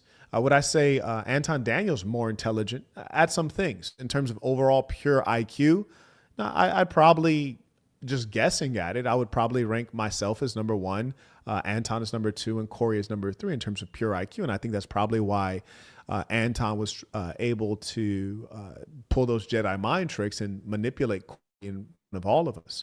And I think what you have to ask yourself is, you're dealing with an intelligent person who's not a good person, and you have to wonder, well, why am I so, headlong in pulling for someone who's not a good person? Maybe I'm not a good person, or, there's some kind of blockage, but I find that to be disheartening. No, I would say I'm pulling for anyone. I think I try to stay very level-headed. I think if I were to look at my watch history in this month, I think I'd probably have watched more of your stuff than Anton's. Not that I have. Well, my stuff is not the watched both of best. them. I don't blame you. His stuff doesn't compare to my stuff. My stuff is the best. No, really. But sometimes I watch it and I feel like it's not me. I'm like, this guy's really funny. He's kind of edgy sometimes, this guy, but he's funny. Yeah, but I would say, no, I think there's a very um, important role to be played as, reestablishing the order of just the Black American family in general. And I try to do my best to observe as much as I can and take in as much as I read, as much as I try to take in media like this and other forms as well. I've just tried to do my best to just, keep my ear in as many conversations as I possibly can. So I want to make sure that, I'm not pulling for Anton. I'm not pulling against you. I'm not pulling for him. I actually am trying to engage in these conversations, which is, why I came on here tonight and tried to, rather than listen in, try to, you know, have a conversation with someone that I've been listening to. I think it's just more effective. Yeah, absolutely. And, for those who really follow my work, I provide a lot of frameworks that help you navigate the world. And you'll hear me constantly repeat certain things that are gems in understanding this world and supporting yourself effectively. And one thing I often say is that true?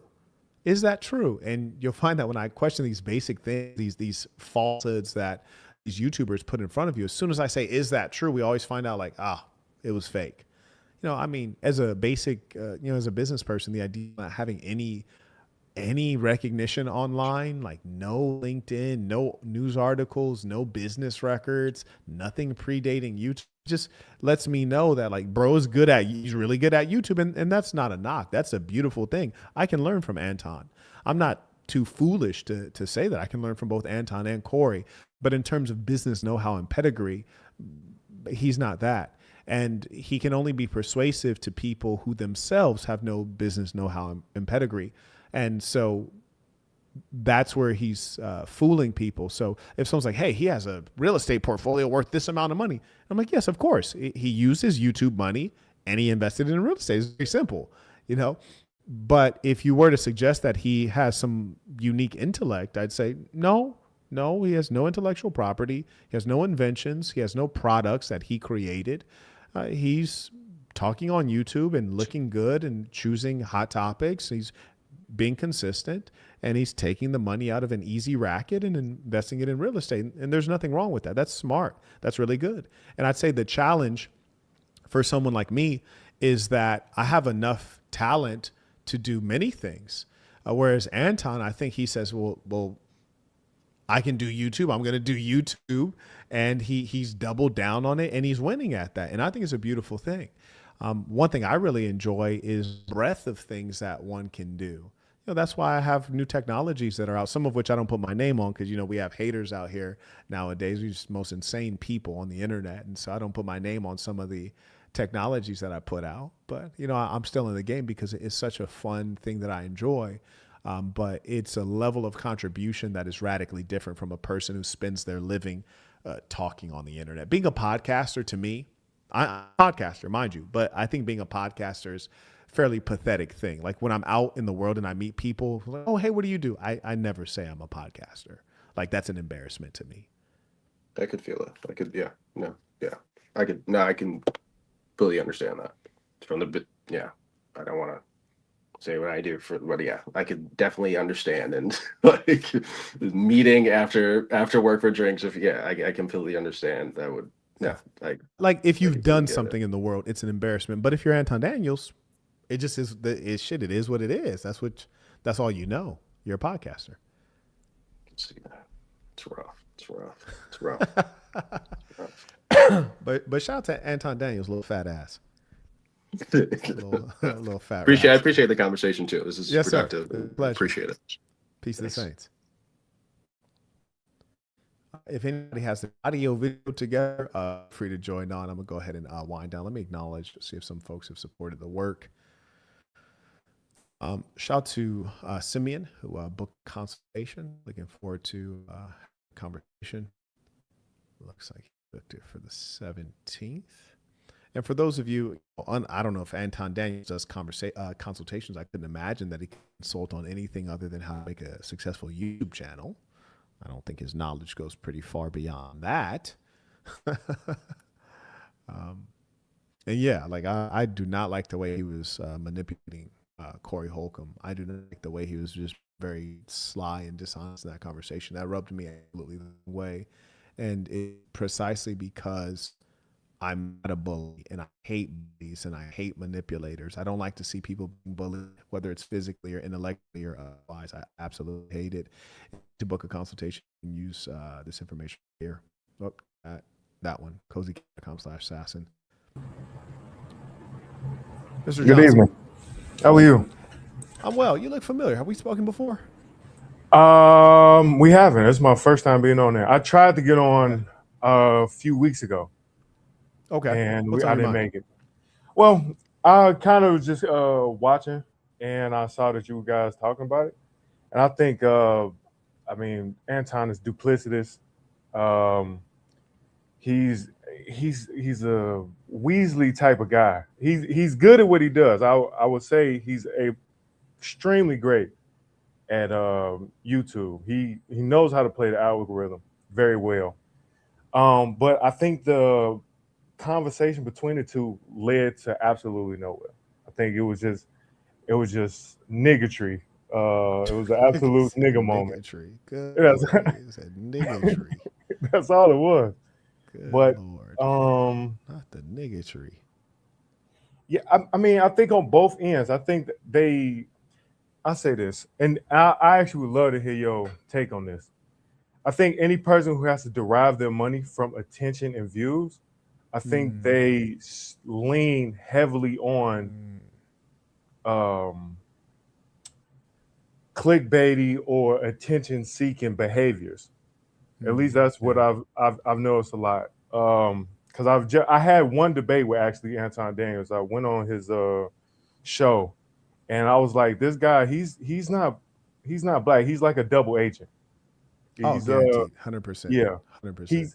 Because the time that we spoke, he was just talking about people from the hood and how their parents just like really just did them dirty. And I'm like, anybody from the hood would never say certain things about people from it because you understand the struggle. You just don't. It's just certain things you just completely don't acknowledge. I mean, it's already spoken. So it was just it was a weird thing for both of them. I mean, I was actually kind of interested when I saw it kind of popped up on my YouTube.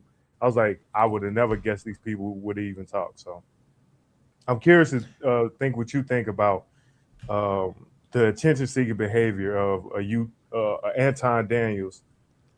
You're right. It's necessary for the business, and I think that some people find a perfect match between their instincts and what is rewarded in social media and the entertainment business. I must admit, it kind of reminds me of some of the times I feel personally like I'm not a hard worker. I'm like kind of ashamed of my lack of willing to do certain things. I have great people who work with me, like really talented, hardworking people. And, one young lady, she'll send me every day like, hey, Marquette, here's all the trending things. And you should talk about this. You should talk about that. And she lays it out, makes it so easy for me, gives me all the notes and some of these things I just can't talk about because I'm like, I don't find that interesting, or like, I think that's silly. I think that's stupid. Or I think that's like something that people shouldn't have their mind on.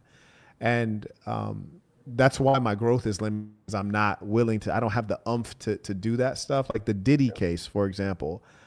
Yeah. I just hate it so much that was in the news. I hate it so much that was like capturing people's minds. And that was a gold mine. You hear me? That's why Myron went to New York and covered it like a journalist, because he's ambitious. I didn't know that. Okay. And he's smart. And I just don't have that in me. Valuetainment. I don't know if you know Patrick Bet-David. He covered it. I thought that was. I was like, that doesn't even fit for the channel. Why were you even covering that? It's the money. Well, it's the money. And, I'm not going to lie. I feel ashamed because in everything else that I do, I can work so intensely and work so hard. But some things, I just feel like I'm adding to the poison in the world to be talking about some freaking P. Diddy and baby oil and sex aids. And I'm like, damn, that's not what people need, man. Like, there's not going to be one person that finishes that live stream and they're like, I got one thing I can do, or I got one gym, or I got one thing that makes me feel better. Like the things I'm thinking about, man. Like there was a consultation earlier today. It's a dentist. I'm not going to say where he's from or any details about him, but a dentist took a consultation with me, and during the consultation, he was talking about how he wants to have enough money to start a family. Like, you're a dentist, right? If you don't have enough money to start a family, who should start a family? Yeah. And those are the things that I think about a lot, which is how do I help people out of their psychology of being money obsessed, of thinking that they don't have enough money, of thinking that they can't do the normal human things today that are appropriate. That's why I'm working on this reggae album. You might be like, Mark, what the hell does reggae have to do with a dentist not feeling like he can afford to have a family? Is because music is such a powerful cultural program. And reggae is one of those things that, like, the Jamaican people have gone through a lot of struggle. It relaxes you. And the music, the songs that I've written are about, like, money is important. We're not going to lie, but money is not the true wealth. The true wealth is your family. The true wealth is your spirituality. Don't worry about money. And those are the things I'm asking myself, like, even though I talk a lot about money, I teach how to get money. It's like, how can I let people be free of obsession with money? And those are the things that I wish thousands of people would tune into, because everyone would have so much of a better life if we weren't worried about being poor or not being able to afford this or that. And that shit just tears me up, because I frankly don't care anything about a Diddy case or who he's, taking up the backside.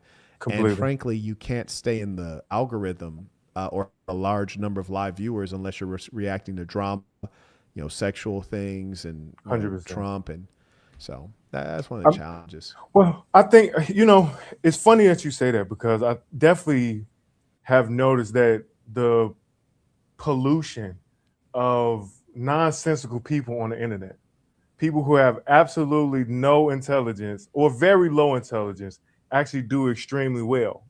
Or let me say this, or people of mild intelligence being able to pander to people with low intelligence to be able to gain success in the realm that they're trying to gain it. And I think that's it's because I was just talking to my buddy about this whole Corey Holcomb and Anton situation. And it was funny because men don't speak like that, especially because you're from Los Angeles. I'm from Chicago. Men don't speak like that to each other. If there's a true problem with each other, it gets handled. And for children that come up, or teenagers that come and watch these things and like, oh, this is how men behave. Oh, this is how, if someone has a dispute, this is how it should be handled. I think it's so misleading, because it's polluted with these people who are duplicitous, who are conniving, who are manipulative, and aren't honest, straightforward, and upright. I just think it's a weird space to be in, because I try to, like you said, I've seen Corey Holcomb. He's a pretty good comedian. But I don't look to any of these people as mentors or someone who I should gain knowledge from this person, because they would lead me in the correct direction. Meanwhile, people like Robert Smith never get any, doesn't get much attention, and he's one of the richest black venture capitalists in the world today. Right. People don't even know who that is. Oh my God. Or a guy like Reginald Lewis. Forget about it. Yeah, and there's a whole museum named after Reginald. Yeah, of course. Is it really? I didn't know that. Yeah. Okay. See, that's the like you said, it's a weird space to be in, because if you don't touch certain topics, then I think Jay-Z said it the best. You can look in the mirror like, there I am, and still not see who you become. Yeah. And I think and when I've had a small debate with Anton, I think it was a very short debate, because I was on a panel with a bunch of other people. But I was just pretty much debating first things first. I mean, if everybody can just get their finances in order, I think a lot of things change. Because if you live below your means, you have the ability to freely think, and you don't have to be impoverished with an impoverished mindset. I'm pretty Correct. sure you teach the same thing as well. I I think it's do. I I absolutely think it's do. common sense. I mean, I would think it's like common sense, but um you You know, know, people make fun of me. They're, some of the low IQ psychopaths. They do hit pieces, and they make fun of me for taking the toilet paper from the luxury resorts that I stay at, which I still do, and it's because I teach thrift. I yeah, really do teach thrift, which is to say, save money where you can. 100%. Well, Yeah, what the biggest thing is I find interesting is that most people are cheap, but not goodness gracious, I'm having a brain fart. Um, I can't think of the other word that I just had in my mind, but one being somebody who doesn't. Goodness, I just had the word and I forgot it. Anyway, one being somebody who doesn't spend money until it's something of quality, and another is a person who just spends money, who tries to get the cheapest, lowest quality for the lowest amount of money, and right. it's two completely different mindsets. Is hey, you know what? I might take this toilet paper from this hotel, but I'm going to spend money on the chef so I can be able to think, and I don't have to think about what meal comes next. That's right.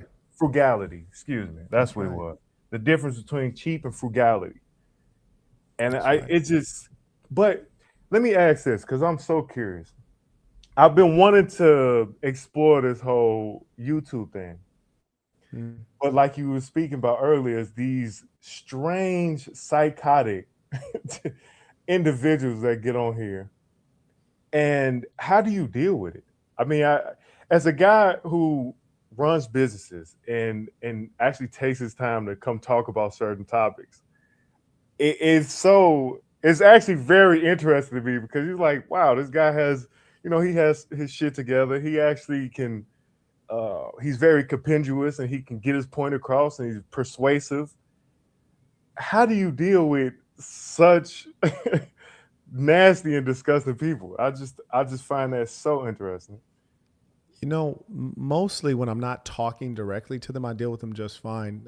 It's really mostly the women in my life who get very challenged and offended because, like, even I have one assistant that used to work for me. She worked with me through my tech businesses and continued on after I left the tech industry in a formal sense.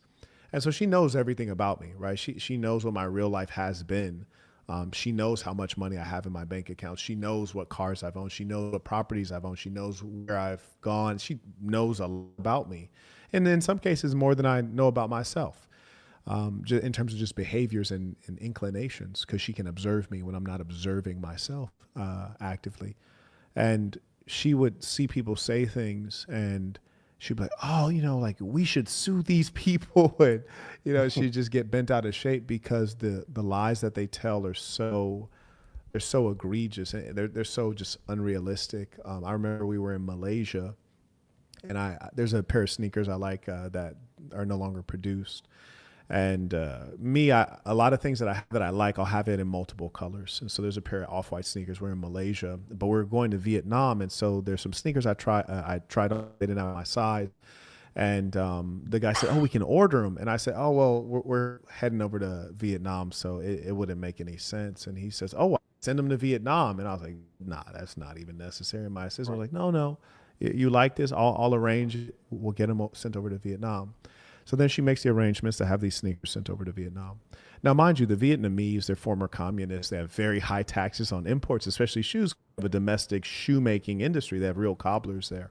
So Okay. anyways, we're staying at the Anatara in Vietnam. And then the shoes come. Now, the shoes themselves are like $2,000. And the import taxes these are sneakers. The import taxes are so freaking high to protect their domestic industry. I pay like $600 in taxes just to get the shoes out of customs. Oh wow. So I end up paying damn near $3,000 a pair of sneakers. And that same day that we're walking over to go pick up the sneakers, there was a nut on the internet was like, yeah, Marquette pulled a crypto scam and he did a rug pull for $500. And my assistant is like, and she watches all this stuff. I don't watch this stuff. She's like, this guy said you did a crypto scam for $500. You think they're $3,000, you know? And she's just like, this stuff is ludicrous. Like, it's not even, it doesn't make any sense. You know, so that's mostly the folks, like, they watch this stuff and tell me, but I don't watch this stuff. Yeah. Only time I come into contact with the silliness is if I'm like talking to someone like we're talking right now, and then they're saying crazy stuff. And mostly it's just a matter of, I don't like to be disrespected. And I have to realize that, you know, people will say anything over the internet, and I just gotta, you know, play the game effectively. And then one time, which was quite funny, there are two very funny times. There's another guy I grew up with in, you know, Section 8 housing in my hood, whose name is also Marquette. I wrote about him in my book, The Black Box. And the unfortunate story about Marquette is when we were both, you know, 14, 15, he ended up going off and doing 15 years in prison. Marquette is for sure what you would call a real nigga. Like he's a real Damu. You know, he's had an unfortunate story. Like, you know, when you read books about people like Monster Cody, like that's his story, his true story. He came out of jail covered in tattoos, like fully immersed in what he had been involved in. And so he knows me well. We grew up together. I was on a live stream on IG, and I finished the live stream on IG, and somebody was in the comments like, you know, you a BITCH and you scared of so-and-so. And then Marquette, the other Marquette, gets on the comments. He was like, what? He was like, Blood? He's like, Blood, you don't even know homie like that. Homie really get it in. Like, he had knocked so-and-so out, knock you out. Yeah. And, you know, the challenge is that Marquette and I grew up together, so he really knows what I'm like and what I've done in real life, not in internet land, in real life.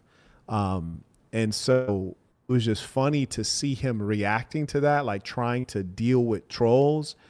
And the trolls are getting at Marquette foul. Use a BITCH too, and I do this to you. And I'm like, you talking to a dude who spent more of his life inside of a prison cage than out. Yeah. Like, Marquette should be a terrifying person to you. You shouldn't even be talking to, like, y'all are not the same kind of person. That nigga grew up in jail. Do you know what it's like? When I was learning to drive, that nigga was in prison. When I became 18, that nigga was in prison.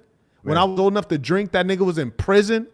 When I became old enough to rent a car on my own, he was still in prison. Yeah. He grew up in prison. And you got an internet nerd talking to Marquette. He'd do something to Marquette. Like, Marquette will take your life, buddy. For sure. Like, and you don't even know who you're talking to. And just the fact that an internet, like, this is how crazy these internet niggas are. You're talking to a nigga that grew up institutionalized who would really hurt you in real life. And you're joking with him. Thought. Yeah. You know what I'm saying? Yeah. 100%.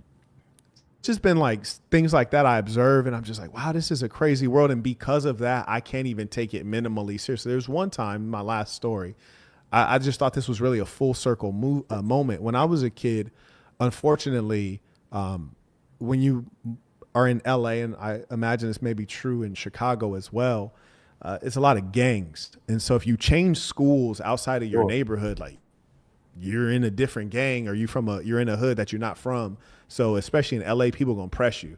And as soon as, hey, where are you from? I'll just start packing shit out. So when I went to this one middle school, like the first week, I just packed out 6 niggas straight off. Just every time somebody, hey, where are you from? Packing them out. So they thought that I was emotionally disturbed. I had like mental issues just because I'm packing everybody out, which was not quite the case. So I had to get a therapist because they're like, look, you're a psychopath. You need a therapist. You're a violent person, which I don't think that was quite necessary. But anyways, yeah, I had a therapist. What's that? I don't think either. I think that people, especially coming from school, especially in environments like those, they don't understand the pure psychology that goes with having to secure your safety. Absolutely. I'm only fighting to make sure they leave me alone. I'm not fighting because I'm causing havoc. I'm fighting so they leave me alone. 100%. 100%. And because, I mean, it was just a gang infested area. So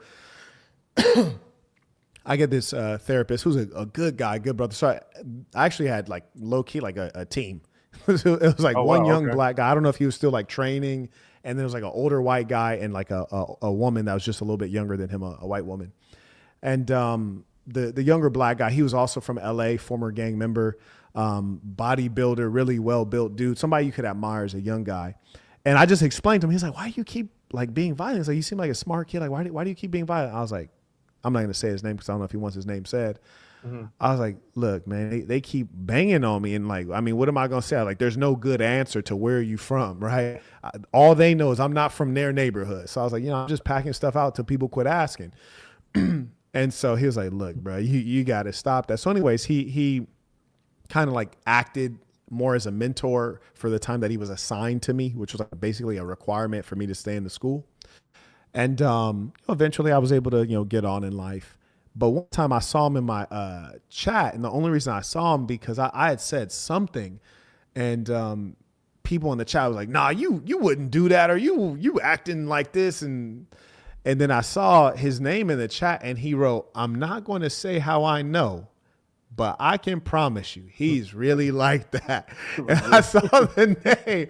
I was like, "That's crazy." That was like literally the therapist that I was assigned to for being violent.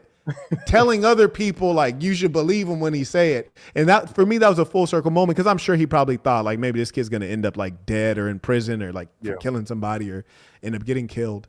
And I was like, wow, like the ironic thing is we again have the bearer of the actual truth, like someone who like knows me from like a clinical standpoint, is trying to speak the truth to people who know not, and they would never be hearers of the truth. And so I just realized that everything that I've done is pretty much easy to verify and validate. And the only people who don't believe are the ones who don't want to believe. Like that, those are the only ones. It's just the ones who don't want to believe. So I don't try to persuade or convince people because, what I am is 100%, it's all real. Well, I'm definitely not in with the paradigm of let me change this person's thoughts. It's more in a sense of like the Anton Daniels, as we spoke, he said some things like, oh, this guy, his parents were destitute and they were all of these type of things. And I'm like, Anton, like I had a father growing up. Like, calm down, brother. I don't know what you're speaking of. If you're trying to say I'm an idiot, I graduated magna cum laude. I'm not the typical I damn sure person. was nowhere near that. Shout out to you, my brother. Well, Shout out to you. That's not easy. But look, all honesty, I didn't go to Johns Hopkins or Cal. So listen, I still wouldn't have been nowhere near the top. I ain't gonna lie to you. You heard me. I was getting by, but shout out to you. That's really impressive. Thank you. But and this is why I said, believe me, I'm where I come from. Listen, I don't have to speak down on those people. I understand the situation fully. So me sitting here, that's because the example I told him was that's like telling the criminal you're a criminal. I said, like they all know it, but that doesn't change the recidivism rate. It just doesn't change that. They know they're criminals. They just don't have a better outlet to get to not be a criminal. So I'm like, Anton, where are you from? Because you're not from the hood, right? Or you're not around black people enough. I thought that was extremely strange. I'm like, Anton, who do you speak to on a daily basis? All right, where do you get this stuff? Where do you get this? Like, don't get me wrong. Listen, being poor and destitute in some of these in these areas, believe me, it gets crazy. But to a large extent, they know their situation. You telling them that they ain't shit is not changing their situation. And that's why I thought the whole, I guess, debate, if that's what you would call it, I thought they were just speaking just absolute malarkey. But I mean, they were talking about black people were slave owners, and we sold each other. I'm like, bro, where y'all getting this information? Is anybody reading? Like, what are people doing these days? Y'all like, but unbeknownst to these guys, I just find it interesting that most people are only.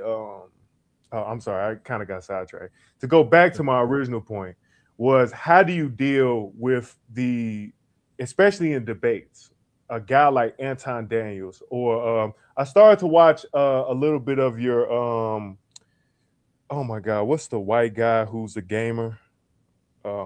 Destiny. There you go. I started to watch it, and I'm like, how do you?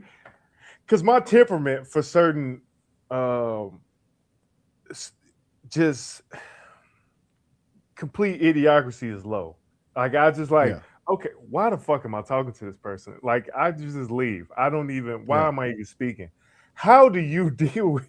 How do you deal with these type of people? Especially, I mean, obviously, it's quite beneficial because you do debates, but. You know, that one was not very beneficial. I didn't know because I had not debated anyone who was a gamer or a a proponent of LGBTQ. And what I realized for the first time, because most people I debate, what'll happen is their audience will be like, "Oh wow, like this guy makes a lot of sense. Let me go check him out." And so there's a lot of conversion as a result of the debate if I'm debating somebody as opposed to just like an everyday person. Whereas in the case of Molestany, because he's so liberal and his audience is so very, like, they're very far away from my ethos. You know, I talk about working out, talk about patriarchy and the natural order. I talk about business and entrepreneurship, and he is very much like, you know, he smokes cigarettes. He has a terrible physique. He's a homosexual. He lets when he deals with females periodically, he lets them sleep with other guys. He's just like the value set is so in contradiction that when I debated him, there was no crossover at all.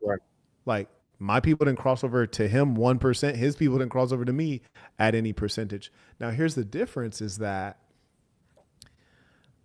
and it was really educational because it was one of the first times I was exposed to anti-racism from whites on the internet a large way. I think it was the first time just like waves of people started DMing me, you know, like, you N-word this, you N-word that. And it was interesting because when I was debating Molestany at one point, he had said, "Well, why is it that you don't view me as a leader?" Because, you know, these people have ego; they all think that they're leaders. And I said, "Oh, well, let me show you why." So I played a video clip, and in the video clip, he says, "You know, like NFTs, it's all a scam. Like all NFTs, this is crypto; it's a scam." I started to see that. Yeah. Then I played the next clip. And then here he is like, "Oh, hey guys, I have an NFT. And like, if you buy this NFT, you're going to support me, your favorite creator. You can keep your NFT and I make 10% off of each transaction." And so I played that and I was like, Destiny, come on. You don't have any integrity. Like you don't have any principles. Why should anyone follow you? You're a liar. You're a profiteer. And then he says, "You don't even know what an NFT is." And I'm just like, now here's the irony. And this is just out. There are very few cases of anything this ironic. I don't know, maybe like 6 months before that, I had an actual conference that I hosted at my home in Las Vegas.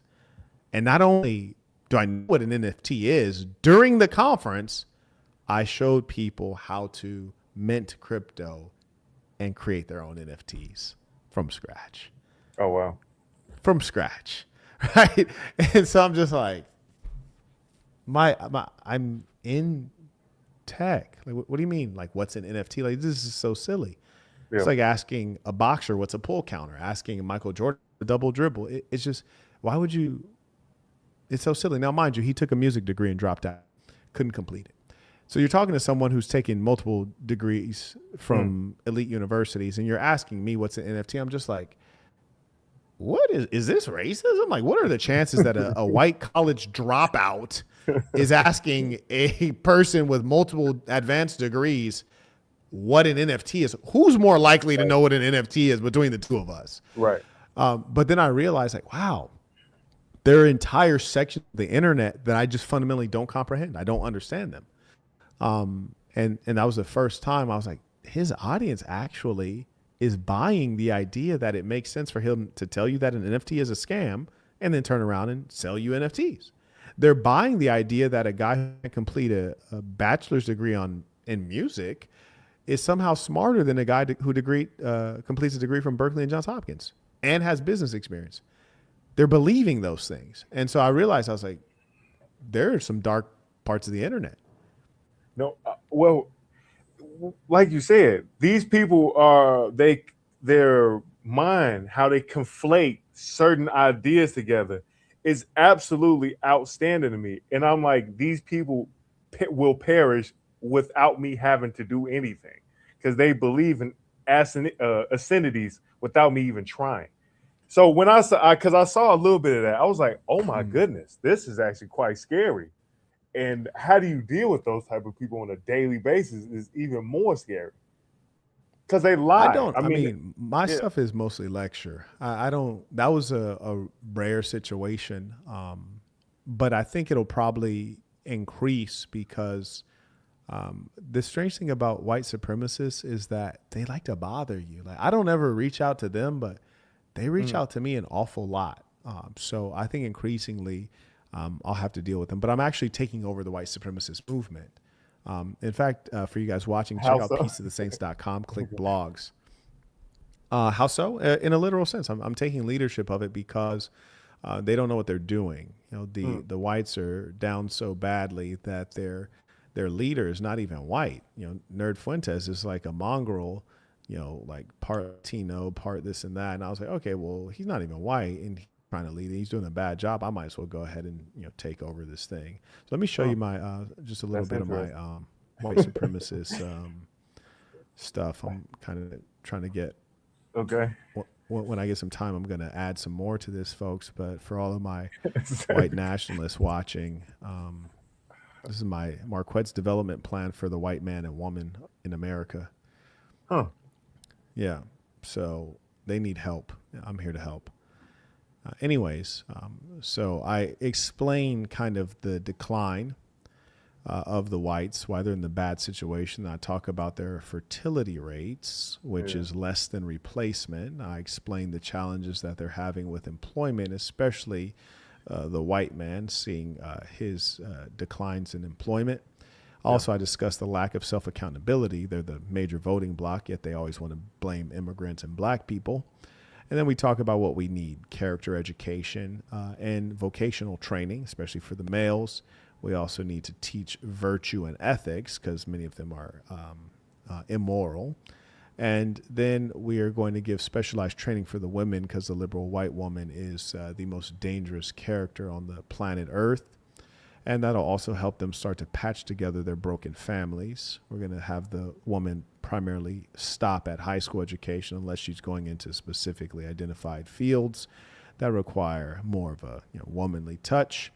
We're going to reestablish the proper nuclear family, which the whites are having trouble with.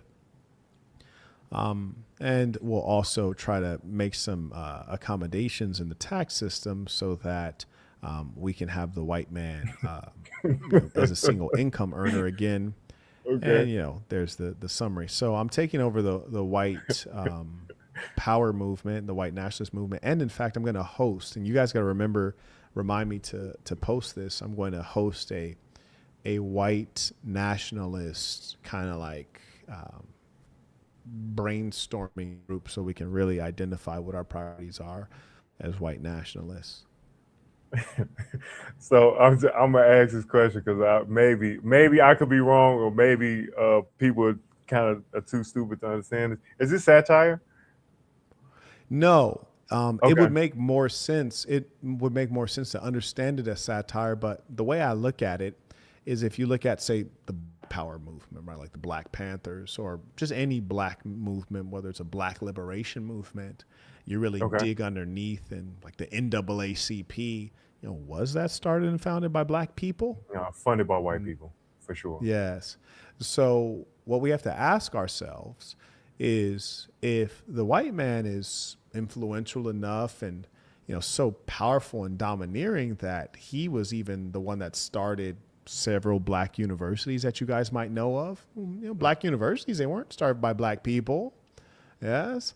And so when you started and control it, you really get to decide on quite a lot and you influence the thinking. And so as a truly high IQ person, I'm wise enough to know that I'd much rather be on the inside and rather be pulling the strings than to be on the outside and let it get control. And so I figure, well, let me go ahead and help out the white supremacists. They definitely use the help because they don't have good organizers because these people are intellectually inferior. So they just know how to complain at this stage. And so similar to how they helped along the Black Liberation Movement and these black organizations, white man starting the National Organization for the Advancement of Colored People. Well, now you have a black man helping the white power movement. Yeah. I like irony. I mean, because I'm getting it's kind of actually interesting because as you talk, it's kind of interesting how you say it because at the same time you can control a lot of things that they got going on, but a lot of people also think that you could be also helping the enemy, but it's kind of it's a hell of a stance. But I personally understand where you're coming from. Is if I'm gonna be a part of it, I can lead it to whatever direction I would like for it to go. But let me ask you this then, because I was having this debate with a good friend of mine, and I was saying that poor whites and poor blacks have more in common than rich whites and middle class whites. Tell me more. So the only reason I was saying that poor whites and black whites have more in common is because they're poor. They don't have much to do besides pretty much have sex, consume entertainment, and kind of use racism as kind of like a ploy against each other or prejudice more in line because they don't have power to be able to stop someone from doing something. Okay. But the whites and the rich whites and the middle class whites, and maybe, I mean, I think you could probably fill me in because you're in a different bracket than I am. As in class, as people who have a lot versus people who have some, being able to change, being able to, how would I say, have more influence over another person's way of living. And that's kind of why I was saying that the rich whites and middle class whites don't have as much in common. Because at least when I've read, I started to see wars were really had because of those two classes, the rich and the middle class whites. It was more wars between those two than the poor, whatever color you want to insert. But it was wars typically happen because the rich whites or elite whites and the middle class whites of America, let's say. Interesting thesis. Increasingly, I think a lot about what it means to be rich or well off, and it's increasingly confusing. It really is, because, and I think about this an awful lot. I can do a lot of things that middle class people can't do, and there feels like a really big gap between us. However, there also feels like a really big gap between me and people who are very wealthy. And, I guess when you're looking up, you don't feel rich or you don't feel wealthy. And the more I analyze things, I just find that the world is very confusing and sophisticated. And I think it's by design. And I think the design is truly evil. There are high levels of evil that have to be eradicated. Like, I'll give you an example.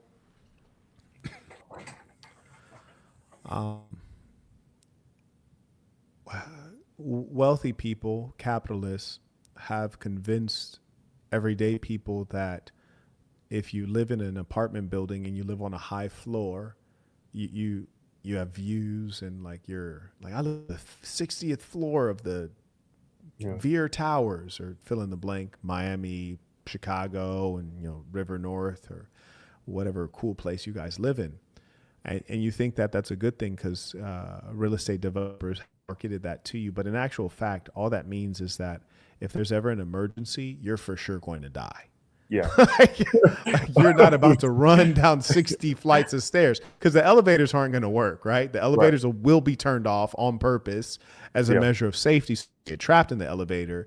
And now during the fire, you have to run down 60 flights of stairs. And I remember when I was shopping for land and I was trying to get a sense of distance, and I'd asked someone, I was like, how big is 10 acres? And they're like, it's about 3 city blocks. I was like, 3 city blocks? I'm like, damn, that's a lot of land. Man. And, in buying land, I got over 60 acres. And in buying land, I was like, wow, that's like a community. So if you'll find these high rises, and they're on like 2 acres of land. And the key is because 2 acres of land is not a ton of land. They've maximized by building vertically. And so they've sold you on the idea that this is ideal when it's not ideal to live in a box stacked on top of many other boxes of human beings. And it creates such minor stresses in your life that you come to accept. Like, for example, if you live on the 60th floor, it's going to take you 6 minutes just to get out of your building if you're going to be on foot. But probably more than likely, you need your car, which is parked underground. And that's going to take another 5 minutes to get out of the elevator and then walk to wherever your car is underground and then drive. And you're going to be in a queue to get out. So I say that to say, you lose 18 minutes of your life just to go anywhere. Wherever you're going to go, you lost 18 minutes, wherever you were going. Whereas in my case, even though I have quite a large house, I could get to the front of my house, get my car, which is literally parked right in front of my front door, and go on about my life. And so I say, okay, well, for sure, I'm with the middle class people. But then you look at the next level up, and these people they have private jets. They have such radically different experiences than even I have. And so it's really hard to comprehend what is poor and what is rich. And the term rich, it just doesn't, I don't comprehend it anymore. Right now I'm trying to acquire a property that we're working on. And I even feel skeptical about the property because it's like less than 2 acres, 17,000 square feet on less than 2 acres, which is insanity. 11,000 of the square feet are above ground and 6,000 below ground. Has a basketball court, a bowling alley, a ballroom, which I want it for the ballroom because I want to be able to run my education out of there for the saints, the lady saints, the children. Can fit about 250 people in the ballroom. And it'd be nice to have the other amenities for them. I don't play basketball anymore. But it's on 2 acres. So it's like if kids want to go outside, it's all manicured stuff. There's nowhere for them to run and play. It's only 2 acres. And it's like, damn, did I get am I getting finessed? Because the house is so huge. Theoretically, you could have 15 people live there. It's 17,000 square feet. Yeah. But they couldn't go outside. You couldn't let your kids run. You don't have room for a garden. Yeah. And when you look at it from the bird's eye view, like from a drone, which of course we used a drone to survey the whole property. When you look at it from the drone, you're seeing all of these. Some of them are McMansions, and 17,000 square feet. That's a proper mansion, but they're all so clustered together. And then you realize oh, there was some dude who's rich who this is a development. Even though you feel like you have your individual house, it's not in a gated community and everyone looks different. There was one person that owned this land. So even though I have a 17,000 square foot house, not rich, the guy who sold the land for all of us to build these mansions, that guy's rich. Yeah. I'm just a different version of middle class. Yeah. I'm a different version of middle class, and I don't have anything weird. I just have more than I don't have to go outside for some of the things that you a middle class person might have to go outside for. You go out to the gym. I stay at home for the gym, No, but you can call me middle class. I'm middle class. That's fine. You can put me in there. Yeah, for sure. But the rich guy owns the gym. like Right. the gym that other people go to, like the commercial Right. gym. You know what I'm saying? 100%. And I think that's the difference. But I say all that to say, when you get to those levels of super wealth, I think those people are cheating. And I don't say that as to be jealous, because I don't believe in being jealous or hateful. But Yeah. like Nancy Pelosi has outperformed Warren Buffett. Oh my God. That's Yes. not reasonable. No. Elon Musk had all these government grants and tax-free and tax incentives, and the government was giving grants for people to buy electric cars. Since does the government give you money to buy consumer products? Yeah. So that's cheating. That's not actually how capitalism is supposed to work. And I just think that we're in a really messed up system. So I do agree with you. I do want to point this out though, because I've seen a clip of you where you talked about to outthink in certain situations, and how you've got to the university that you went in undergrad for, how you outthunk a lot of people who I applied and I got a good SAT score. I saw that. Right. Yes. I do believe maybe just in a few cases that, though, like the Elon Musk situation that you pointed out, that is kind of what he did. He was like, well, let me just use whatever it 100%. is. Yeah. So I agree no, they with that. outthought us. Well, even if the outthinking was cheating, they still outthought us. You see what I'm Gotcha. saying? Like that's a part Yeah. of it. Yeah. So they were better at cheating. And even Nancy Pelosi, she was cheating. And Oh my God. the key is Yeah. the key is the win, the W. Like nobody really, you don't even get penalized for how you got there if you can get there.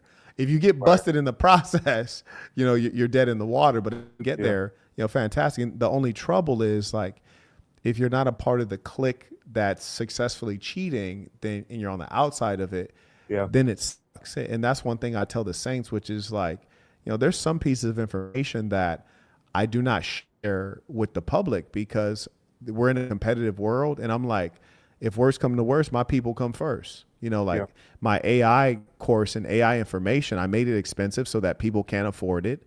And I let the Saints know, like, hey, this is really the thing that you need to be doing. And I want them to become wealthier than other people.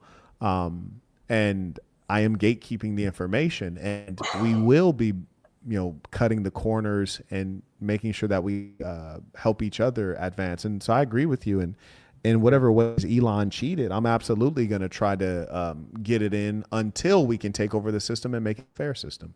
Yeah.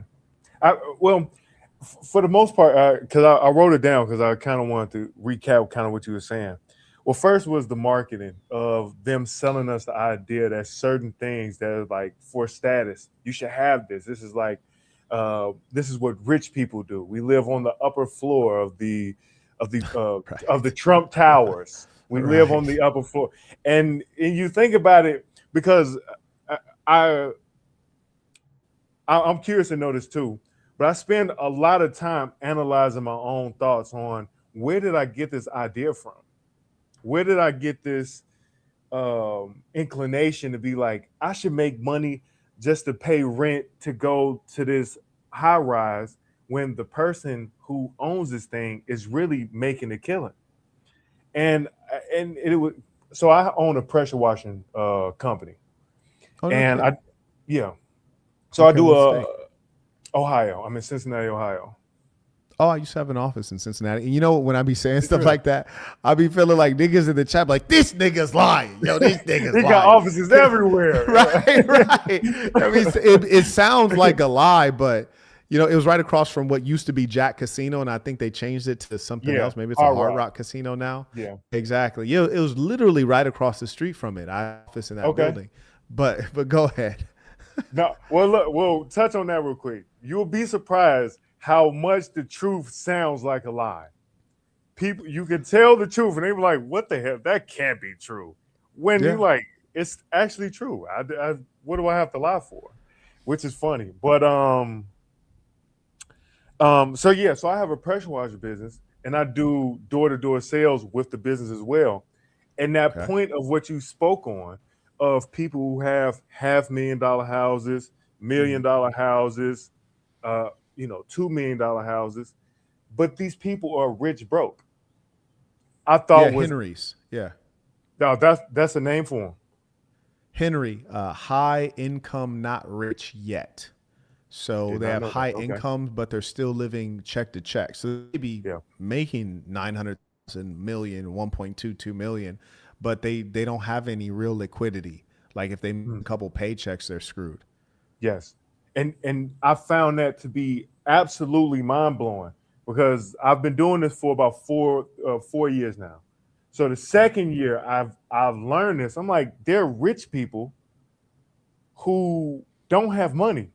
I couldn't fathom the idea of being rich and not have money. I'm like, if I have $1 million a year, believe me, I'm living lavish, but not to the extent of like I'm living in $1 million homes and I can't pay for. I can barely pay for it. I'm living check to check. I'm living under my means, but enough to where I can be able to do whatever I choose. And so I thought that was really interesting. That was like the first time I've had a brain blast. And so it took me back to start thinking what how my choices will reflect what am I doing. Because okay, yeah, I can go live downtown Cincinnati right now, but do I have, like you said, the liquidity to be able to say, you know what, I don't want to go to work today. I'd rather just go sit down and go hang out with some family. Right. When some people don't have the freedom to be able to do so. And That's so I thought that was truly interesting that I was like, oh my goodness, there are people out here who are rich but broke. And I thought that was bruh. absolutely astonishing. Yeah. And Oh, there's a lot of them, and it's actually kind of dangerous because I'm suing one of them, and that's why it's funny when I hear these Anton Daniel guys and they're talking about crime and whatnot. All the people who have stolen from me in the last decade have been old white guys, mm, and it's old white guys who used to be rich, like, and they're trying to finesse me out of like significant amounts of money, enough money to yeah, get you killed for sure. And I'm just like, man, it's so funny talking about all these black criminals, but it's whites that are stealing from me. Like I got so many cases in the courts from these damn whites stealing from yeah. me. But anyways, go Well, ahead. well, no, because I was just touching on your point. Is typically, well, they say blacks commit physical crimes, but whites commit white collar crimes. There you go. They do, There you go. fraud and Yes. embezzlement and all of these things where they play a different game totally. Yeah. And I'm like, oh my God, they commit way. I mean, they trump us in numbers, obviously, but Oh they yeah. commit way more crimes, just not as many physical crimes, but they do white collar crimes, which I thought was really interesting. So, Affirmative. this is my question I wanted to ask you. The mindset of being, because you said that you're in a purgatory where I'm well off, but I'm not. Um, I can look up and I see that I need to aspire for more, and then I can also look down and look like I'm doing way better than these guys. I And mean, you don't even have to look down because you encounter those guys all around you, right? Like they're yeah, cutting your grass, they're cleaning your house, delivering your food, for sure. they're delivering your mail. They're all over the place, so you don't even have to look down. So I don't want it to sound Well, like that. well, But the I mean, rich in ones, you bracket, do have to yeah, look up. Yeah, you do have yeah. to look up. You have to look for them because they're hiding. So I was trying to, because I had a question. 'Cause I was like, to classism. That's what I was thinking. The difference in temperament of classes of people who have, because I'm not there yet, and I do aspire to be Mhm. there quite Yeah, soon. absolutely. You get there. Um, but the temperament of those, like you say, of certain classes, because at least in my climb as I'm in now, I've noticed, like you said, the different type of class of people, and where I can tell when I'm dealing with somebody who is more well off than someone who's a tad bit tight with their money. And I'm curious to understand the perspective of somebody obviously in a higher class than I am, but just kind of like the, you know, just the interest. I don't know. I'm just kind of curious on that type of thing. I don't know even know if I framed the question properly, but Yeah. I think that, you know, the biggest difference for me, at least in the folks that I observe, is that they do a lot. This sounds bad, but because I don't want to insult, you know, everyday people in the context of America, because I think America is different. They do a lot more for the families, and you know, they leverage their money to have stronger families. Whether it's doing the extras for their children or bringing the whole family together for holidays and making sure that it's a proper experience. And, you know, they're just some things that will never come up. And you can tell the nature of someone who's never been poor, because there's just certain things they don't understand, like the concept of gas money, or the concept of like, you have to pay me to do something. It's just not really a thing. yeah. And there's also a level of lightness and naivete, especially among the females that have grown up in wealth. There's a level of thoughtlessness. And also you get a lot of free stuff, which might sound utterly bizarre, but when you're well off, there's certainly a mentality that you'll observe in people who are well off. Like, for example, I was recently in Florida, and there was a guy there who's done really well in he owns car dealerships, not high end car dealerships, you know, like basic cars, you know, Chevys, Fords, but a significant fleet that he's been selling. His children manage it now, and older guy's in his late 80s, Italian guy, very funny guy, and so we're at this resort, and you know, we were both invited guests. And so we were asking for things that this resort doesn't really offer, because their VIP services are not very well developed. Whereas in certain places, like say you're in Las Vegas, or you're in Monaco, or you're in Macau or Dubai, these things are options. But we're in Tampa, Florida. Yeah. And so, you know, we're asking for things and it just doesn't exist. And I'm observing him, because he's a lot older than me. He's like in his 80s. And I'm observing the way the staff is reacting to him. And I'm also observing his lack of regard for how they're reacting to them, because he wants what he wants so much. Because like, people who are well off are more demanding, but people think they're demanding because they're well off. I would actually forward they're well off because they're demanding. For sure. And he wants more out of life. He wants more everything. And so he went off to the restroom. And as soon as he left, the staff started talking bad about him. And I also thought, oh, that's pretty tacky, because like, you guys have to know that I identify more with him than you.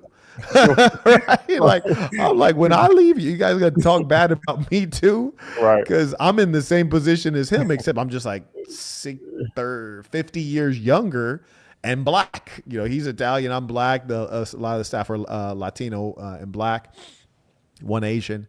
And they're just bad mouthing him. I was like, oh man, that's really interesting. But I was also curious to hear their perspective on him, because I didn't think much of what he was saying and doing. I thought it was just like, oh yeah, fair enough. Like I get what you're saying. Whereas they thought it was him being unreasonable and being demanding. And I just realized that, you know, lower class people, and I'm not saying financially lower class, I'm just who they are. Who they are as a person is low class. They don't expect much out of life, so they don't ask much out of life.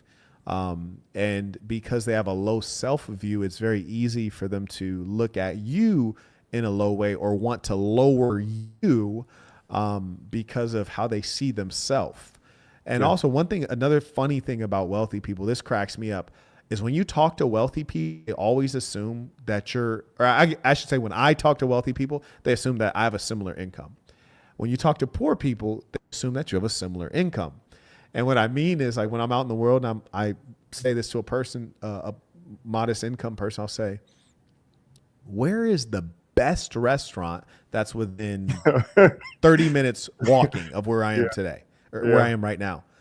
The best restaurant. And then they'll say, oh, well, such and such has like really good prices. It's well priced. And I didn't ask you that. Right. I'm for the best. I want the best. Yeah. I don't want the most affordable. Yeah. I want the best.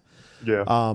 And so poor people will are like a first thought is like, how do you save money? And you ask a wealthy person, and their thing is they're telling you to go here and talk to Tony. He owns the restaurant, and they make this Kobe beef, and they'll cut it like this. They'll bring them, and they're all into the extras. And it's really exciting to hear. But I've obviously never had any reason to do this, but when on YouTube, you might see true crime and it talks about con men. And I think it's probably very easy to con wealthy people because they're a smaller group of people. They really only deal with people like them. Yeah. And when you're around other people who are wealthy, you're assuming that they have means. So you're not worried about being stolen from. And there's an amount of money that you're comfortable with people stealing from you, right? Yeah. Like you're expecting to get finessed or to have to pay a high price. And at a certain level, you've kind of calculated for that and you don't care. So like at the Mandarin Oriental in Oman, like they're basically finessing the shit out of people. Anytime you get your final bill, if you don't look, there's always extra charges. And the Oriental is expensive enough as is, but I think they're betting on the fact that you don't care enough to check the bill. And if you even see something that's questionable, you're kind of like, I don't want to look like I'm cheap or broke. Whatever, just pay it. For sure. So, I mean, so I think they're easy to cheat. I'm laughing because when I have clients, that's the one way I could tell who has money and who doesn't. Rich clients, they don't even check the work. They just I know you're good for your word. You go ahead. Don't worry. Here, where do I send the money to? Go ahead. The kind of not well off people, they like, okay, hold on, let me go walk around and check and make sure you did everything that you. And I'm like, I like the rich clients better. They don't. I mean, absolutely. I'm not a lying type of person. I think right. I'm a very honest person, almost to a fault. And I think to be, in certain areas, it doesn't behoove me to be as honest as I am. But I love those type of people. Those people, they are the best people. They're happier. They're just joyful. It's just everything good about them. And I know it's kind of getting close to, so I'm gonna just finish off kind of with one more question. It's probably actually, it's been a great talk, but because I had one. Yeah, take a little bit of time to think about that. Let me acknowledge some of the folks supporting the work real quick while you do that. Yep. Shout out to Jeffrey, who just got his joined on school. I also acknowledge Mr. Easterling. Shout out to Trayvon. It's good to see you. I think he recently finished a nursing degree. I also acknowledge Mr. Sear, who just became a member at Patreon. Tremendous amounts of game at patreon.com/The Saint and the Sinner. And may I also acknowledge Mr. Chambliss. He comes in by Venmo. He writes, Marquette Devon Burton, shout out to the race of people Anton has never given any criticism of.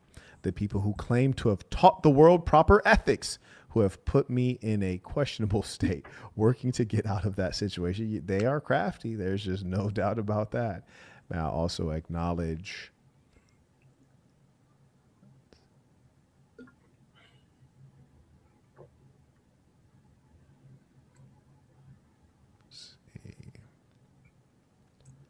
shout out to Angelo, comes in by Venmo. He writes, you are appreciated, Marquette. If you notice, so-called black conservative Republicans like Daniels often have no smoke or criticism for the Charlie Kirks, Nick Fuentes, Candace Owens of the world. Very interesting.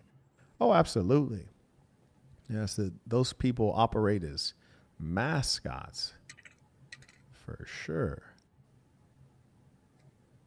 You know, one funny thing, and I hate to say it, but it's mostly true. Though you have a good number of well-off people who just can't accept that they're rich. And it might sound so weird, but they just can't accept that they're rich. They kind of still live in a scared mindset. But generally speaking, and especially the women, rich people are friendlier. You know, they're friendlier and 100%. more accepting and more 100%. trustworthy, even across racial lines. And I think that not that wealth removes racism, it absolutely does not, but you definitely feel a lot fewer assumptions and there's more interest and curiosity, especially if you don't look particularly athletic and tall and strong, then they just cannot wait to ask you what you do for a living. Like 100%. they are excited to ask a young black guy what he does for a living. 100%. And when I say young, I'm not saying that I'm a youngster. I'm saying compared to the people that I'm around, I'm the youngest one. Yeah. I mean, I'm guessing you're in your 30s. I would say mid to lower 30s. Yeah. So Yeah, absolutely. as many older guys that tell me like I'm 32. So a lot of those guys like you're a baby. Believe me, you're nowhere. And so this is kind of my other question. I'm gonna kind of lead into it because kind of like you said, when I deal with a lot of people, so it's kind of a two-pronged question. Kind of going on your example with the Italian guy who owned the car dealerships. Mm-hmm. They say he's a demanding person. He's kind of aggressive about how he does a lot of things. Entitled, entitled. I find it interesting. I'm kind of curious if you ran into these type of things as you were matriculating either through high school and college, because I felt those type of things as well. It's like, oh, he's very demanding. He's harsh. He kind of has a high standard. We shouldn't do these type of things. And it kind of doused my fire in the sense of it came from family. And I was like, oh my God, is this something wrong that... Oh, people saying that about you. Correct. Like I felt for sure. Yeah, I felt that pain of like, damn, is there actually something wrong? I used to think there's something wrong with me.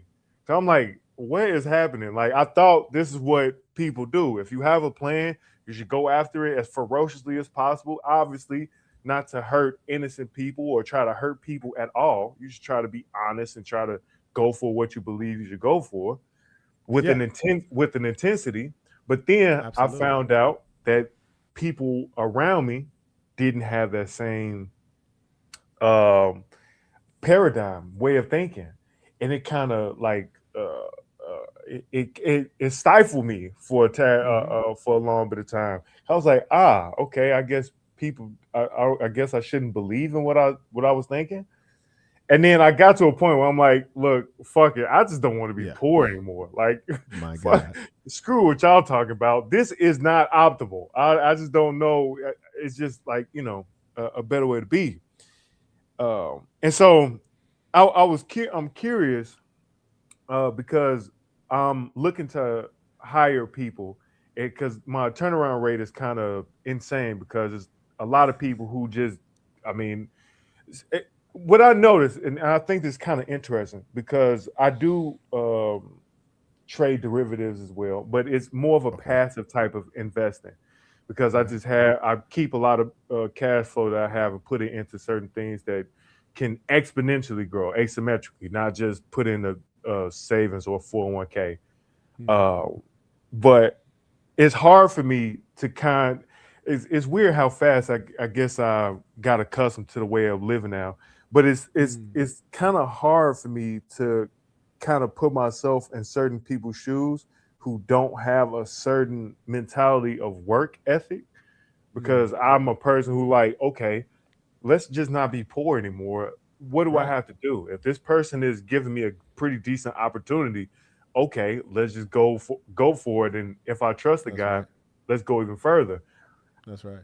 The mentality of now of people who work, whether it be like these gig type jobs or these lower level type, and I hate to say it in this fashion, but like a McDonald's job or something like that, with people or corporation who just absolutely don't care about them, versus a guy like myself who like, look, I could try to help you a little bit more. I could try to work with you a tad bit. Hey, do I need to come pick you up, or what type of situations? it's extremely hard for me right now trying to find certain people. So I'm curious to know, and I don't know in your in your businesses, the supply chain or the turnaround, the mentality of employing people and finding good people to. It's always been the hardest thing, and that's Okay. not new. I think that's, even back in the day, wealthy people jokingly, but seriously say, it's hard to find good help nowadays. Mhm. That's always been true. My entire business career, I've always made great efforts to hire the right people, and the best, the easiest to hire. And you'll always find that, and this is why, well-off people are so cliquey and closed off to people that they don't know or they don't think are well off, is because the relationships are so rich. Like you get so much value out of it. Like, for example, I want to hire an assistant, say when I was in River North. I used to stay in Chicago. When I first moved in, I was dirt poor. I lived in South Chicago, which I didn't want to. And then I moved into Little Italy. And then I moved into That's River where I'm North. from, man. You can't talk about where I'm from now. Southside? Yeah. Yeah. No, I mean, see, the thing is, I wasn't from it. No, Listen, where I'm from in LA, you wouldn't want to just move in there randomly. Listen. I completely understand. I would. No. Believe me. I was there. I'm from there, and I didn't even want to be there. I'm like, screw this place. This is horrible. So I completely understand. Especially with the weather too, man. Like that's my God. tough. Well, and I hate to kind of veer off, but just the weather and in tandem with poor people, a high ceiling of living, and low wage jobs is a horrible storm for absolute chaos. That's like, I'm like, okay. But anyway, I don't mean to cut you off. Please continue. Yeah, Chicago's an interesting place because like poor people can move around because you have good public transportation. In LA, you couldn't really move around. So in Chicago, if you really want to, you can get to the opportunity, like without having a car, which is a major value add if you're broke. Or in my case, when I was there, my car got repoed because I was, in my early 20s and I was running a tech company. I remember going to my first investor meeting and I was about to ask these people for more money than I could even conceive of mentally.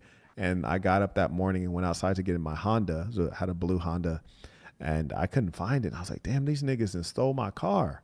Because I'm in Southside. I was like, these niggas stole my car. And then it eventually dawned, I'm like, nah, they didn't steal my car. The repo man got it. And I went and took the train. But the good news is that I was so nervous that morning that I just woke up so early because I couldn't sleep. And fortunately, I was just like, I'll just go super early and just wait and review my slide deck. And thank God, because I needed that extra time to take the train in.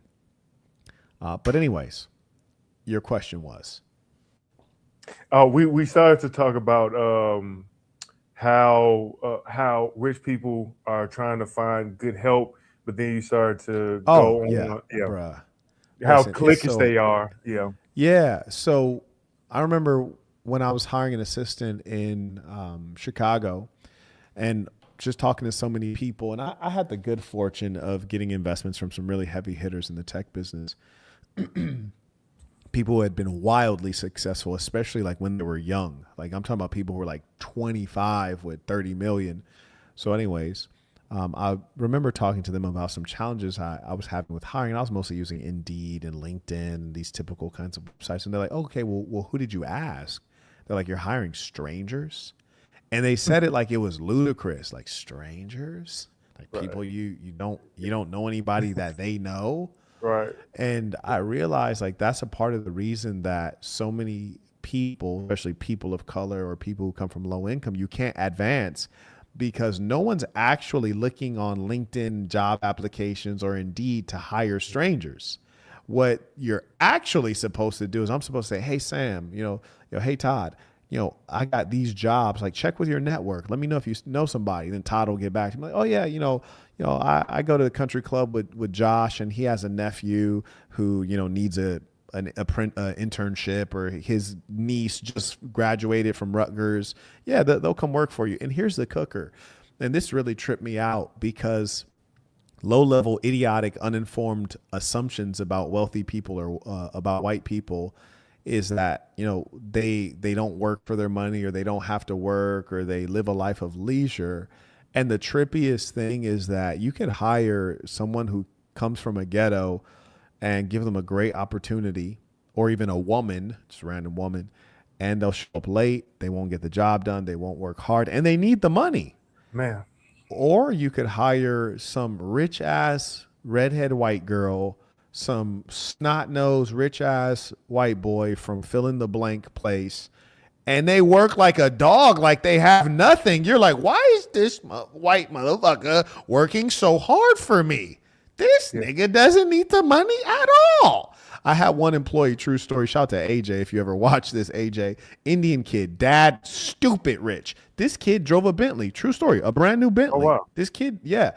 And he worked for me, which I thought was the funniest shit on earth. It's like the CEO of your company, you're richer than him, and you have a better car. And dude would work hard, and I would just be like, yo, what is this? And the truth is, these rich folks teach their kids the value of work, and that nothing's free, and we have a good life, and you need to work hard for the things that you have. Many of them have good values, and I never hired a rich kid who was lazy. And this sounds so gross, and I just hate that that's true, but I never hired a rich kid who was lazy. And that's fucked up, because I gave a lot of chances to women and chances to black men, and a lot of them disappointed me. Well, what I find so interesting, because we hear the sentiment of like, oh, rich people, that, like you said, they're lazy. They don't have to do as much, and they don't do these. They pay other people to do stuff, and they just sit back and relax. And as I've kind of grown, and I noticed, well, first they use leverage. So they're doing things, whether it's employees or assistants and systems that go in place. So maybe they look like they're like Richard Branson. He's out, snowboarding while he's running 20 companies. Right. You're like, oh, he's a lazy guy. You're like, well, hold on. He employs the right people and knows how to use them in a proper manner. But then you would think they say like, well, rich people, they teach their kids and they become spoiled, and they become these like bad people. And I said, well, hold on. If we stop and think, if there are broke people who just work hard, I'm talking about just work. If the sentiment is just work hard, if they just just work hard and you'll figure it out. Do you think that there's not one rich person who thinks I'm rich and I still think I should work hard? Right. And I want to beat everybody, let alone the people that are richer than me. I want to beat every single person. And I'm like, this like acidity of like, hey, rich people don't work hard. They just sit back. I'm like, I don't know what the hell who's conjuring these beliefs. It's what poor people want to be true. Right. That's why they want rich people to be evil. They want to think that they're poor because of the system. And a lot of time, and there is a system, there's no doubt about that. And I'll tell you a little bit about it. But mostly you're poor in America, at least, because you haven't gotten it together yet. That's mostly the reason. But there are some funny things about wealth. I'll tell you one that I think is really comical, because there's increasingly less rules as you move higher, as you might assume. So if you go through TSA, your ass cannot take a bottle of lotion. You can't take a bottle of water through TSA with a carry-on. But if you're flying private, you could take literally anything you want. And I do mean literally. Your ass could walk through with an iguana and a gallon of water and a shotgun strapped to your back. You hear me? Like loaded. You take anything you want. Another funny thing is, say you want to go buy a house. It's a modest house, $400,000, $500,000, which is like an everyday person house. The real estate agent won't show you the house unless you can show them proof of funds or show them a letter from your bank saying that you're good for the money, that they'll loan you $400,000, $500,000. Now, here's a comical thing. I have my assistant go look at a $5 million house, and the real estate agent say, "Oh, hey, can you show us proof of funds or, a loan letter from the mortgage company?" And my assistant will say, "Nah, but my boss wants to see this, and here's his name." And they'll pop it into LinkedIn and be like, "Oh, okay, sure. Yeah, we have a couple contacts. Yeah, we'll show them." Just off of that, you're good. Now you can go see the property. Now here's the kicker. A lot of times when you're looking at a house, as soon as the house goes over, say like $2.5 million, it always has a safe room, which has like a central area for all the security apparatus. So they don't want people walking through their house because they got valuable stuff in there. And most of the times when you're looking at houses that are $2.5 million, there's the person who owns it is somebody, right? Like they're the CEO of Breyer's Ice Cream or the VP of Bank of America, or they're a celebrity of this. There's somebody. They don't want you walking through their personal home, taking pictures and videos and all this stuff, just for the experience. But when you go see the house, you got to see the whole house. You got to see their security equipment set up. These people have walls that are removed and bookshelves that movie shit. And so the fact that if you're looking at what I would consider, a modest house, you have to do all this official ass stuff, and they got to call the bank and make sure the letter's real and you're good for the 400,000 and see your ID and photocopy it before you go look at the house and sign a piece of paper with the real estate agent representing you, all this shit. And there's really nothing at risk. Whereas you go look at the houses of the rich and famous and they just typed your name into LinkedIn. They're like, "Oh, Chuck, you're good." And you go through and look in their security center, like the nerve center that shows the cameras everywhere. And you're going through seeing all their private stuff. And, and you're just like, this is very unofficial, Yeah. And so it's like middle class and poor people have to jump through the most ridiculous hoops because most of everything they experience in life is manufactured and mass produced. It has to deal with volume. If the house is $400,000, there's probably going to be like 12, 13 people a month that want to see it. If the house is $2.5 million or more, only 3 people wanted to see it that month. And so they can deal with that on a personal basis as opposed to a process basis. Yeah. And one thing that I kind of noticed was, like you said, it's extremely relationship based. If I trust this guy, I will be able to send him to this guy because I know he won't besmirch my name. He will keep 100%. My name.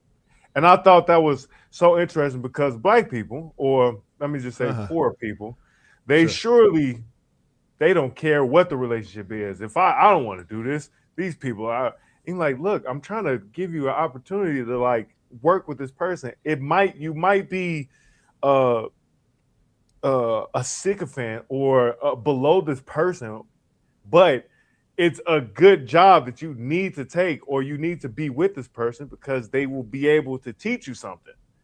And you're like, I don't care. And I just find that so just repulsive now. I'm like, look, take the opportunity, sacrifice whatever it may be. Like me personally, as of right now, I live so under my means. It's actually quite scary. Like people be like, why is he living so below his means? And the only reason I do is because I study people. Like Elon Musk, for example. Motherfucker lives in a goddamn tiny home. And he has, obviously he says. So he says. Okay, for the record. Okay, so he says. And I was going to say, let me make a caveat, because he does have baby mamas and they have homes, so he could go stay with them sometime. But for the most part, he doesn't have his own home, at least on record. Publicly, let me just say, publicly. Yeah. And I, at least from my perspective, I just look at certain things as, okay, I could take that and be able to say, okay, let me live so below my means that I can reinvest in myself so much that I can move and push the machine faster because I can reinvest so much. And I find a lot of people will be like, "This is despicable. I could never live like this. Like, what are you doing?" Listen, it's quite scary, but how people react when their paradigm is tested on how certain things are supposed to go, and I see like, no, you guys are cows in a slaughter home, and you're not trying to figure out a plan how to get out of it, and it's kind of, I mean, yeah, I don't know how to kind of proceed from that, but yeah, it's kind of hard to find employees these days. Good people that It's very work hard, hard. and that's the key to being a successful person is the pivot and the adaptation. And you're speaking to great wisdom in terms of living below your means, especially if you're not from a wealthy family like myself. I'm not from a wealthy family, and I'm very thankful that I've lived relatively modestly, and I had good reserves because I bought another house, bought another Maybach, and made some significant expenditures, mostly on bullshit, and then furnished the house really quickly. And I don't recommend that to people. I just couldn't help it. And then commissioned a bunch of art. Just to speak on that, for one thing, first things first is I love to hear these type of things when people talk about these type of things because it's aspirational. It's something like I can look forward to. And then on top of that, it's somebody who's worked hard and sacrificed a lot to be able to say, you know what, I just want to just fuck some money off just to do it, just to be able to say, I've definitely done that. Yeah. And I mean, so, and because for me, I know you've been on a private. I've never been on a private, but I was like, you know what, I want to do it, and I saw opportunity to get absolutely. Well, they're relatively cheap nowadays, like $4,000 for a one way. I think it's from Miami to Bahamas. I was like, you know what? Okay. It's that might be something to try. It's a website. Okay. Let me see if I got the email. The guy had sent me the email. Yeah, that sounds like something to try. But my point being is the experience of it alone, and be able to, because my first time when I started to make a little bit of money, I spent a month in Colombia, and I bought a first class ticket. And I was like, oh my God, this is like amazing. Like this is way better. It's addictive. Yes, and I see why people do it. Yes. And then I was like, well, okay, I got first class. How would private be? If I was just like, I'm not gonna lie to you, depending on the nature of private, I think first class is better. Really? So yeah, it depends, because what people don't think about is with private, there's light aircraft. Private is anything that is not commercial, right? Private is and there's also semi-private. People forget about semi-private. Semi-private might mean that you're a part of a chartered flight, but there's other people you don't know, and it's just not a commercial flight. It's semi-private. Then there's proper private, meaning you're the only party on the flight. And last time I flew private was in Europe with my buddy Jabrizi. We took a private flight from Czech Republic to Poland. And all of these things matter. Like when we landed in Poland, I don't know if they don't have enough private traffic, but the airport sucked. Like the private part of the airport really sucked. But mostly that's not the case. And I say that to say, when you fly private, I think the one we had was like a 6-seater. Obviously there's only 2 of us, so it was a 6-seater. Then plus you had 2 pilots and a stewardess. So there's actually more staff on the flight than there were passengers. But it wasn't a terribly long flight, but it was, and of course the amenities are great in terms of the meal, and the service is excellent, of course, and the snacks are insane. Yeah. But if you're flying a distance, then like a longer distance. Yeah, if you're flying a longer distance, I'd rather fly business or first class, because you'll get the reclining seat that folds into a bed plus the service.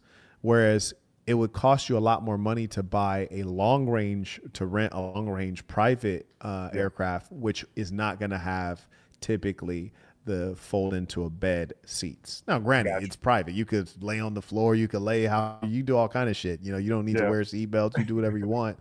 But the overall experience in the long distance flights, I would definitely rather fly business class or first class.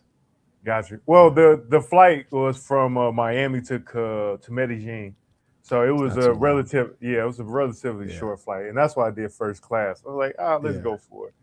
But I don't know if I can. I don't know if I can say the name of the private company, the private plane company. I don't know. Okay. It's Sky Access. They do. Sky Access. Okay. They do that. But I love to hear those type of things where people talk. Interesting, because for the most part, for most of my life, I've been a relatively broke person, not poor, but broke. Okay. And how fast money comes, and then how fast you get accustomed to the way of living, it's almost kind of scary. It's actually kind of scary how fast you get accustomed to, like, oh my God, I don't have to. It's certain things you don't have to think about it as much anymore. Like, I'm like, okay, I don't even have to think. Okay, you want to go? All right, let's just go. People like, what do you do for a living? Like, because I get as of right now for the pressure washing season, I'm off. I don't start till March, so I get a couple months off. I mean, obviously, I don't sit here just doing nothing where people would think. That's actually quite scary to me as taking because I'm working on writing a book. It's called the Offensive Manifesto, and it's pretty much kind of some of the things that I've learned, but a lot of things that I also noticed, which is rich people never think about retirement. They constantly think like, I would be trying to figure out how to not work. I thought that was astonishing when I really kind of like, oh wow, okay, these people don't even think like, I'll never retire. I'll be doing something that, like Warren Buffett and Charlie Munger, they worked till they was 98, and one was 100. I think Charlie Munger was either 99 or 100. I'm like, wow, okay, that's quite astonishing. And but it's just certain things that I just thought were like really interesting. That are like, oh, okay, these people think completely separate from how, like, rich people don't think in 401ks. You're like, oh, I can't wait till I'm 67 and I get to use my 401k. I'm like, baby, we got cash flow. We don't ever think about 401ks. What is that? Yeah. And I just thought it was. I think that's very interesting. And the paradigms of people is definitely definitely different and interesting. But I don't want to take too much of your time, and I know it's getting late. Yes, sir. Yes, yeah, sir. It's been a pleasure. Same. To be honest, I'm gonna be so honest. Your personality when you're debating is so interesting versus when you are just a casual person, or maybe it may be with people you respect. And I find it interesting because most people you debate, they just not prepared. They're unprepared. They just they babble. They don't know how to actually talk and be compendious and get a point across, or they get emotional about certain facts. And you're like, But I just think they completely miss the point of how down to earth of a person you actually are. I think that's actually because I was like, and I don't mean this by no disrespect, but I'm actually quite surprised. I'm like, he's actually like, he's actually like a pretty down to earth guy. This is actually like a pretty good guy, So yeah, I appreciate you that. for your politeness and your time. So no, I think that you are one of the few people who put together, insightful questions, especially the kind that can help the one or two hustlers that are undoubtedly in the audience. I didn't grow up during a time where you could watch people on YouTube and hear like the direct thoughts of people who are successful.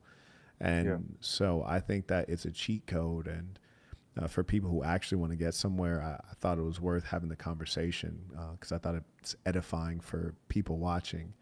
And truth is that, as has been written, we are all ordinary people, but it's the extraordinary ones among us who know that. Right. So none of us really have to look up to anyone, because you'll find that everyone has their flaws. Like I was looking at the 80-year-old dude, because I'm looking at him asking myself, what's ahead for me? Because he's basically like, from a financial success perspective, he's just me fast forwarded, right? Gotcha. And I was kind of asking myself, I was like, damn, we're doing the same thing. So what that would indicate, because he could be doing anything, because we're having conversation, and I was like, hey, I gotta head back to Vietnam. I go to Vietnam at least once a year.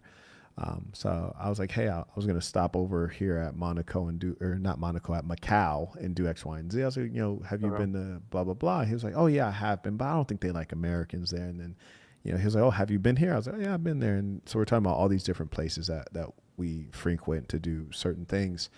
And, I thought it was curious in as much as, we think life has all these different things to offer, but it doesn't. It just has degree. So we're all doing like the same things, and the difference is the degree at which or the level at which we're doing it. Because I was just sitting there in front of a guy who I maybe he has more money than me. I assume he does. You can never be sure, really, to be honest with you. But he should have more because he's 80 years old, right? And he sounds like he's been well off for a long time. Gotcha. And I was like, but we're still here doing the same thing, And so it lets you know that there's only so many things you can do. A lot of experiences you're going to repeat, and a lot of your joy is going to come from your family. And, he was asking me about my businesses and things like that. And I'd, of course, in turn asked him about his, and he was saying, his sons, run certain businesses. He had just bought one of his sons a house. He was like, oh, you got to buy in Florida right now. Now's the time. I just bought my son, my stepson. That lets you know he has money. I bought my stepson a house. It was a short sale. I just went in there to the bank. I said, hey, I'll write you a check for this amount. They just took it. And also, just mind you, those are the kind of like small advantages, like gems you might call them, that people will drop. Like if you're around successful people, they're going to talk business at some point. They're going to talk business, and they're going to drop some stuff on you that to them means nothing and to them is casual, but to you will be a revelation. And it's just really a blessing to be in the position to hear those things. And being liked and likable is such a huge cheat code. If someone likes you, and just also another note for people watching, wealthy people, there's not a ton of them. And because there's not a ton of them, and, everyone likes having friends and having friends to do things with. There's some people that they're wealthy and they don't have people to do stuff with because they have money and time, but they have other friends who have money but no time, or they have friends who have time but no money, And so they're positioning it is just such a really important thing, and being interesting to people, being sincere and authentic. There's just nothing more valuable than being honest. And that's one of the things I learned from one of my mentors is like, when you're around wealthy people, often they're highly intelligent, and you cannot lie to people who are highly intelligent. You can't fool them. Right. So you should just be honest and right. Well, oh my God, this is actually so funny. So one time I was in college, and I had bought a Ty Lopez course. So I started to do social media marketing. And so I didn't know what the hell I was talking about. But a friend of mine, she had put me in touch with the guy who was like had a huge real estate portfolio. Okay. But he was looking to start marketing because he was selling commercial real estate. So he was like, I need to learn how to like market more and do SEO. That's exactly what it was. Okay. And the guy, he was like, okay, let's go sit down. Let's go have some lunch. Let's talk. So we sat down 5 minutes. This guy was like, this dude does not know shit he's talking about. He has no fucking clue. Yeah. In 5 minutes. And he was like, look, I know there's a sentiment that a lot of people say, you know, just go for it and say you can do it before you can actually do it. He said, don't ever have that sentiment. Never have that sentiment. Yeah. Never. He said, actually start a little bit, have some idea what you're talking about, and be honest that you don't know as much as you're willing to know. But don't ever lie to people, because he found that's what I thought was so interesting, because it changed my perspective of like, look, I'm good at this, but I'm not as good at this, and I can work on this. He was like, look, just be honest, because how fast he chopped me down. He was like, look, whatever the fuck you talk about, you clearly don't know what you're talking about. Right. I know enough about SEO to be like, you don't know anything. Yeah. And so from that point, I thought it was really astonishing of like, okay, let me just be honest on my capabilities to be able to say I can do this, but I can't do this. I can learn to do that if you want to take the chance, but for the most part, I can't do that. Yeah. And then the opposite effect of people who like, oh, you're insecure, you don't have confidence because you didn't say I will figure it out, and you didn't say, oh, you got to put. And I'm like, I learned, and this guy was established. He's in Louisville. I forget. I'm trying to remember his name. I think I can look up the email address because he sent me a follow up. I thought that was interesting. He sent me a follow up email saying, "Look, you're actually a pretty good kid. I like to talk to you, and we can do that." And he passed away actually. But wow. Okay. Yeah, I just find that so interesting. I was like, oh my God, this guy like destroyed me instantly. But he was like, you're a little bit more honest when you come down to it. So I actually kind of like you. But Yeah, I think that's one of the things people don't understand about Donald Trump. I think part of how Donald Trump behaves is because he's from New York, and I think the greater part about how he behaves is because he's rich, and you know, there's a certain level of freedom and control over your own affairs that you have when you're well off, and also you become accustomed to throwing your weight around, and there's real weight, right? There's real weight and there's real consequences. Yeah. So, you know, I even notice in women that are around me when they start to make certain assumptions about how people are going to react to us. You know, one thing I can say is that, you know, human beings are really interesting. And when you have a little bit of money or people think you have it, even if you don't have it and people think you have it, you start to see human beings are really questionable. And that's why, like, when I see things like maybe like the Diddy case or what have you, I know that probably Diddy's guilty, but for sure there were a lot of other people that were also guilty. You open up a whole nother can of worms now, because I have a whole oh my God, with the Bill Cosby thing too. I'm like, listen, you guys do not understand, with men who have money, the things no, it gets evil. It gets the things that people are willing to do is absolutely astonishing. If they know they can get a tad bit of whatever you're willing to give, absolutely insane. Yeah, Absolutely. it gets evil really quickly, man. I remember I was in Germany, in Frankfurt, which is a terrible city that I don't recommend anyone goes to. Really? And yeah, it's terrible. It's basically a financial hub, and it's dirty, and there's nothing to do there. I was about to say that their team is there. I forget the soccer team, but yeah, I'm sorry, I don't mean to cut you off. Yeah, I wouldn't go there just for the soccer team. Really? You better have more than the soccer team there. No, that's Munich. That's Bayern Munich. Never mind. Yeah, that'd be a better place to visit for sure. Okay. I'll take your word for it. So, long story short, I'm riding in this long taxi trip, leaving like downtown, if you will, going back to my hotel. And this was a really remarkable hotel because it essentially was a castle. Formerly, it was converted into a hotel. Oh wow. And Okay. so the dude who's driving me, he's like maybe like Afghan or something like that from one of those countries, and he's talking about how corrupt the Germans are and the police are bad and the taxes are high and it's hard to survive and the rich people take advantage of everyone and the rich people are thieves and like just like all of this like super classist stuff. I'm just listening, most I talk a lot on the, but in real life I'm just listening to what people got to say. And so I'm just like, oh yeah, and I'm asking questions too because I'm curious. I'm not German. I like to know what's going on here.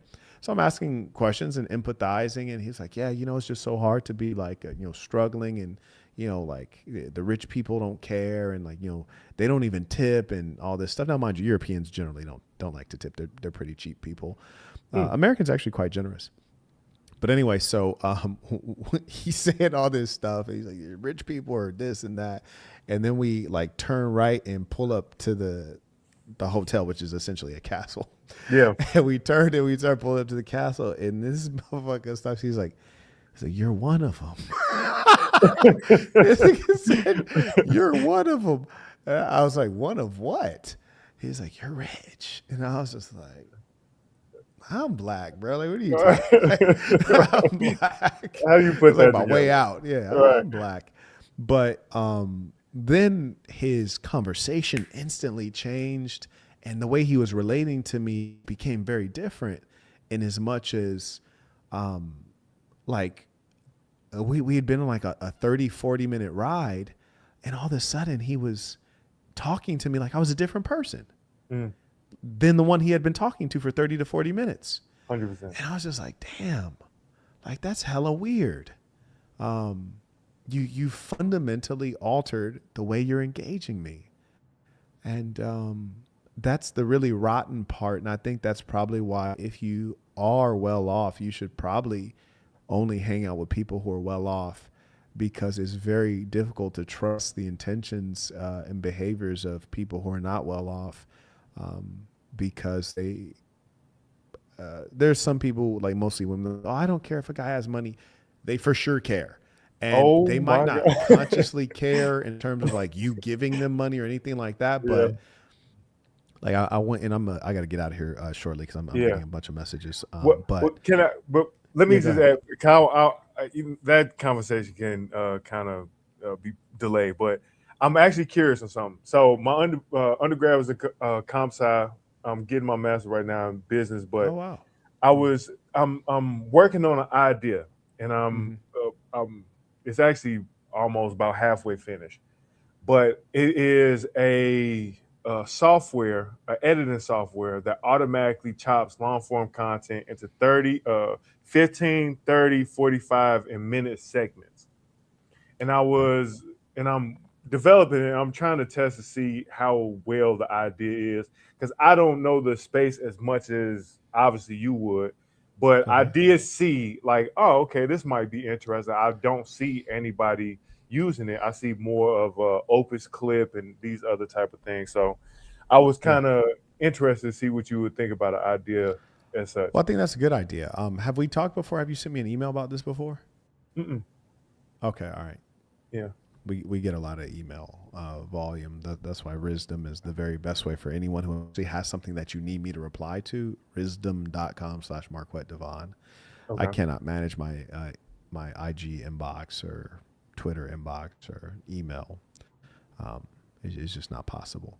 But anyways, with regards to your question, I think that something that chops up long form content is a good play, actually.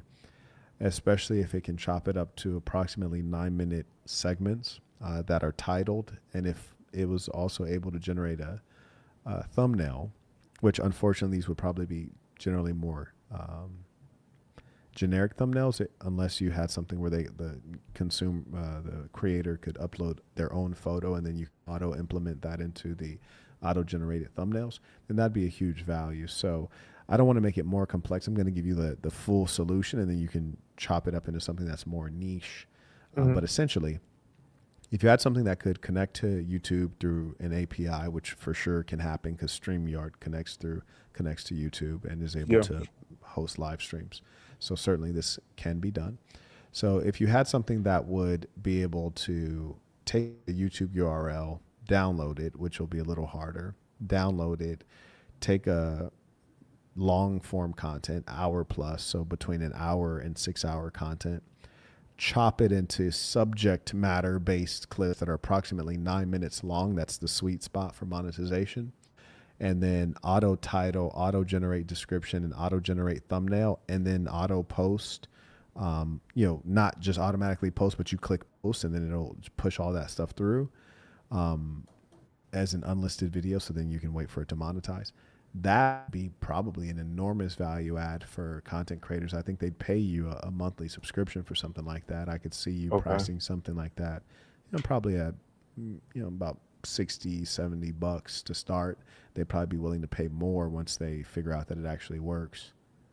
Okay. Because as of right now, pretty much it's really just kind of more for editors. So it'll take let's say a 2-hour clip, and you can choose whatever, segment that you want, whether it's 15, so forth and so on. And then it'll just chop it up and package it, and then resend it to the person so they can do it almost themselves. But I think that would be the next implementation of something where it generates its own thumbnail and will be able to post for you. But I think me just trying to bring it to market first. Yeah. That's smart. See, you're thinking correctly. I totally agree. You're right. The only important thing, the true unique value add, is the ability to take that, say like this stream right here is creeping up on 5 hours. If you could take this stream, run it through your technology, and your technology spits out, hey, here's the best 8 topic segments cut into 9-minute pieces, and it gives you a clear title, and that's actually what that video is about. Yeah, that would be a unique value add on the market. Yeah, see, and that's because it's not as sophisticated yet. It'll just take the hour clip into 1-minute segments. So it's not as sophisticated to be able to you're doing the 1-minute segments. Well, I'm just giving that an example. So it can take, so I gave it an option pretty much from 15, 30, 45, and minute. So you could choose between one of those 4. But if a 9-minute segment will be able to work too, then I'll probably add that. But it'll take. What was the timing again that yours had? 15, 30, 45 in a minute. 15, 30, second, 45 in 1 minute. Correct. Yeah. So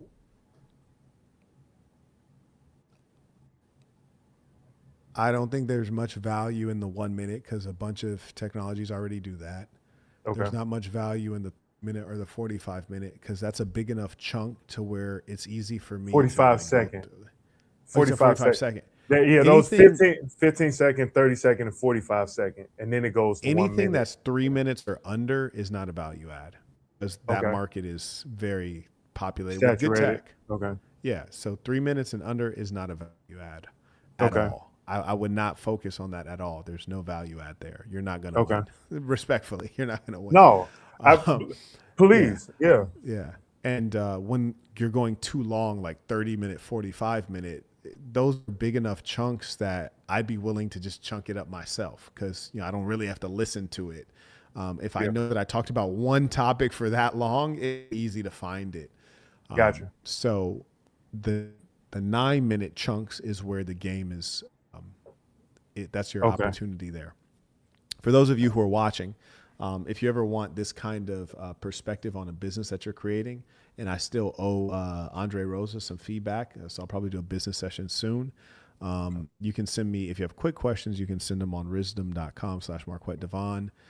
If you need a proper consultation, kind of like more so similar to this, obviously do a deeper dive, you can hit cozycow.com/SAN. If you're serious about what you're doing. If you have those quick questions, you can go to wisdom.com/MarquetteDevon, and that's for your quick questions. So you can send a question. I think it's up to like 400 characters. I'll reply to you with a voice memo or text you. Make sure that you get your answer.